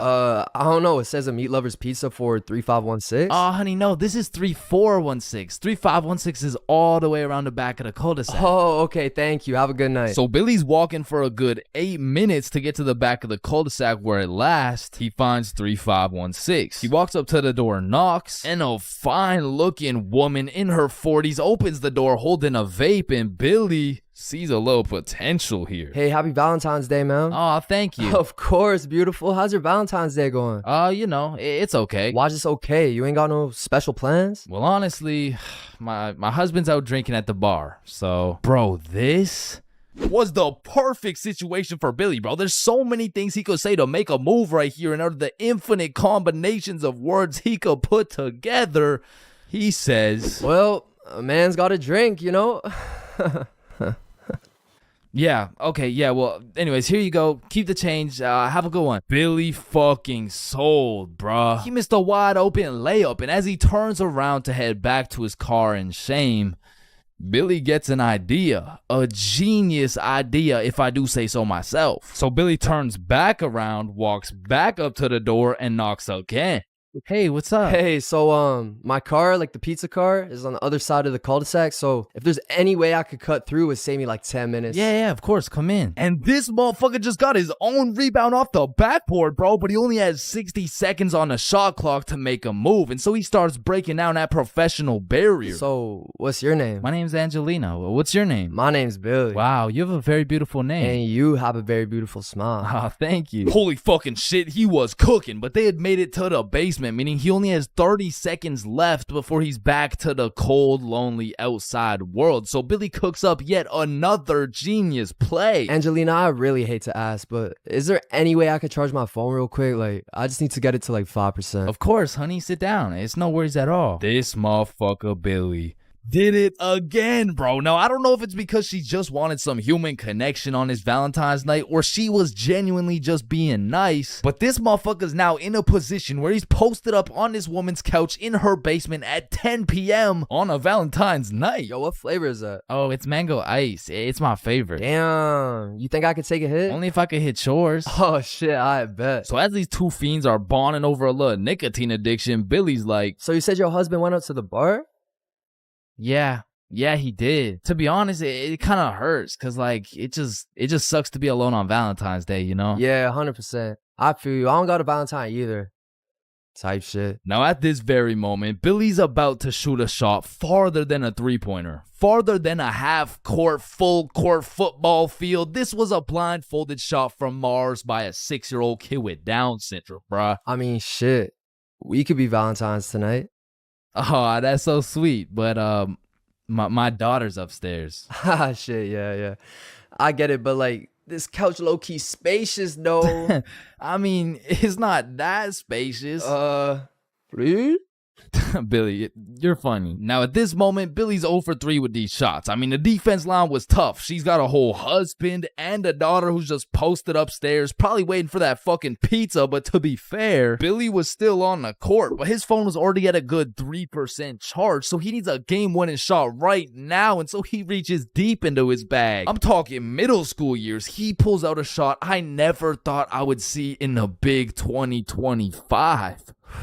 This flavor's fire. Yo, let me show you a new trick. Yeah? What is it? Alright, so it's called a transfer. Basically, me and you just transfer the smoke. Okay, teach me. You gotta come closer though, alright? This motherfucker Billy switched the shot, bro, against all odds. Just 15 minutes ago, he was some bum delivering her Big Caesar's pizza. All of a sudden, now she's hot and ready, bro. And so Billy's making out with some random dude's wife for a good 5 minutes. Then she's like, is your phone charged? Yeah, I appreciate it. Let me charge everything. Of course, honey, it's my pleasure. All right, I'm gonna text you. Okay, drive safe. And Billy leaves this married mother's house after making out with her as the fucking pizza delivery guy. Bro, what the fuck? Billy, are you dead ass? I swear to God. Bro, that story is fucking insane. I mean, shit. I'm not done, bro. Because if there's one thing that Big Caesar's taught Billy, it was how to deliver, bro. So he takes the receipt, boom, takes her number down and texts her. So he drives back to Big Caesar's, goes in, clocks out, hops in a car, drives home, goes inside, showers up, gets out the shower to check his phone. No response. Damn. So Billy tries calling her, straight to voicemail. He changes the no caller ID and calls again, and it rings, meaning she blocked his ass, bro. And I have no clue why she would do such a thing. I mean, like, yeah, she has a husband and like a kid and probably another boyfriend on the side, but damn, say something. And that's the moment when he gets a Snapchat notification. Elise has added you as a friend. Now, Elise is the girl he's been talking to on Snapchat, so why would she even have him unadded in the first place? So Billy's like, you unadded me? And she just hits him back with a WID. Shit, I just got off work. What you doing? Oh, I'm just chilling at home. And then there's a brief pause. Do you know whose house you were just in? Do I know whose house I was just in? I've been to her house before. She doesn't even live close to... Wait. And Billy starts piecing everything together. How Elise was moving houses, all the boxes laid out in that woman's house, how Elise's family loved eating Big Caesars, and the woman's daughter being upstairs the whole time. Oh, fuck. Billy hooked up with his girl's mom. Now, we have no clue what her mom told her, because it makes the most sense that she said something along the lines of, hey, why did the pizza dude take so long? Elise, I think he was flirting with me. Because let's be honest, what is the other option, bruh? Hey, why did the pizza dude take so long? Yeah, no, I mean, I just cheated on your father with the Big Caesar's pizza delivery guy who actually just happens to be your age. So Billy's texting Elise, trying to play it cool, like, oh, I had no clue that was your house. What are the chances? And she just says, yeah, I get my good looks from my mom. And then she blocked him again, bro. Because after telling her 100 times that he's not a hoe, he's not a bop, he's not a fuck boy, I accidentally hooked up with her mom, bro. Billy, you know I gotta make a video about this, right? Yeah, I know.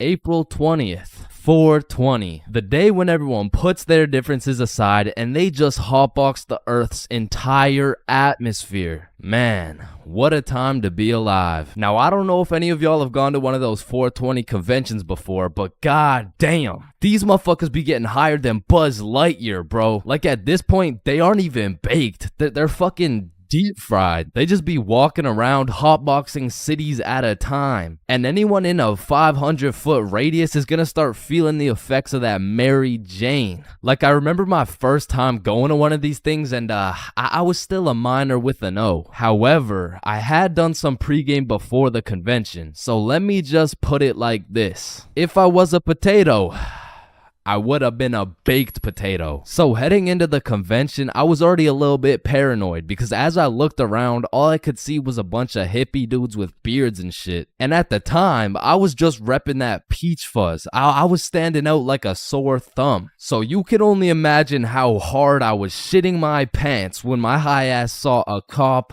walking in my direction. I instantly started brainstorming how I was gonna outmaneuver this cop so he doesn't send my ass to jail. So boom, busted a right, dropped the shoulder, hit a left, and I ran into this crowd of people. And I don't know about y'all, but for me, whenever something remotely scary happens while I'm zooted, I'm gonna be paranoid for the rest of my high. So in my high ass brain, I'm like a wanted criminal. I got 5 stars right now. So I'm out here constantly scanning the area for 12, right? But I start to make some notable observations. I realize half these motherfuckers are wearing sunglasses And it's not even sunny. Like, how the fuck did I miss the memo this bad? But luckily for me, there's hundreds of dudes selling overpriced random ass shit. So it really didn't take long for me to find a dude selling sunglasses. And even though it was 25 bones for these shitty ass sunglasses, I still cop them so I can hide my identity. And of course, the glasses have the devil's lettuce plastered all over them, but I'm El Chapo level wanted at this point. So I'm doing anything I can to hide my identity, including dropping my life savings on these dog shit glasses. So I'm out here pushing through these groups of people, but I'm keeping it low key. And as I'm scanning to the right of me and to the left of me, my dumbass pretty much walks right up to a cop. And the moment I realized that homie was right in front of me looking at me, I started to panic, bro. I felt like at this point, my best option was just to confess. Like, if I take the plea deal, I'll definitely get a lower sentence. But as I was stressing heavy, that adrenaline starts to kick in. And I know some of y'all can relate to this, but the scientific breakdown shows that when you're zooted and you get into a high stress scenario, the adrenaline gears up and starts beefing with the THC in your brain. Now, if you're lucky, the adrenaline will beat the THC's ass and will have you thinking properly in said stressful situation, which is exactly what happened to your boy. So as I transformed from a baked potato into a less baked potato, this is where the table really started to turn. I looked at this cop in the eyes and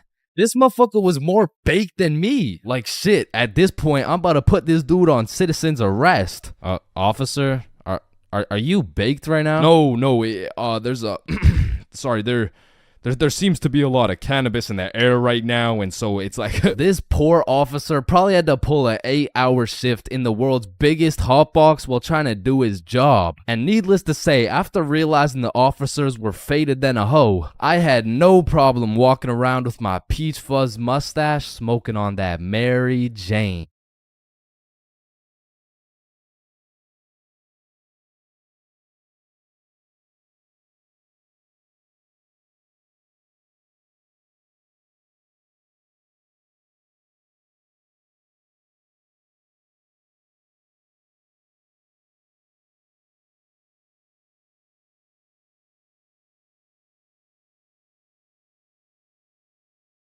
I'm not gonna lie, I think everybody wants to be cool. Like, being cool is just like it's just cool, bro. Like, there's nothing like it. And I know some of y'all are thinking, Chains, with all due respect, bro, how do you know what it's like to be cool? And my answer to that is just look at me, bro. I fucking don't, okay? But I do know someone who is cool. He's a certified cool guy, and his name is Bob. Now, what makes Bob so cool? Is it the sunglasses? Is it the sexy ass face? No. Tell him the answer, Bob. He doesn't talk. The answer is Bob doesn't talk. And a crucial role in being cool is the element of mystery. Now, it's interesting because if we take a look at Jake over here, Jake doesn't talk either. And,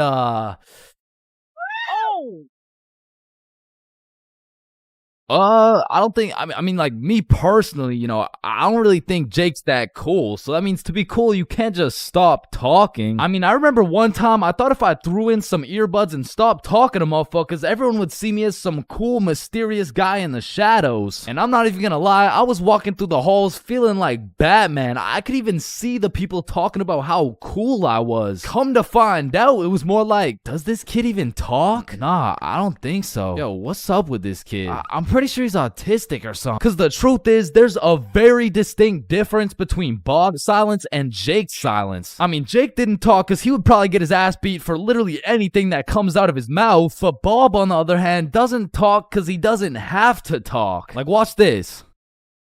Oh my god, Bob. I love you, Bob. Now, just for science reasons, let's just see what happens when I do the same thing, you know? Why not? What's the worst that could happen?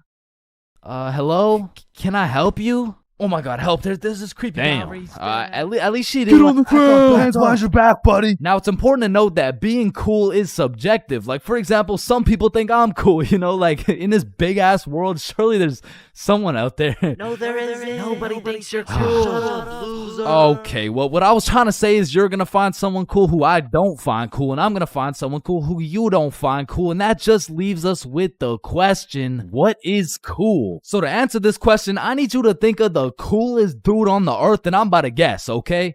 You got it?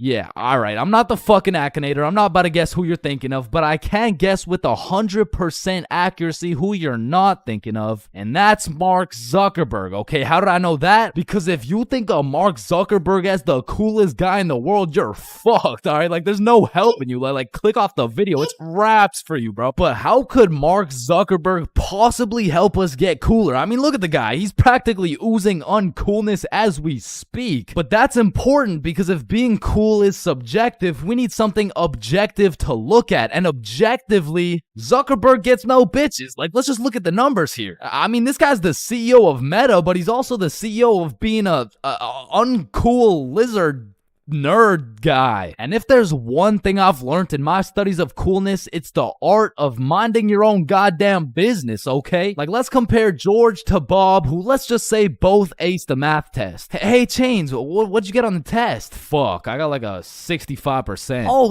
that's really good for you. That's good for you. Yeah, I actually got 100% plus the bonus question. Oh, wow, nice, bro. Billy, what'd you get on the math test? Math test? The dog. I could have swore that shit was chemistry. Nope, it was math, and I got 103%. Bob, what'd you get? God, 110. There was only one bonus question. That's impossible. Oh, kissy face. Bob, did you pipe the teacher? And that's probably why Zuck over here is so uncool. He's minding a million people's businesses, probably looking through their cameras and shit like, yeah, fuck you, Mark. And the most important trait for being cool is having confidence. You just can't be cool while shivering your timbers, bro. And I know some of you are thinking, oh, well, I guess it's over for me then. And no, it's not over for you, bro, because confidence is the most fake it till you make it shit ever. Like, you're not gonna say the perfect thing every time. Lord knows I don't. I'm pretty sure I say the wrong thing every time, but if you say that shit with your chest, people let it slide, bro. And I said, no, I wouldn't suck your dick for $20. Oh, well, that makes one of us.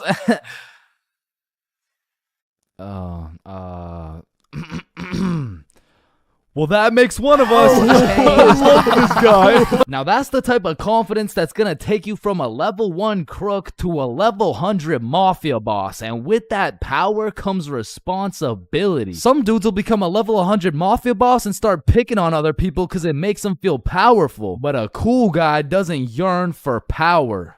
He yearns for... fuck, what do you yearn for, bruh?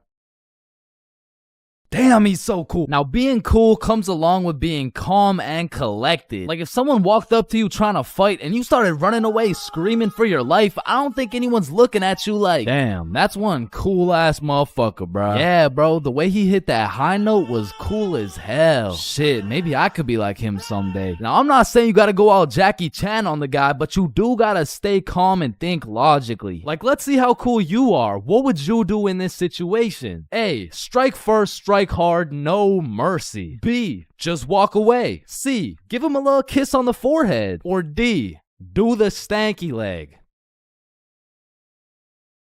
And the correct answer is any of the above, bro, because it's not about what you do, it's about how cool you do it. Except maybe the stanky leg one. I don't think anybody can look cool doing the stanky leg.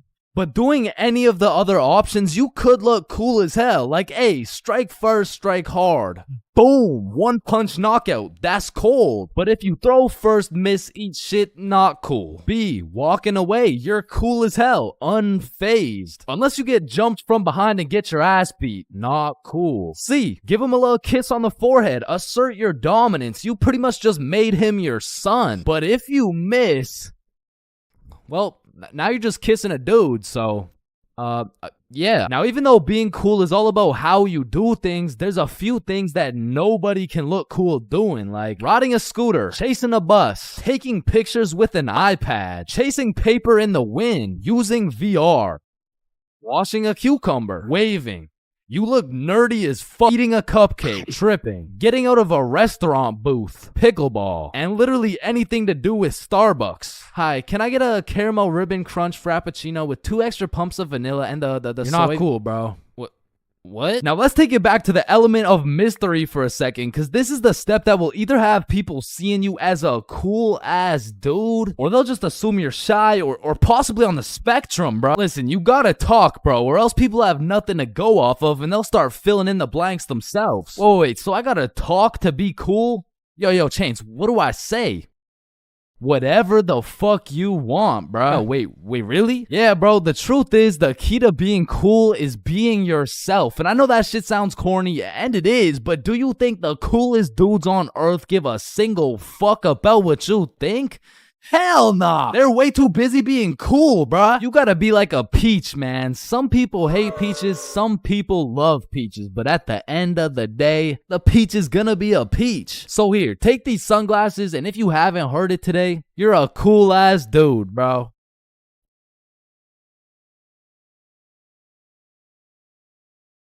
We are currently facing a life-threatening epidemic that is threatening the lives of many teens around the world. Oh, what's that? Yeah.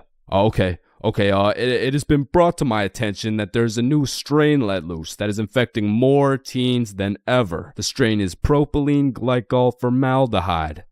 Street name, Guava Ice. So stay safe out there, and back to you, Linda.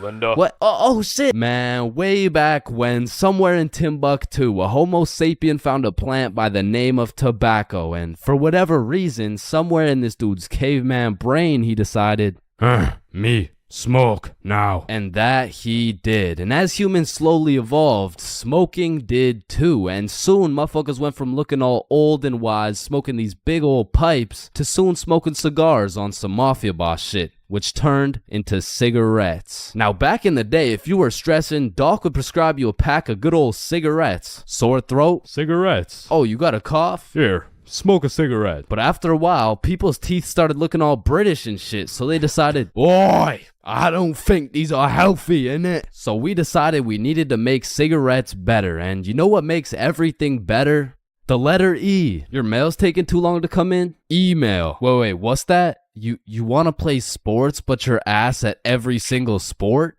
Esports. Oh, you got daddy issues? E-girl. So of course, when people realize cigarettes are killing them, e-cigarettes. Man, one thing leads to another, and shit, you got yourself a Vaporizer Gen Y GTX box mod with 3 USB charging ports, a speaker, and a 6-inch LED touchscreen that can play Flappy Bird. Like, vaping is just getting a little too advanced, bro. Like, I remember one time I was chilling in the washroom with my homie Billy, and of course a motherfucker walks in with a vape. But this was no regular vape, no. This shit looked like a gadget straight out of fucking Star Wars. Yo, you want a hit? A hit? A hit of your iPhone? iPhone? This is that eSmoke FTX 763 3rd series, my boy. Watch this. Yo, did he just hotbox the whole bathroom in one hit? Yes the fuck I did. And this shit's 100 Nick. Holy shit, where did you find 100 Nick? I ended up mixing my 50 Nick guava juice with my 50 Nick blueberry ice, and it just kind of added up to 100. Bro, I don't think that's how it works. Shut up, my mom's calling me. Yo, fuck you, mom. And that was the moment I realized there really is levels to this shit. Level 1. Level 1 is the type of dude who isn't addicted, but he'll occasionally take a hit of somebody's device. But level 2, bro's borderline addicted, but he's still in the denial phase. Bro, are you addicted to vaping? Addicted?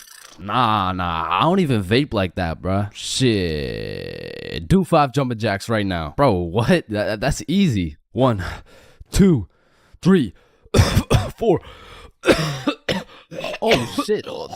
Level 3, the Fiend. This motherfucker is strapped up with some nicotine at all times, and even when he has a vape in his hand, this dude will ask for yours. And God forbid, if this Fiend loses his vape, this motherfucker will be stressing like he just lost his only child. A Fiend without a vape is the exact equivalent of one of these purple minions. Dude will be itching for that shit, and Lord knows what that man will do for a fix. Level 4, the Fiend who sells vapes. At this point, this dude's whole life revolves around vapes. In fact, I'm pretty sure they don't even breathe oxygen anymore. Like, in order to breathe, they need to inhale some chemicals that I can't even spell.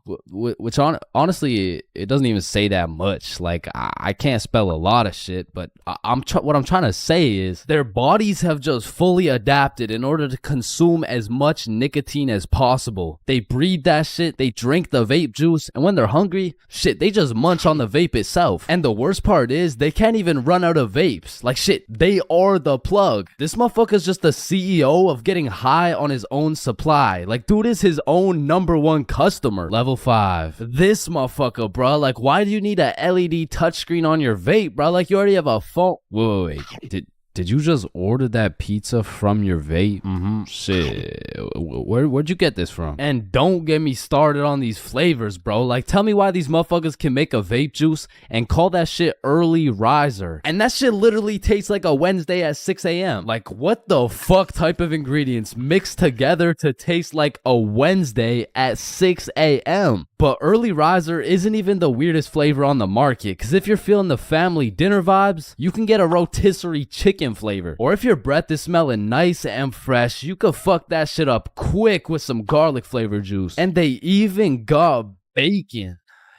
Yeah, I'm not gonna lie, that shit sounds fire as fuck. And lastly, now I don't even know if I can say this on YouTube right now, but shit, you can even get yourself some Worcestershire. Worcestershire.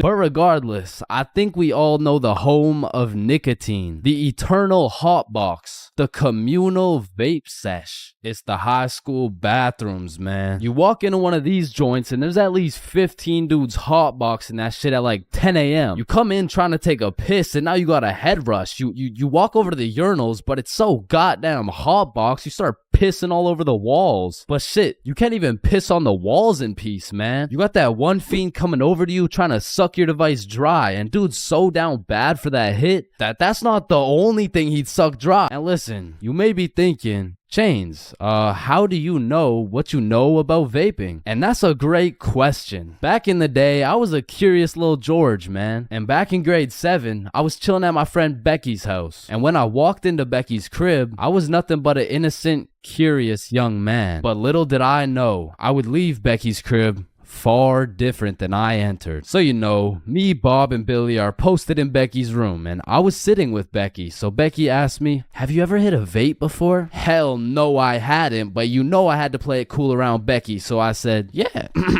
Yeah, I do that shit all the time. And so, of course, she passes me the vape. And honestly, I didn't think this far ahead, but I was in way too deep to come clean now. So I put that shit in my mouth, and I sucked the fuck out of it. Pause. And because this was the first time anything had made contact with my lungs beside oxygen, my lungs started malfunctioning. And I was coughing up a storm, and my cool guy cover was blown, but I had to see it through. Oh my god, are you okay? This shit ain't nothing for a guy like me.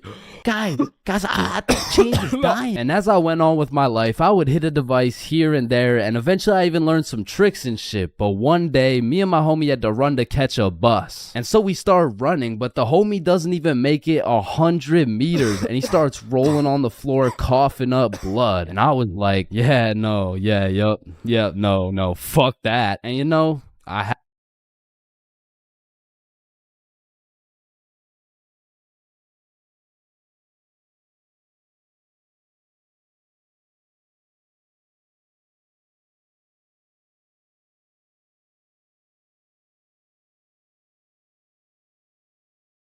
being absolutely faded in math class is one thing, but pulling up to school while you're hammered, wasted, absolutely plastered is simply a different ball game. Cause there's lots of people who can properly utilize that Mary Jane on a daily basis. For example, tattoo artists. In fact, I feel like majority of tattoo artists would say, it helps me work better, dude. And I would happily trust this man to do his best work knowing he's baked as shit. However, if this dude was wasted, it's a little bit of a different story.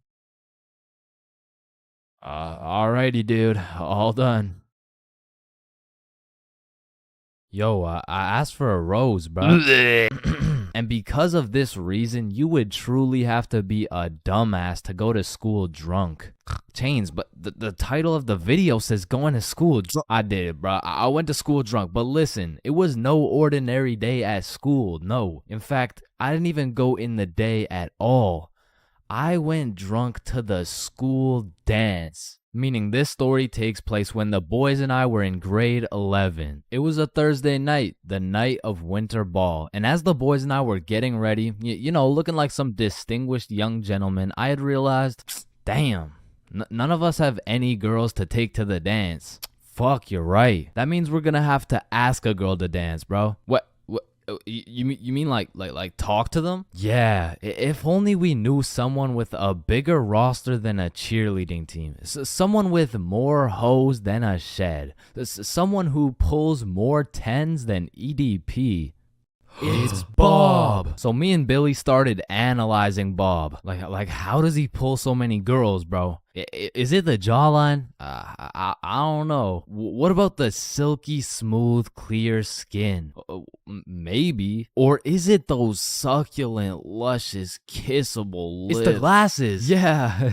the glasses. Yeah. So we stole Bob's entire flow in the hopes this would put an end to my drought of bitches. So we check ourselves out in the mirror and then we hop into Billy's whip. We throw on some Rihanna to get us hyped, and before we knew it, we had arrived at school. Now to really paint the picture, it was a Thursday at 8 p.m. And on this Thursday at 8 p.m., Billy pops his trunk to pull out 2 bottles of vodka. Now, if you were unaware, it was currently a Thursday at 8 p.m. on a school night, and we were headed into our school. Now, logically, I should have simply denied the alcohol, but I'ma keep it a buck. The whole idea of walking up to a girl and asking her to dance was really giving me the heebie-jeebies. I mean, my palms were sweaty, my knees were weak, and arms were heavy, so I took a big old chug of that liquid courage in order to ease the nerves a little bit. And shit, Billy must have been feeling the same way because Billy was down in that shit like it was water. And right after we consumed enough alcohol to kill a baby elephant, I got a notification on my phone.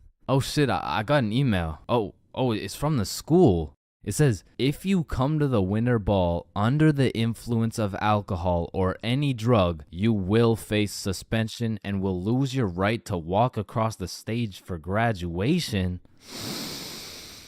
Fuck. Okay, listen, if we can get into the dance before this shit hits, we're chilling. All right, we got this. So we walk into the school looking fresh as hell, but then I notice a fat line of students, and this line led to a security check to get into the dance. Fuck, that's not good. Nah, we're chilling. I still don't even feel anything. What about you? Yeah, same. We're good. And just as we came to the consensus that we were good, the principal starts walking down the line in our direction. Fuck, act cool. We're good. Act cool.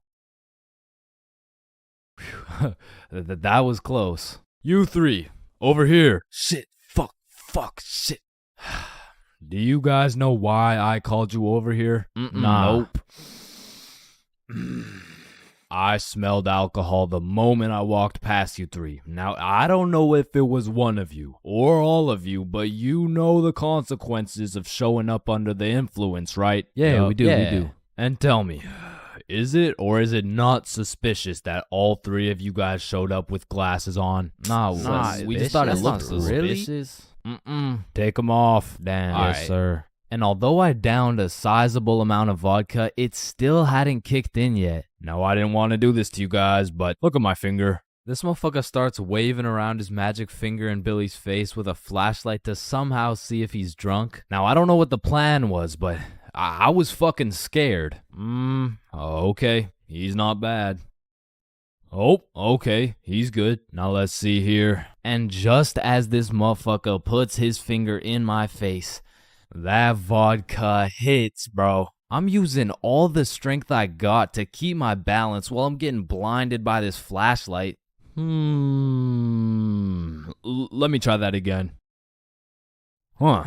I got a little feeling you guys drank, but it hasn't fully kicked in yet. I'll check up on you in a little bit. That's good. Yeah. So we get to security and they make sure to pat us down. A little bit too good, but before we knew it, we were at the dance. And just like that, I saw my opportunity and I put that liquid courage to use. And you know, I'm very articulate when it comes to words, so I ask, "Hi, how are you?" "Oh, hey, I'm good." So I wanted to ask you, like, you know, we're at the dance and I saw you, so I walked over here. Here we are, you know what I mean? So like, do you want to dance? Yeah, sure. It had worked. My plan had finally worked. And just as I was about to feel the female touch I'd been deprived of for all these years, I see Mr. Principal walking in my direction with his finger ready and his flashlight in hand. So I just haul ass, and I don't stop hauling ass until I'm off school grounds. So the moral of the story is, don't go to school drunk, bro.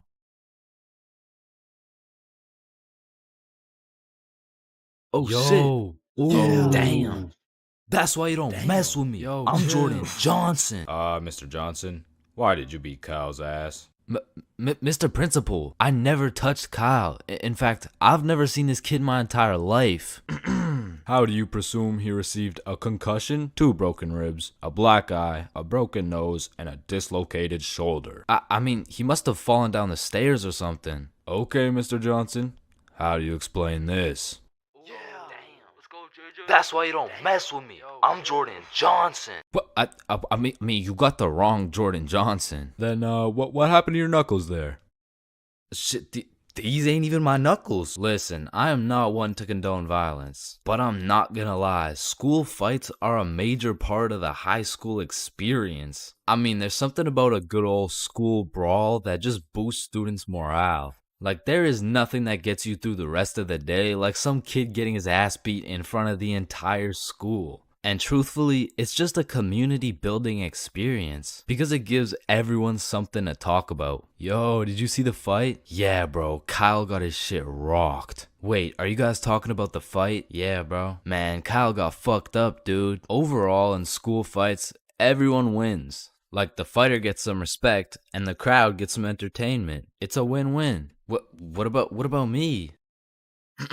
But tell me why when a fight breaks out, the entire school will be recording, but not one person can get a good video. It's like when a fight breaks out, every motherfucker recording starts having severe hand spasms. I mean, as the person recording the fight, you literally have one job: to record the fight. Damn, I just missed it. What happened? Oh, well, lucky for you, I recorded the entire thing from start to finish on my brand new Samsung. Check it out.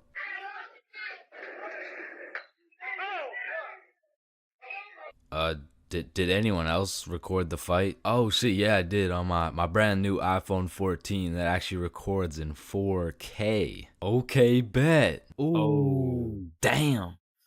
Let's go, JJ.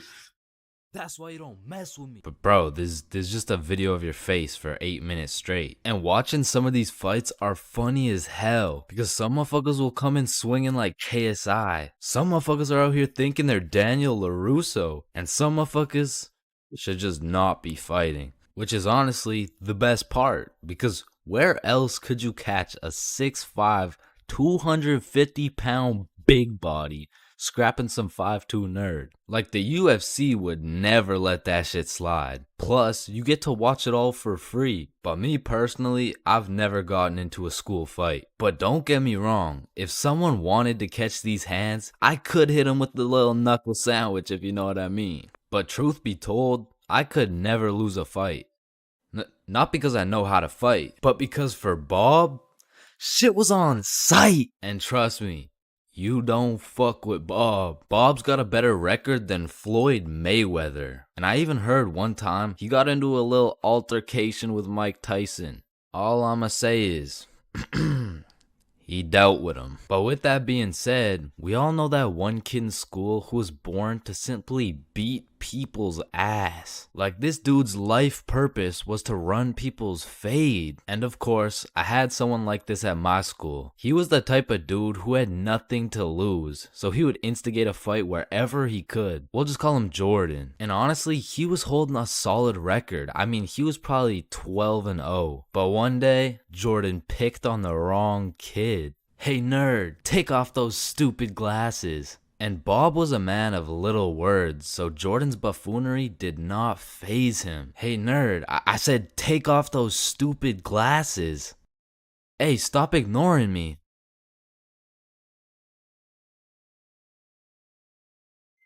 And without saying a word, Bob just ended Jordan's whole career. And ever since that day, nobody messed with Bob. That's why you don't mess with me. I'm Jordan Johnson. 5, 4, 3, 2, 1. Happy New Year! Oh my god. Yeah, let's go. For my New Year's resolution, I'm gonna go on a diet. Nice. Oh, and I'm gonna quit vaping. Let's do it. Oh, and I'm gonna go vegan. Nice. And I'm gonna stop beating mommy. 3 days later. Man, fuck the diet. Right? I didn't even want to go vegan anyways. Wait, guys. Where's Jonathan? Alright, I'm gonna keep it a stack. This New Year's resolution thing is a whole lot of bullshit. Some goddamn buffoonery. A heaping pile of fucking horse cut. Like, don't get me started on these New Year, new me motherfuckers, man. Like, dyeing your hair and getting another piercing doesn't change shit. Now you're just broke, depressed, and lonely in a different font. And I'm not gonna pretend like I don't see you motherfuckers in the gym for the first 2 weeks. Like, come on now. You and I both know as soon as you get out of this gym, you're about to pick up a large strawberry milkshake, a Big Mac with no pickles, and a side of chicken nuggets, and it's disgusting. But Chains, how do you know down to the exact specifications of the order? 'Cause shit, I'm about to get the same damn thing. Because the devastating truth is a new year doesn't change jack shit. And if you're watching this in 2022, I'm really not trying to kill the hopes and dreams of 2023, but let's be honest. If you really wanted to be jacked, you would start working out, bro. Like, I hate to be the bearer of bad news, but the Earth orbiting the sun one more time isn't gonna get you any bitches, bro. 'Cause trust me, I would know. Now, as a stick man like myself, I can't fuck with New Year's resolutions because it's always the same shit. Like 3, 2, 1, Happy New Year's. Oh, hey man, Happy New Year's. Well, what's your New Year's resolution? Oh, it's 1080p. What about you? Oh yeah, same. But did you see Ethan, bro? Nah, what's his? Yo, he's got 4K. Yo, what's up, dudes? Oh, look at the quality on this guy. Damn, wait, do you hear that noise? Yeah, what is that? Oh shit, it's Chains. He got 480p again. Shit. Why is it 480p again? God damn. That whole New Year's resolution bit was unfunny as fuck. Like corny as shit. Well, speaking of corny jokes, New Year seems like the time when motherfuckers feel like it's okay to start whipping out the most overused and unfunniest jokes of all time. Oh, hey Chains, watch this. 1. Happy New Year. Hey Chains, I haven't seen you since last year. So you know how it's gonna be 2020 soon, right? Yeah, what about it? Well, I got 2020 vision. Now, I know it sounds like I'm on some humbug shit, but New Year's does have a lot of great things about it. Like the parties, the fireworks, the parties. And so you may be thinking, Chains, why are you like the Grinch of New Year's resolutions? Why do you hate New Year's resolutions so much? Well, the truth is, my hatred for New Year's resolutions dates way back to 2016. It was December 31st, New Year's Eve, 11:59 p.m. This was the very day when a young, hopeful Chains decided my New Year's resolution would be to acquire a girlfriend. I tried and I tried, but as 2022 comes to an end, my girlfriend remains unacquired. No, fuck! Why me? Come on! Damn, light bulbs were such a good idea that they became the symbol for good ideas.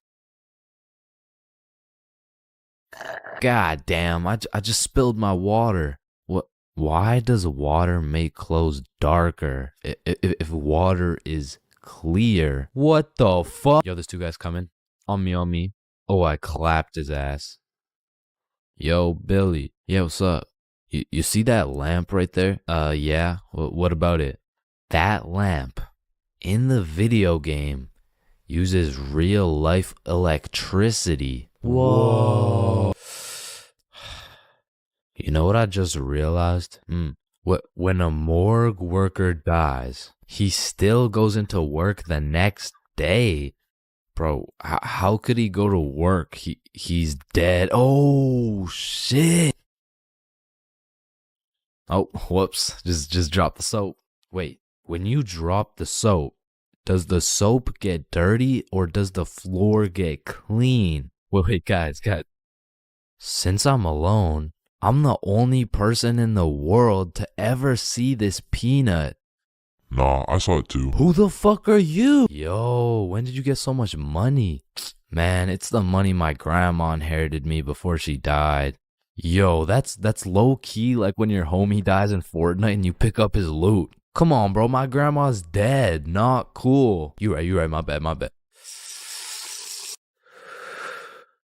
Man, imagine the guy that discovered milk and think about him convincing someone else to drink it.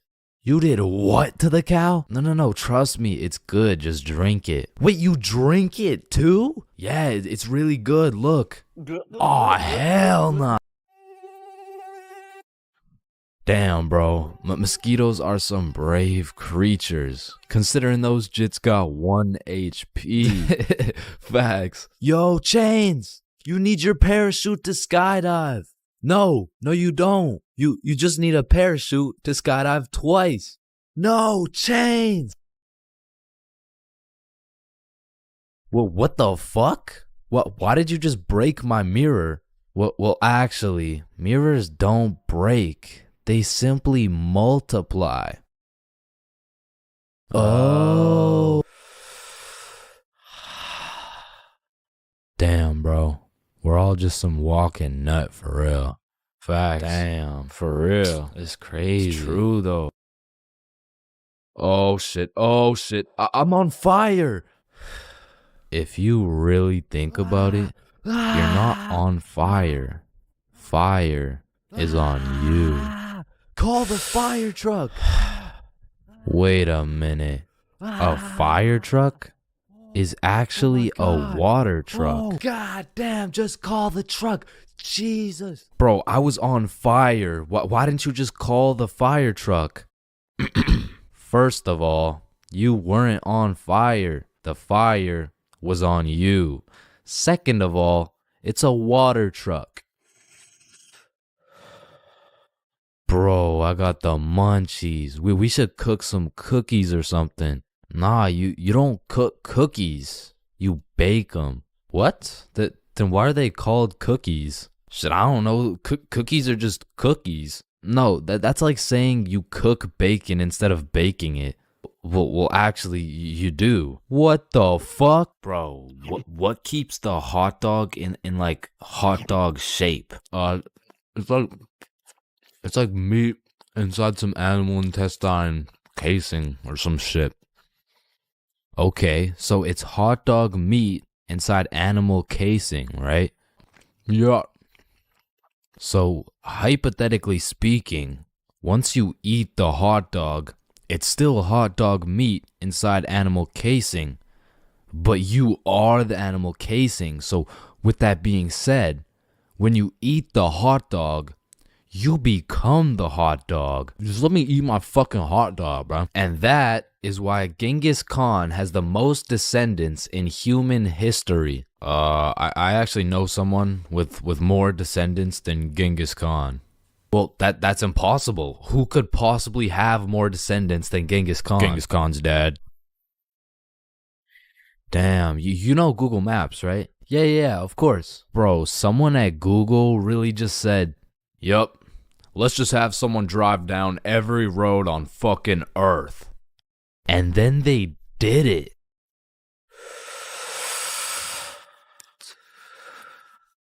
You know how concrete and glass are both made out of sand? Yeah, what about it? So if concrete and glass are both made out of sand, does that make skyscrapers just really big sand castles? Yo! How tall is the tallest person in the world? I don't know. Let me check. God damn, he's 8'1". Holy, you know what I'm thinking? Yeah, imagine getting railed by this absolute. No, I was thinking at one point the tallest person has experienced the height of everyone else in the entire world. Holy shit.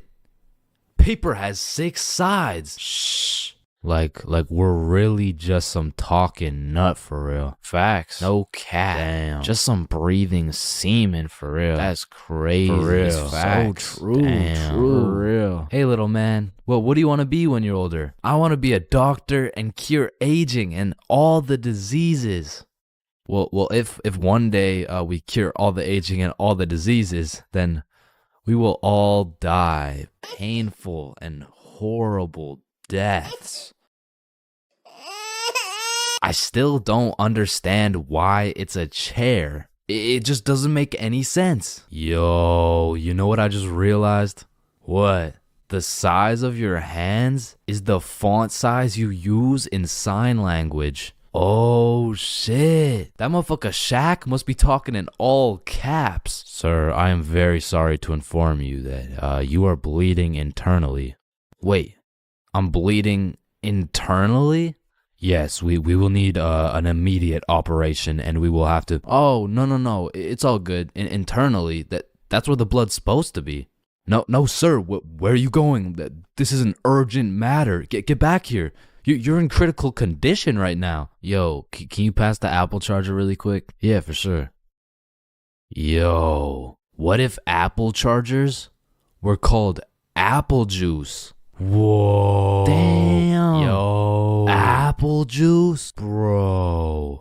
You know what I just realized? You can drink a drink, but you can't food a food.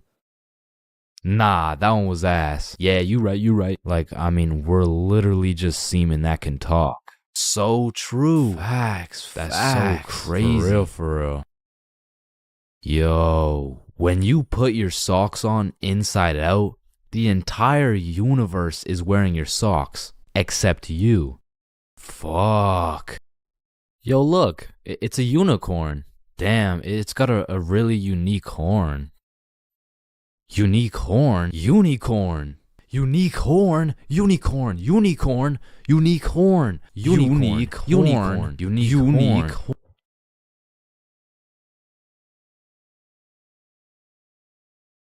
Oh, leaves are called leaves because they leave the tree. Holy shit, I got an idea.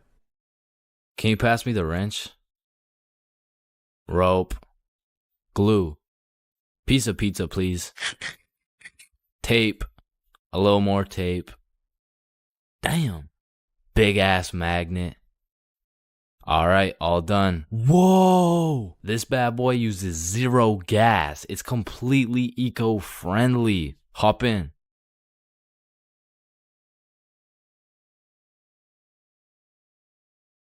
Oh shit, there's a penny. Bro, there's no point in picking up a penny. It's literally worth 1 cent.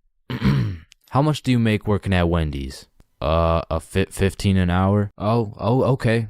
So you see there are 3,600 seconds in an hour. And because you make $15 an hour, that is exactly 0.416 pennies per second. So with this being said, the second it takes to pick up this penny off the ground is a net positive outcome. Oh, okay.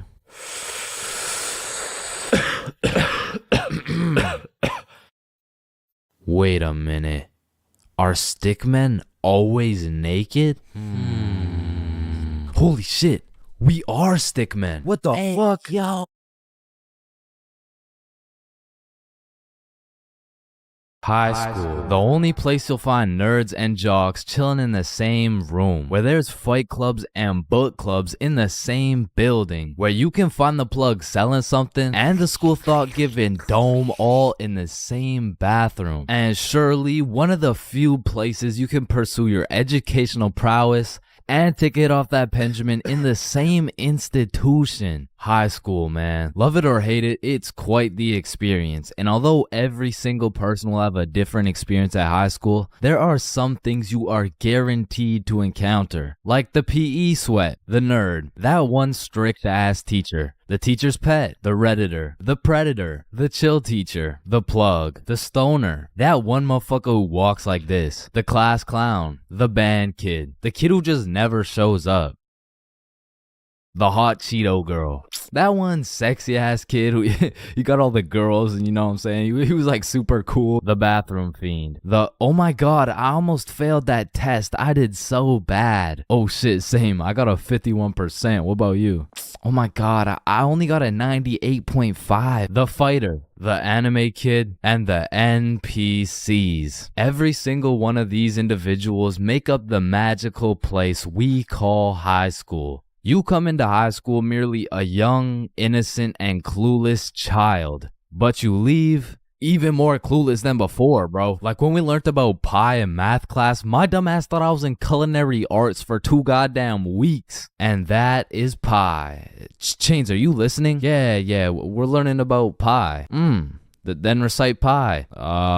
Flour, egg, some fucking blueberry. Like coming into high school as a freshman, I was thinking, I can use my high school experiences and knowledge to figure out what I'm gonna do in life. Then shit, all of a sudden I'm graduated and my brain is filled to max capacity on bullshit. So now that you're graduated, what are you gonna do with your life?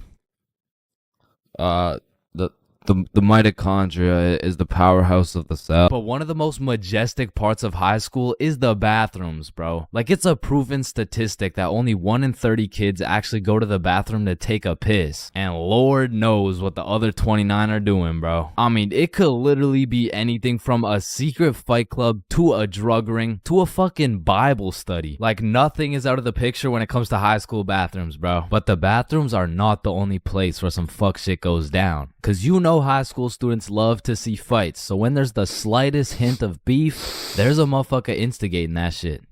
Oh shit, my bad, bro. Nah, it's all good, don't worry. Yo, personally, I wouldn't take that shit, bro. What? Nah, it's fine. Like, he practically just called you a bitch. Wait, really? No, it was an accident. Wait, what's that? Oh shit, he just said he's smoking on your grandma's pack right now. Hey, don't be talking about grams like that. Ah, shit. Wow. But tell me why when some entertaining shit happens, I just happen to miss school that day. Like I'll go every day of the month, but I get sick for 1 day? Damn, I'm glad as fuck I'm not at school right now. Yo. Holy shit, Chains, where are you? I'm in my bed right now. Why? Ooh. Jeremy and Tom are running the ones right now. Fuck, the one day I didn't go. Wait, what's that in the background? Oh shit, yeah, they got Lil Uzi performing at school today. What? Uzi's at our school? Yeah, check it out. Yo. Oh, and they brought in Gordon Ramsay cooking up free lunch today as well. What? Oh, and I almost forgot, Elon's pulling up and giving everyone Teslas. So no. I'll see you later, man. But listen, high school is nothing like these movies paint it out to be. Like all these movies portray the same shit, where Victoria and her goon squad make fun of Ruby, and where Chad and the football team shove Arthur in a locker. Like I've only seen a motherfucker get shoved into a locker once in my life, and to be honest, I couldn't even see much of it. I mean, it was pretty fucking dark in that locker, bro. But for real, in high school, you don't have to worry about some big body taking your lunch money or some football kid slapping the books out of your hand. The worst thing you'll encounter on your average day at school is your local Redditor. I don't know how they do it, but somehow every joke they make is so unfunny that it just ruins my day, bro. Do you smell that? Yeah, Jeremy, that's what happens when you don't shower in 2 months. No, it smells like sussy baka, like Among Us. But not to confuse Redditors with Discord mods. I mean, they're pretty much the same thing, but Discord mods shower even less. To be honest, there is truly only one thing mustier than a Discord mod, and that's the cafeteria food, bro. I mean, this food is completely and utterly ass. Like, somehow these motherfuckers manage to get the food cold and the drinks warm. Like, how the fuck does that shit happen? And my high school would serve some daily specials, and to be honest, that shit was unidentifiable. Like, you'd see this pile of mysterious substance, and I'd ask the person who made it what it is. Like, what's the special today? You're holding it right now, dumbass. No, but like, what is it? Oh, I don't fucking know. And my school refused to pay people to make good food, so they had students making all the food. So you'd be eating a burger and look up at the person making them, and they'd just be casually scratching their ass. And even with all this free labor, tell me how these motherfuckers have the audacity to be charging $6 for 3 chicken strips, bro. That's $2 for one small soggy piece of some shit that's probably not even chicken. I mean, that shit is a robbery. And speaking of robbery, the high school change rooms are shockingly similar to Detroit. And we all know, you can't have shit in Detroit. Like, if you leave anything not locked up, it's gone, bro. Your iPhone, gone. $5, finessed. 2-week-old rotten sandwich. Someone's taking that shit. And to be honest, even if you lock that shit up, it's still at high risk. Like, let me paint the picture a little bit. This is PJ. PJ locks all his beloved belongings in his good old PE locker before heading to play some soccer. After scoring a hat trick, PJ comes back to the change room to reacquire his belongings, only to find out someone took PJ's whole goddamn locker. PJ was devastated. Until he remembers, he can check the school's security cameras. Yeah, take a look. Yeah, take that shit, take that. Yeah, we'll. PJ never got his shit back. Now, I don't know about your guys' high schools, but mine was equipped with security cameras everywhere, covering every square inch of the school. But these cameras had the resolution of a fucking toaster. Like, you could have a motherfucker commit a heinous crime. He could proceed to put his face in the camera, state his government name, address, and date of birth, and you would still have no clue who did it, bro. And of course, the teachers. Teachers have the ability to make or break your high school experience. So real quick, let me go over some of the teachers you will encounter in high school. The angry teacher, the chill teacher, the lazy ass teacher, the funny ass teacher, the teacher who doesn't know how to teach shit, Miss Cakinson, the teacher who wants to be the chill teacher, but shit just doesn't work. That teacher that plays videos all class, the gym teacher with several allegations, the weird science teacher, and the teacher who subscribed to ChainsFR. Wow, what a G. And that's high school in a nutshell.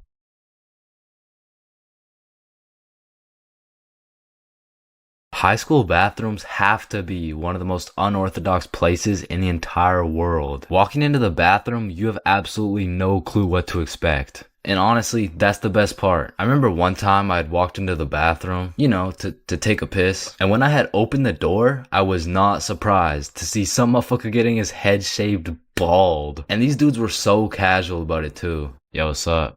What up?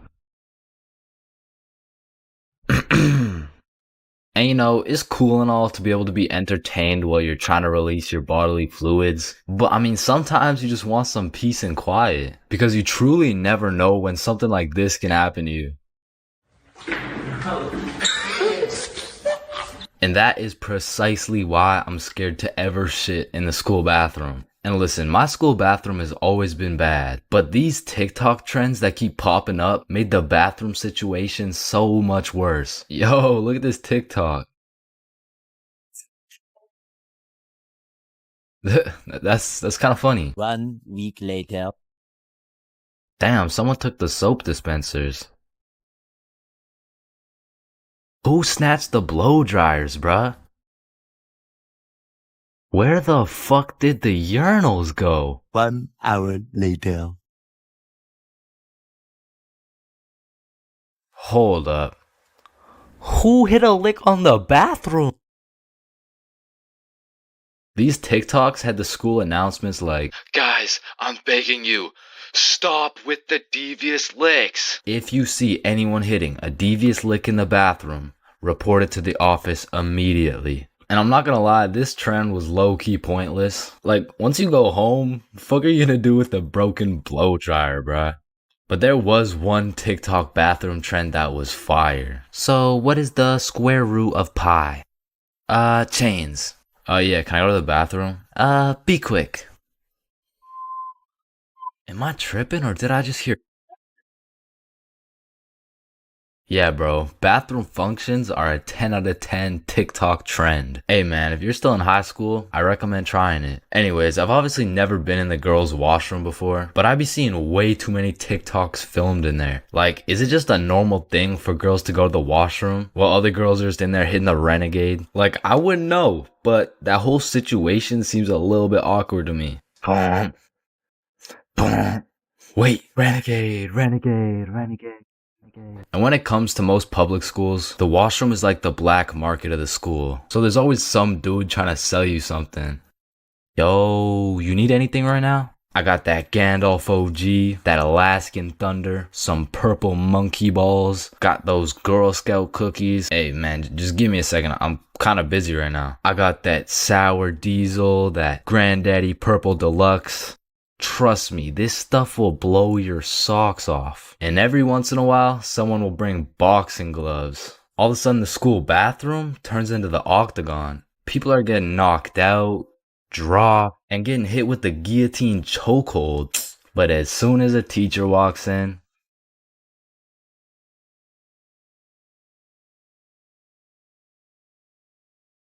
listen, I know some of y'all have already gone to school high, but for those of you who haven't, don't do it, bro. I only went to school baked one time in my life, and after that experience, I never did it again. So, this story takes place on your average Wednesday. I was still in grade 10 at this point, but I have to note, I was not a super experienced smoker. However, with that being said, I did have some homies in grade 11 that, let's just say, they knew what they were doing. But still, my day started off like your average high schooler. Alarm goes off, hit snooze for 15 minutes, get up, stare at the wall for approximately 10 minutes, shower, eat, and head to school. This particular day, I remember being a little bit anxious because I knew I had to present my speech that I had just written the night before. But English is at the end of the day, I'm chilling for now. Plus, my first class is PE, so you know how it goes. I smoked some kids in dodgeball. I went to my next class, got smoked in math. The bell rings and I dip for lunch. See y'all boys.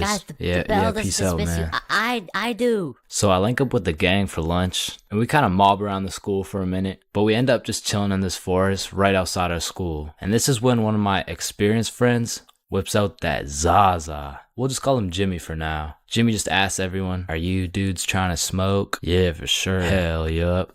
"Nah, I'm all good." At first, I was the only person who didn't want to, but as I sat there, feeling the vibes, intaking the positive energy from the surrounding vegetation, I came to the conclusion the vibes were right. It was just me and my trusted homies, secluded in a peaceful area. I mean, what's the worst that could happen, right? And man, when it comes to drinking, I'm a certified heavyweight champion. But for whatever reason, when it came to smoking, I had the tolerance of a newborn baby. But then again, what would I look like taking this lil ass inhale? So I did what any dumbass individual would do. Yo, look at Chains. Yo, chill, dude. Damn. So my friends are low-key hyping me up. And I'm out here thinking, I am such a cool guy. I am literally that guy. I'm literally that guy. But much like everything else, everyone forgot about it in 5 minutes. But I'm still left with all this tetrahydrocannabinol compounds waiting to alter my neural chemistry. So as we're walking back to the school, the THC raids my brain like the FBI. FBI, open up! And I just eat the ground, bro. Had me looking like my controller just disconnected. And my friends just look at each other like, fuck. Maybe you should just go home, bro. Yeah, dude. There's no way you'll be able to go to class like this. So we make our way over to this bench outside, and I'm weighing out my options. I'm trying to find the best scenario to get out of this alive. I narrowed it down to roughly 2 options. I can either go home, get whooped by my mom, and get grounded for another 1.5 years, or I could thug it out, just go to class, running the risk that my teacher might find out I'm baked. So me and my friends are brainstorming, using the good old pros and cons method. Going home. Pros. Cons. I will get whooped. Staying at school. Pros. Cons. I might get whooped. Staying at school it is. The bell rings, my friends wish me good luck, but my next class was science, and I had the #1 homie in that class.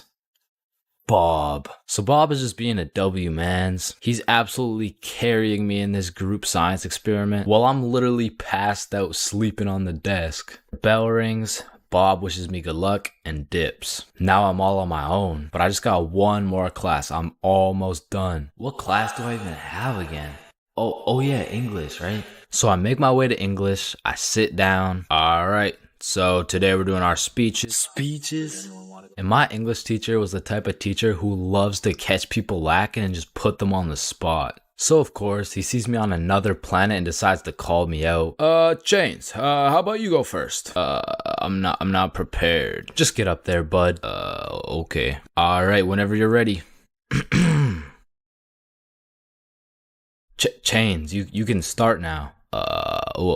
Okay. So my speech is like, it's about the topic of the speech. It's dinosaurs. So Tyrannosaurus Rex has short arms. Yeah, Chains, don't worry about it. You can sit down. You could just go tomorrow. It's all right. Thank you. Thank you. Yeah, man, this is why you don't show up to school high, bro.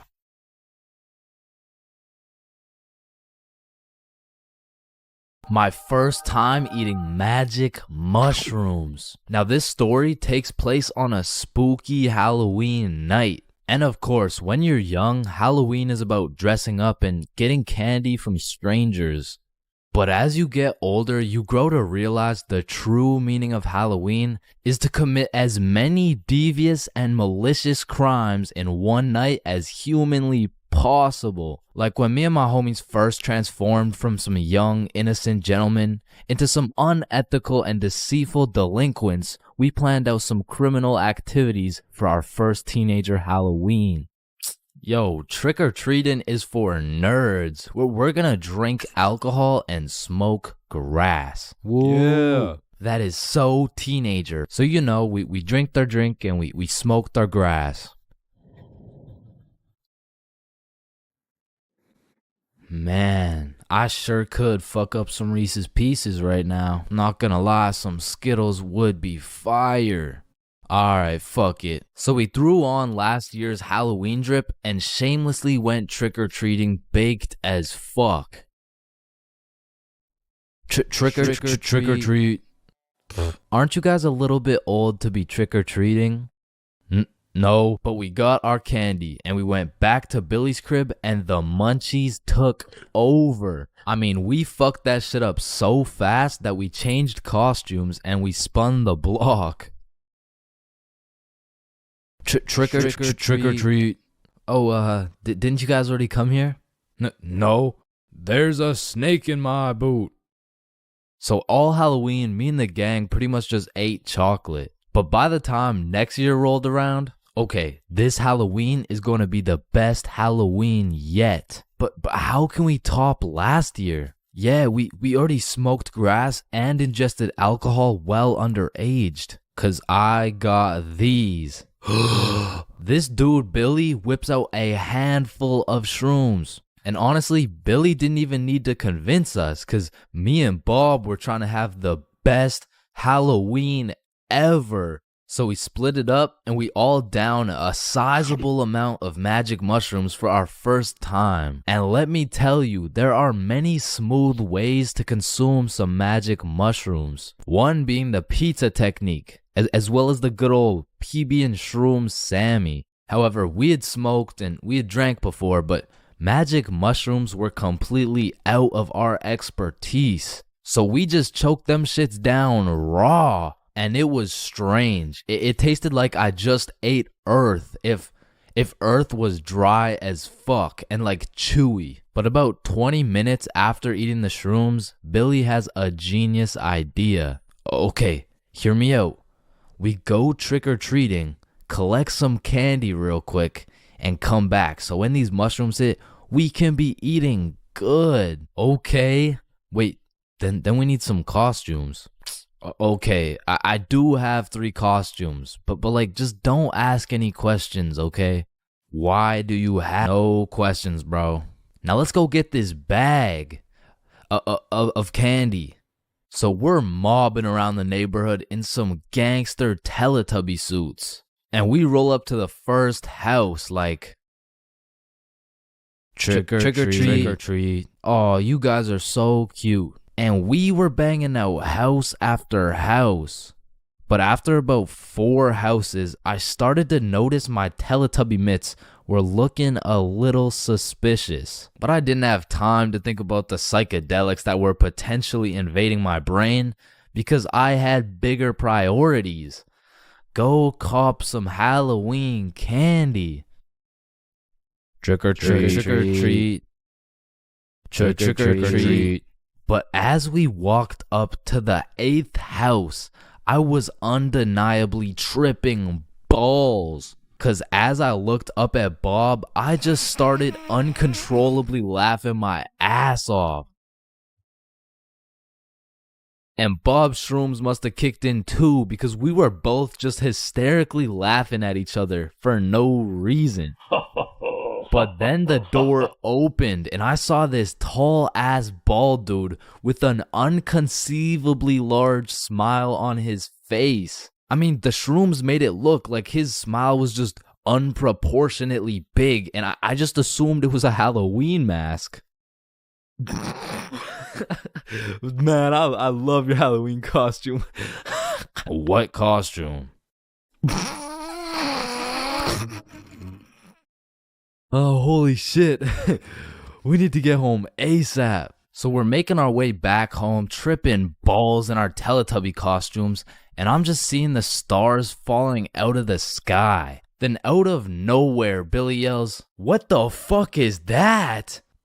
Shit, I'm probably just tripping, but it looks like zombies running towards us at full speed. Oh, yeah. I see it too. Oh shit, we gotta run. So me, Billy, and Bob start booking it back to Billy's house. And I am hauling ass because there is no way I'm getting packed up by some zombies right now. And when I look back, I don't see some zombie costume. No, I see some real ass zombies. Like bones sticking out, eyeballs look like they haven't blinked in centuries. And that shit just made me run faster. Cause to me, this was a life or death situation. I mean, in reality, it probably just looked like 360 ooga booga! We get back to Billy's crib. Holy shit, get in. Lock it. And we were not taking any chances. I mean, we barricaded every single door in the entire house. And for a second, it was a horrible trip. I mean, I thought I was in the zombie apocalypse. But once we settled down, we were having the time of our lives, chilling and eating candy while tripping balls.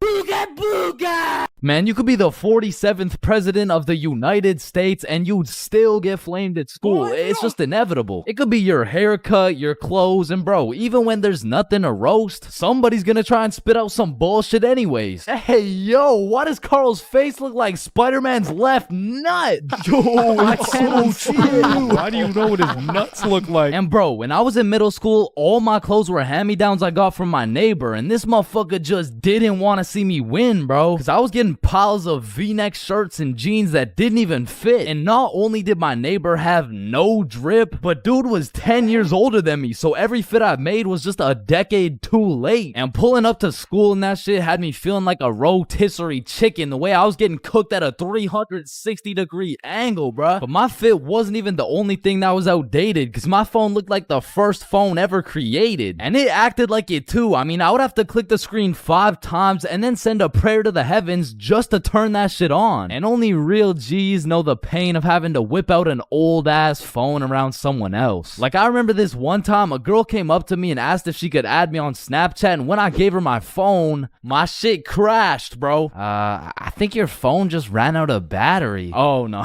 don't worry, sometimes you just gotta. Yeah, here you go. Actually, I have a boyfriend, so... Wait, what the fuck? And ever since that day, that phone was my #1 op, bro. So much so that the next time a girl came up and asked for my Snapchat, I started fucking malfunctioning, bro. Hey, can I get your Snapchat? No. Oh. Okay. No. It's just because I don't have Snapchat. Oh, well, what about your phone number? I actually don't even have a phone. You don't have a phone? Oh, well, I did, but then my dog ate it. You know? Oh my God, is your dog okay? Sorry, I don't even have a dog. I don't have one.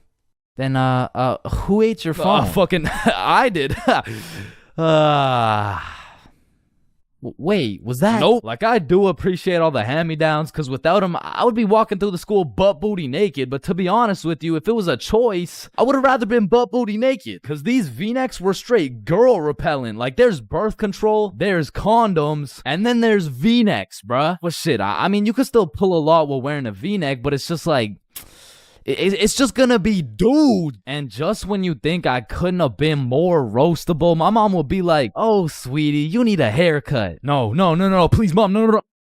My mom used to take me to this shop that gave out $1 haircuts, bro, and these motherfuckers were straight speed running these cuts. They'd be asking what kind of cut you want while cutting your hair. And by the time you get to show them the cut you want, your shit is already done, bro. And my mom must have not been tipping them either, considering the fact that every time I went back, the cuts kept getting worse and worse. Until one time, I walked out there with my head bleeding, like I asked for a 2 on the sides, and she hit me with a -2. Now, don't get me wrong, when I pulled up to school wearing the most abominable fit known to man with the atrocious haircut and shitter phone combo, I got my shit roasted, flamed, grilled, sauteed, deep fried, and then thrown into the goddamn microwave. Like the type of flaming that has you going home and just taking an extensive look in the mirror, questioning if you should legally change your name to Albert and flee the country. But somehow, this motherfucker Carl got flamed even harder than me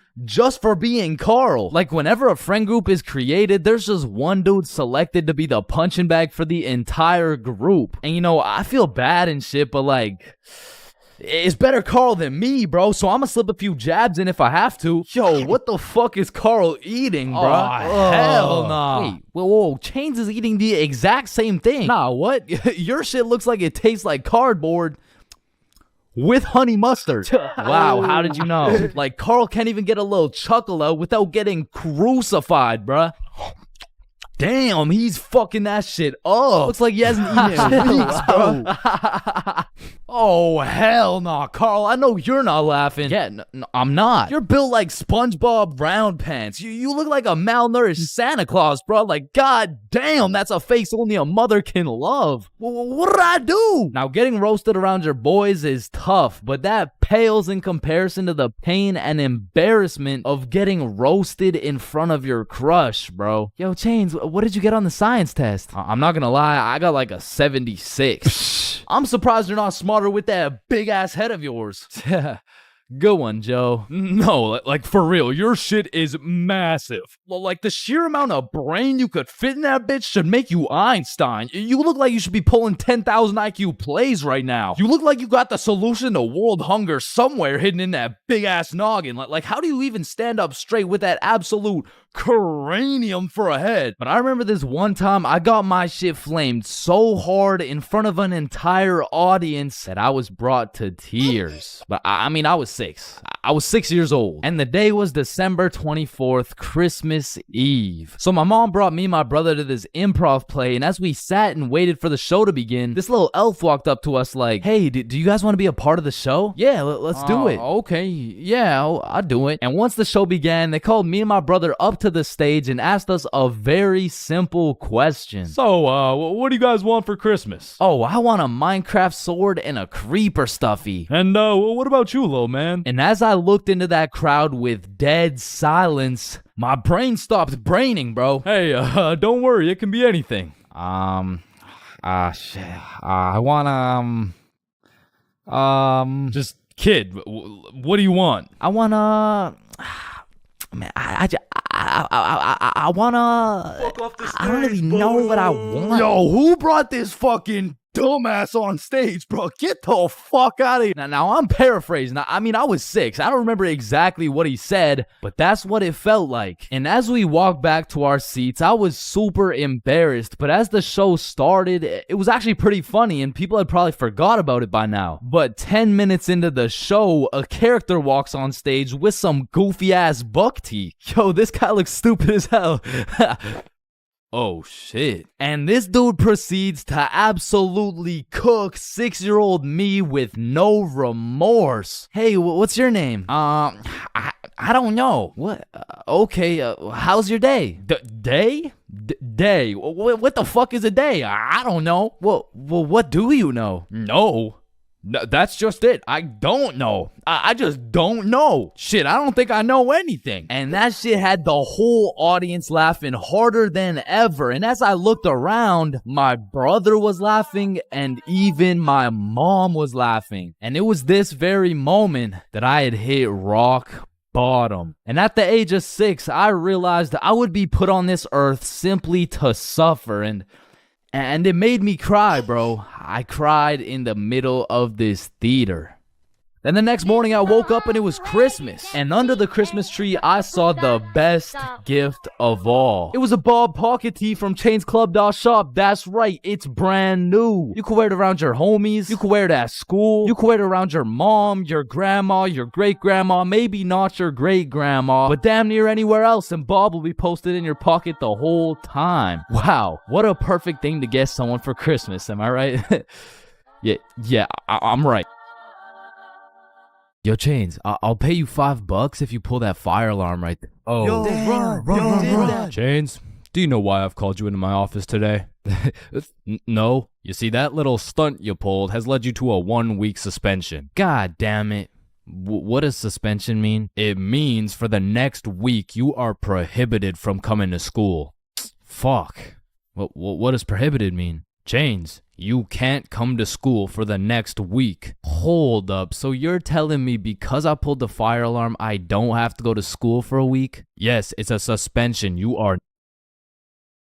Man, I got a love-hate relationship when it comes to getting suspended from school. Like on one hand, shit, you just don't have to go to school. But on the other hand... Suspended? Oh, I'm about to suspend that ass. Ah, fuck. Ow. Shit.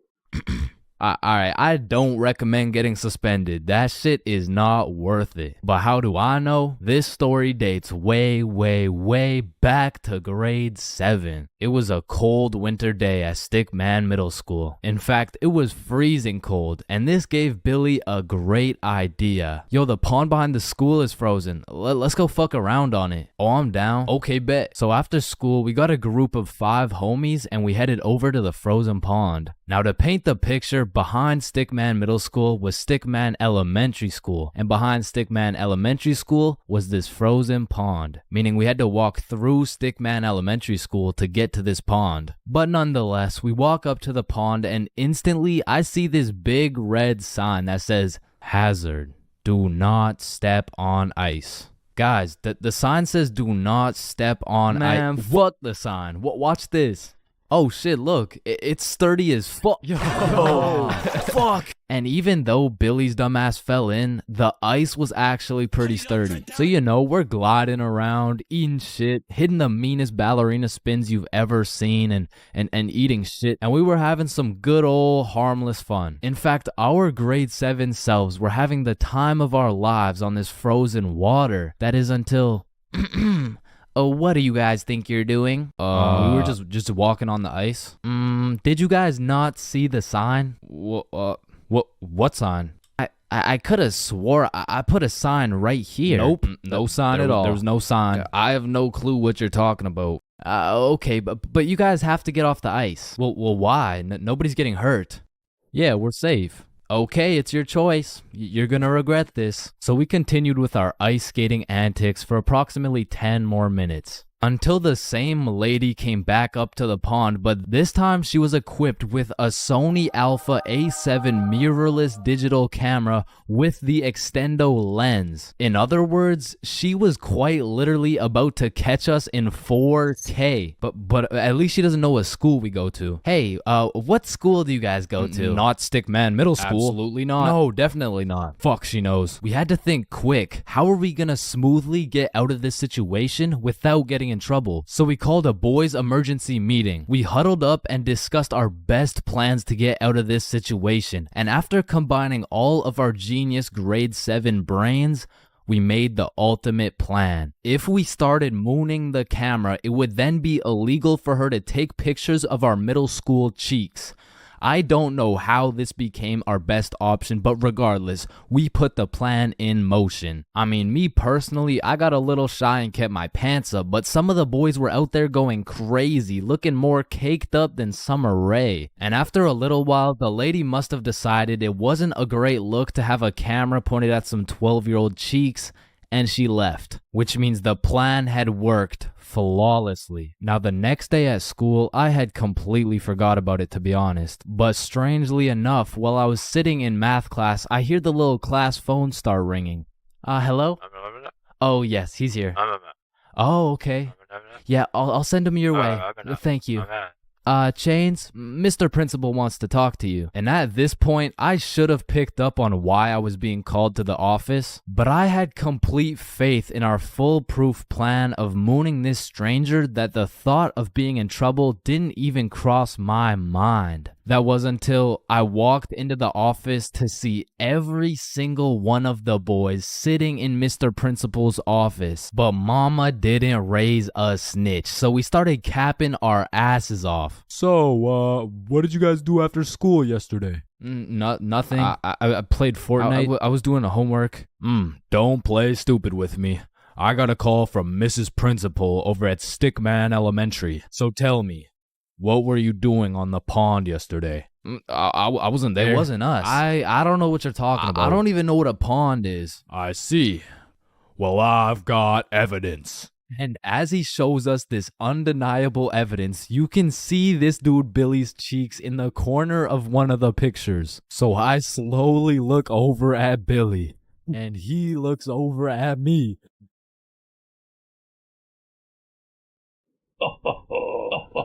If you don't stop laughing right now, you're all suspended.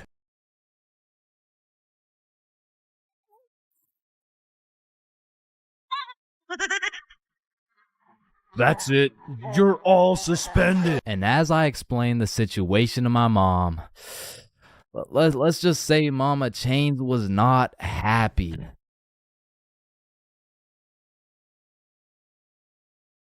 Chug. Bro, no way. Crazy, Just bro. one more. No way. Yeah, Oh, let's shit. go. Are you good? Ooh. Damn.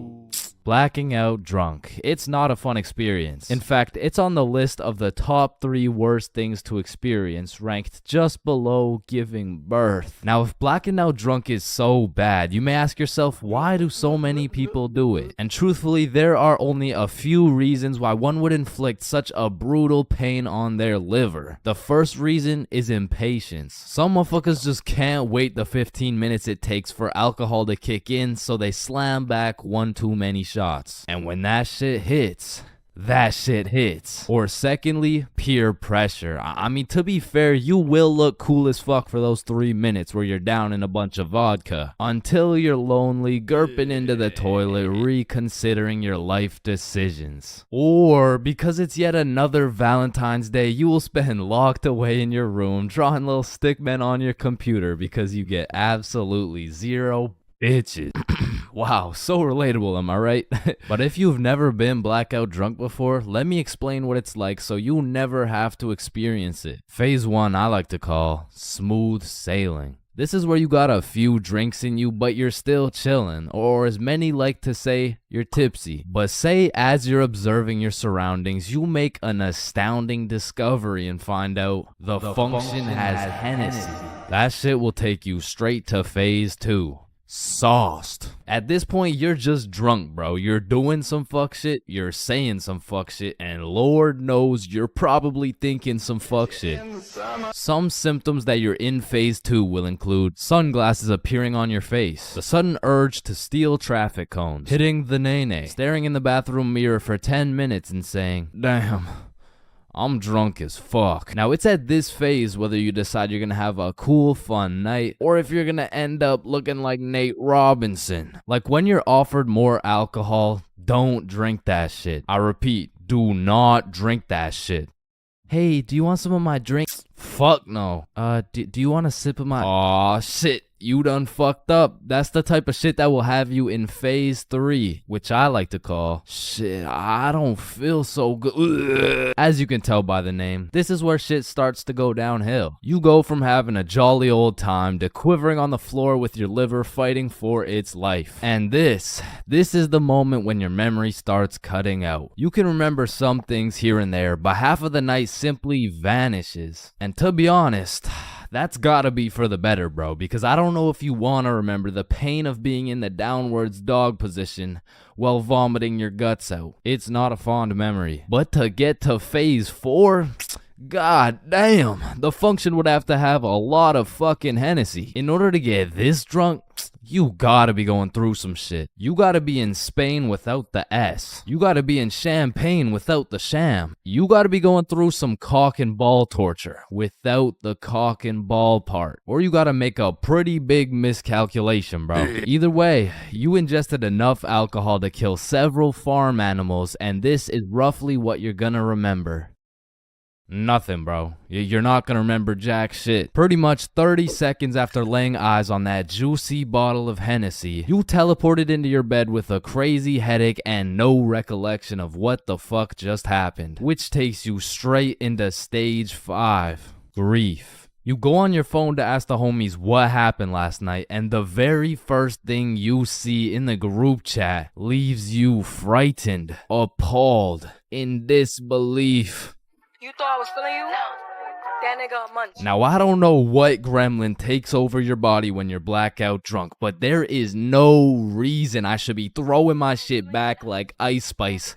Well, on video. Like, it's cool behind closed doors and all, but in public?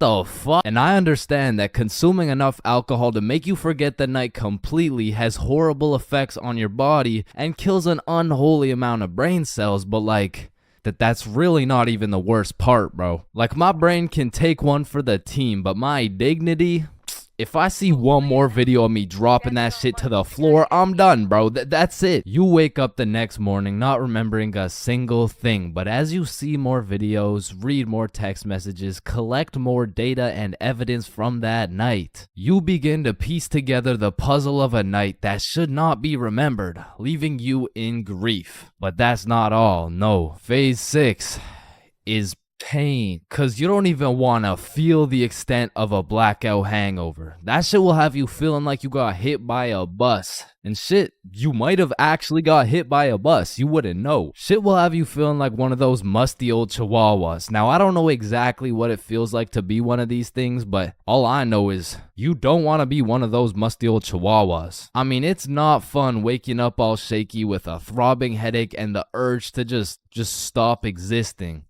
And every single time you black out drunk, you tell yourself, I'm never getting this drunk ever again. Until the moment you realize the function has Hennessy.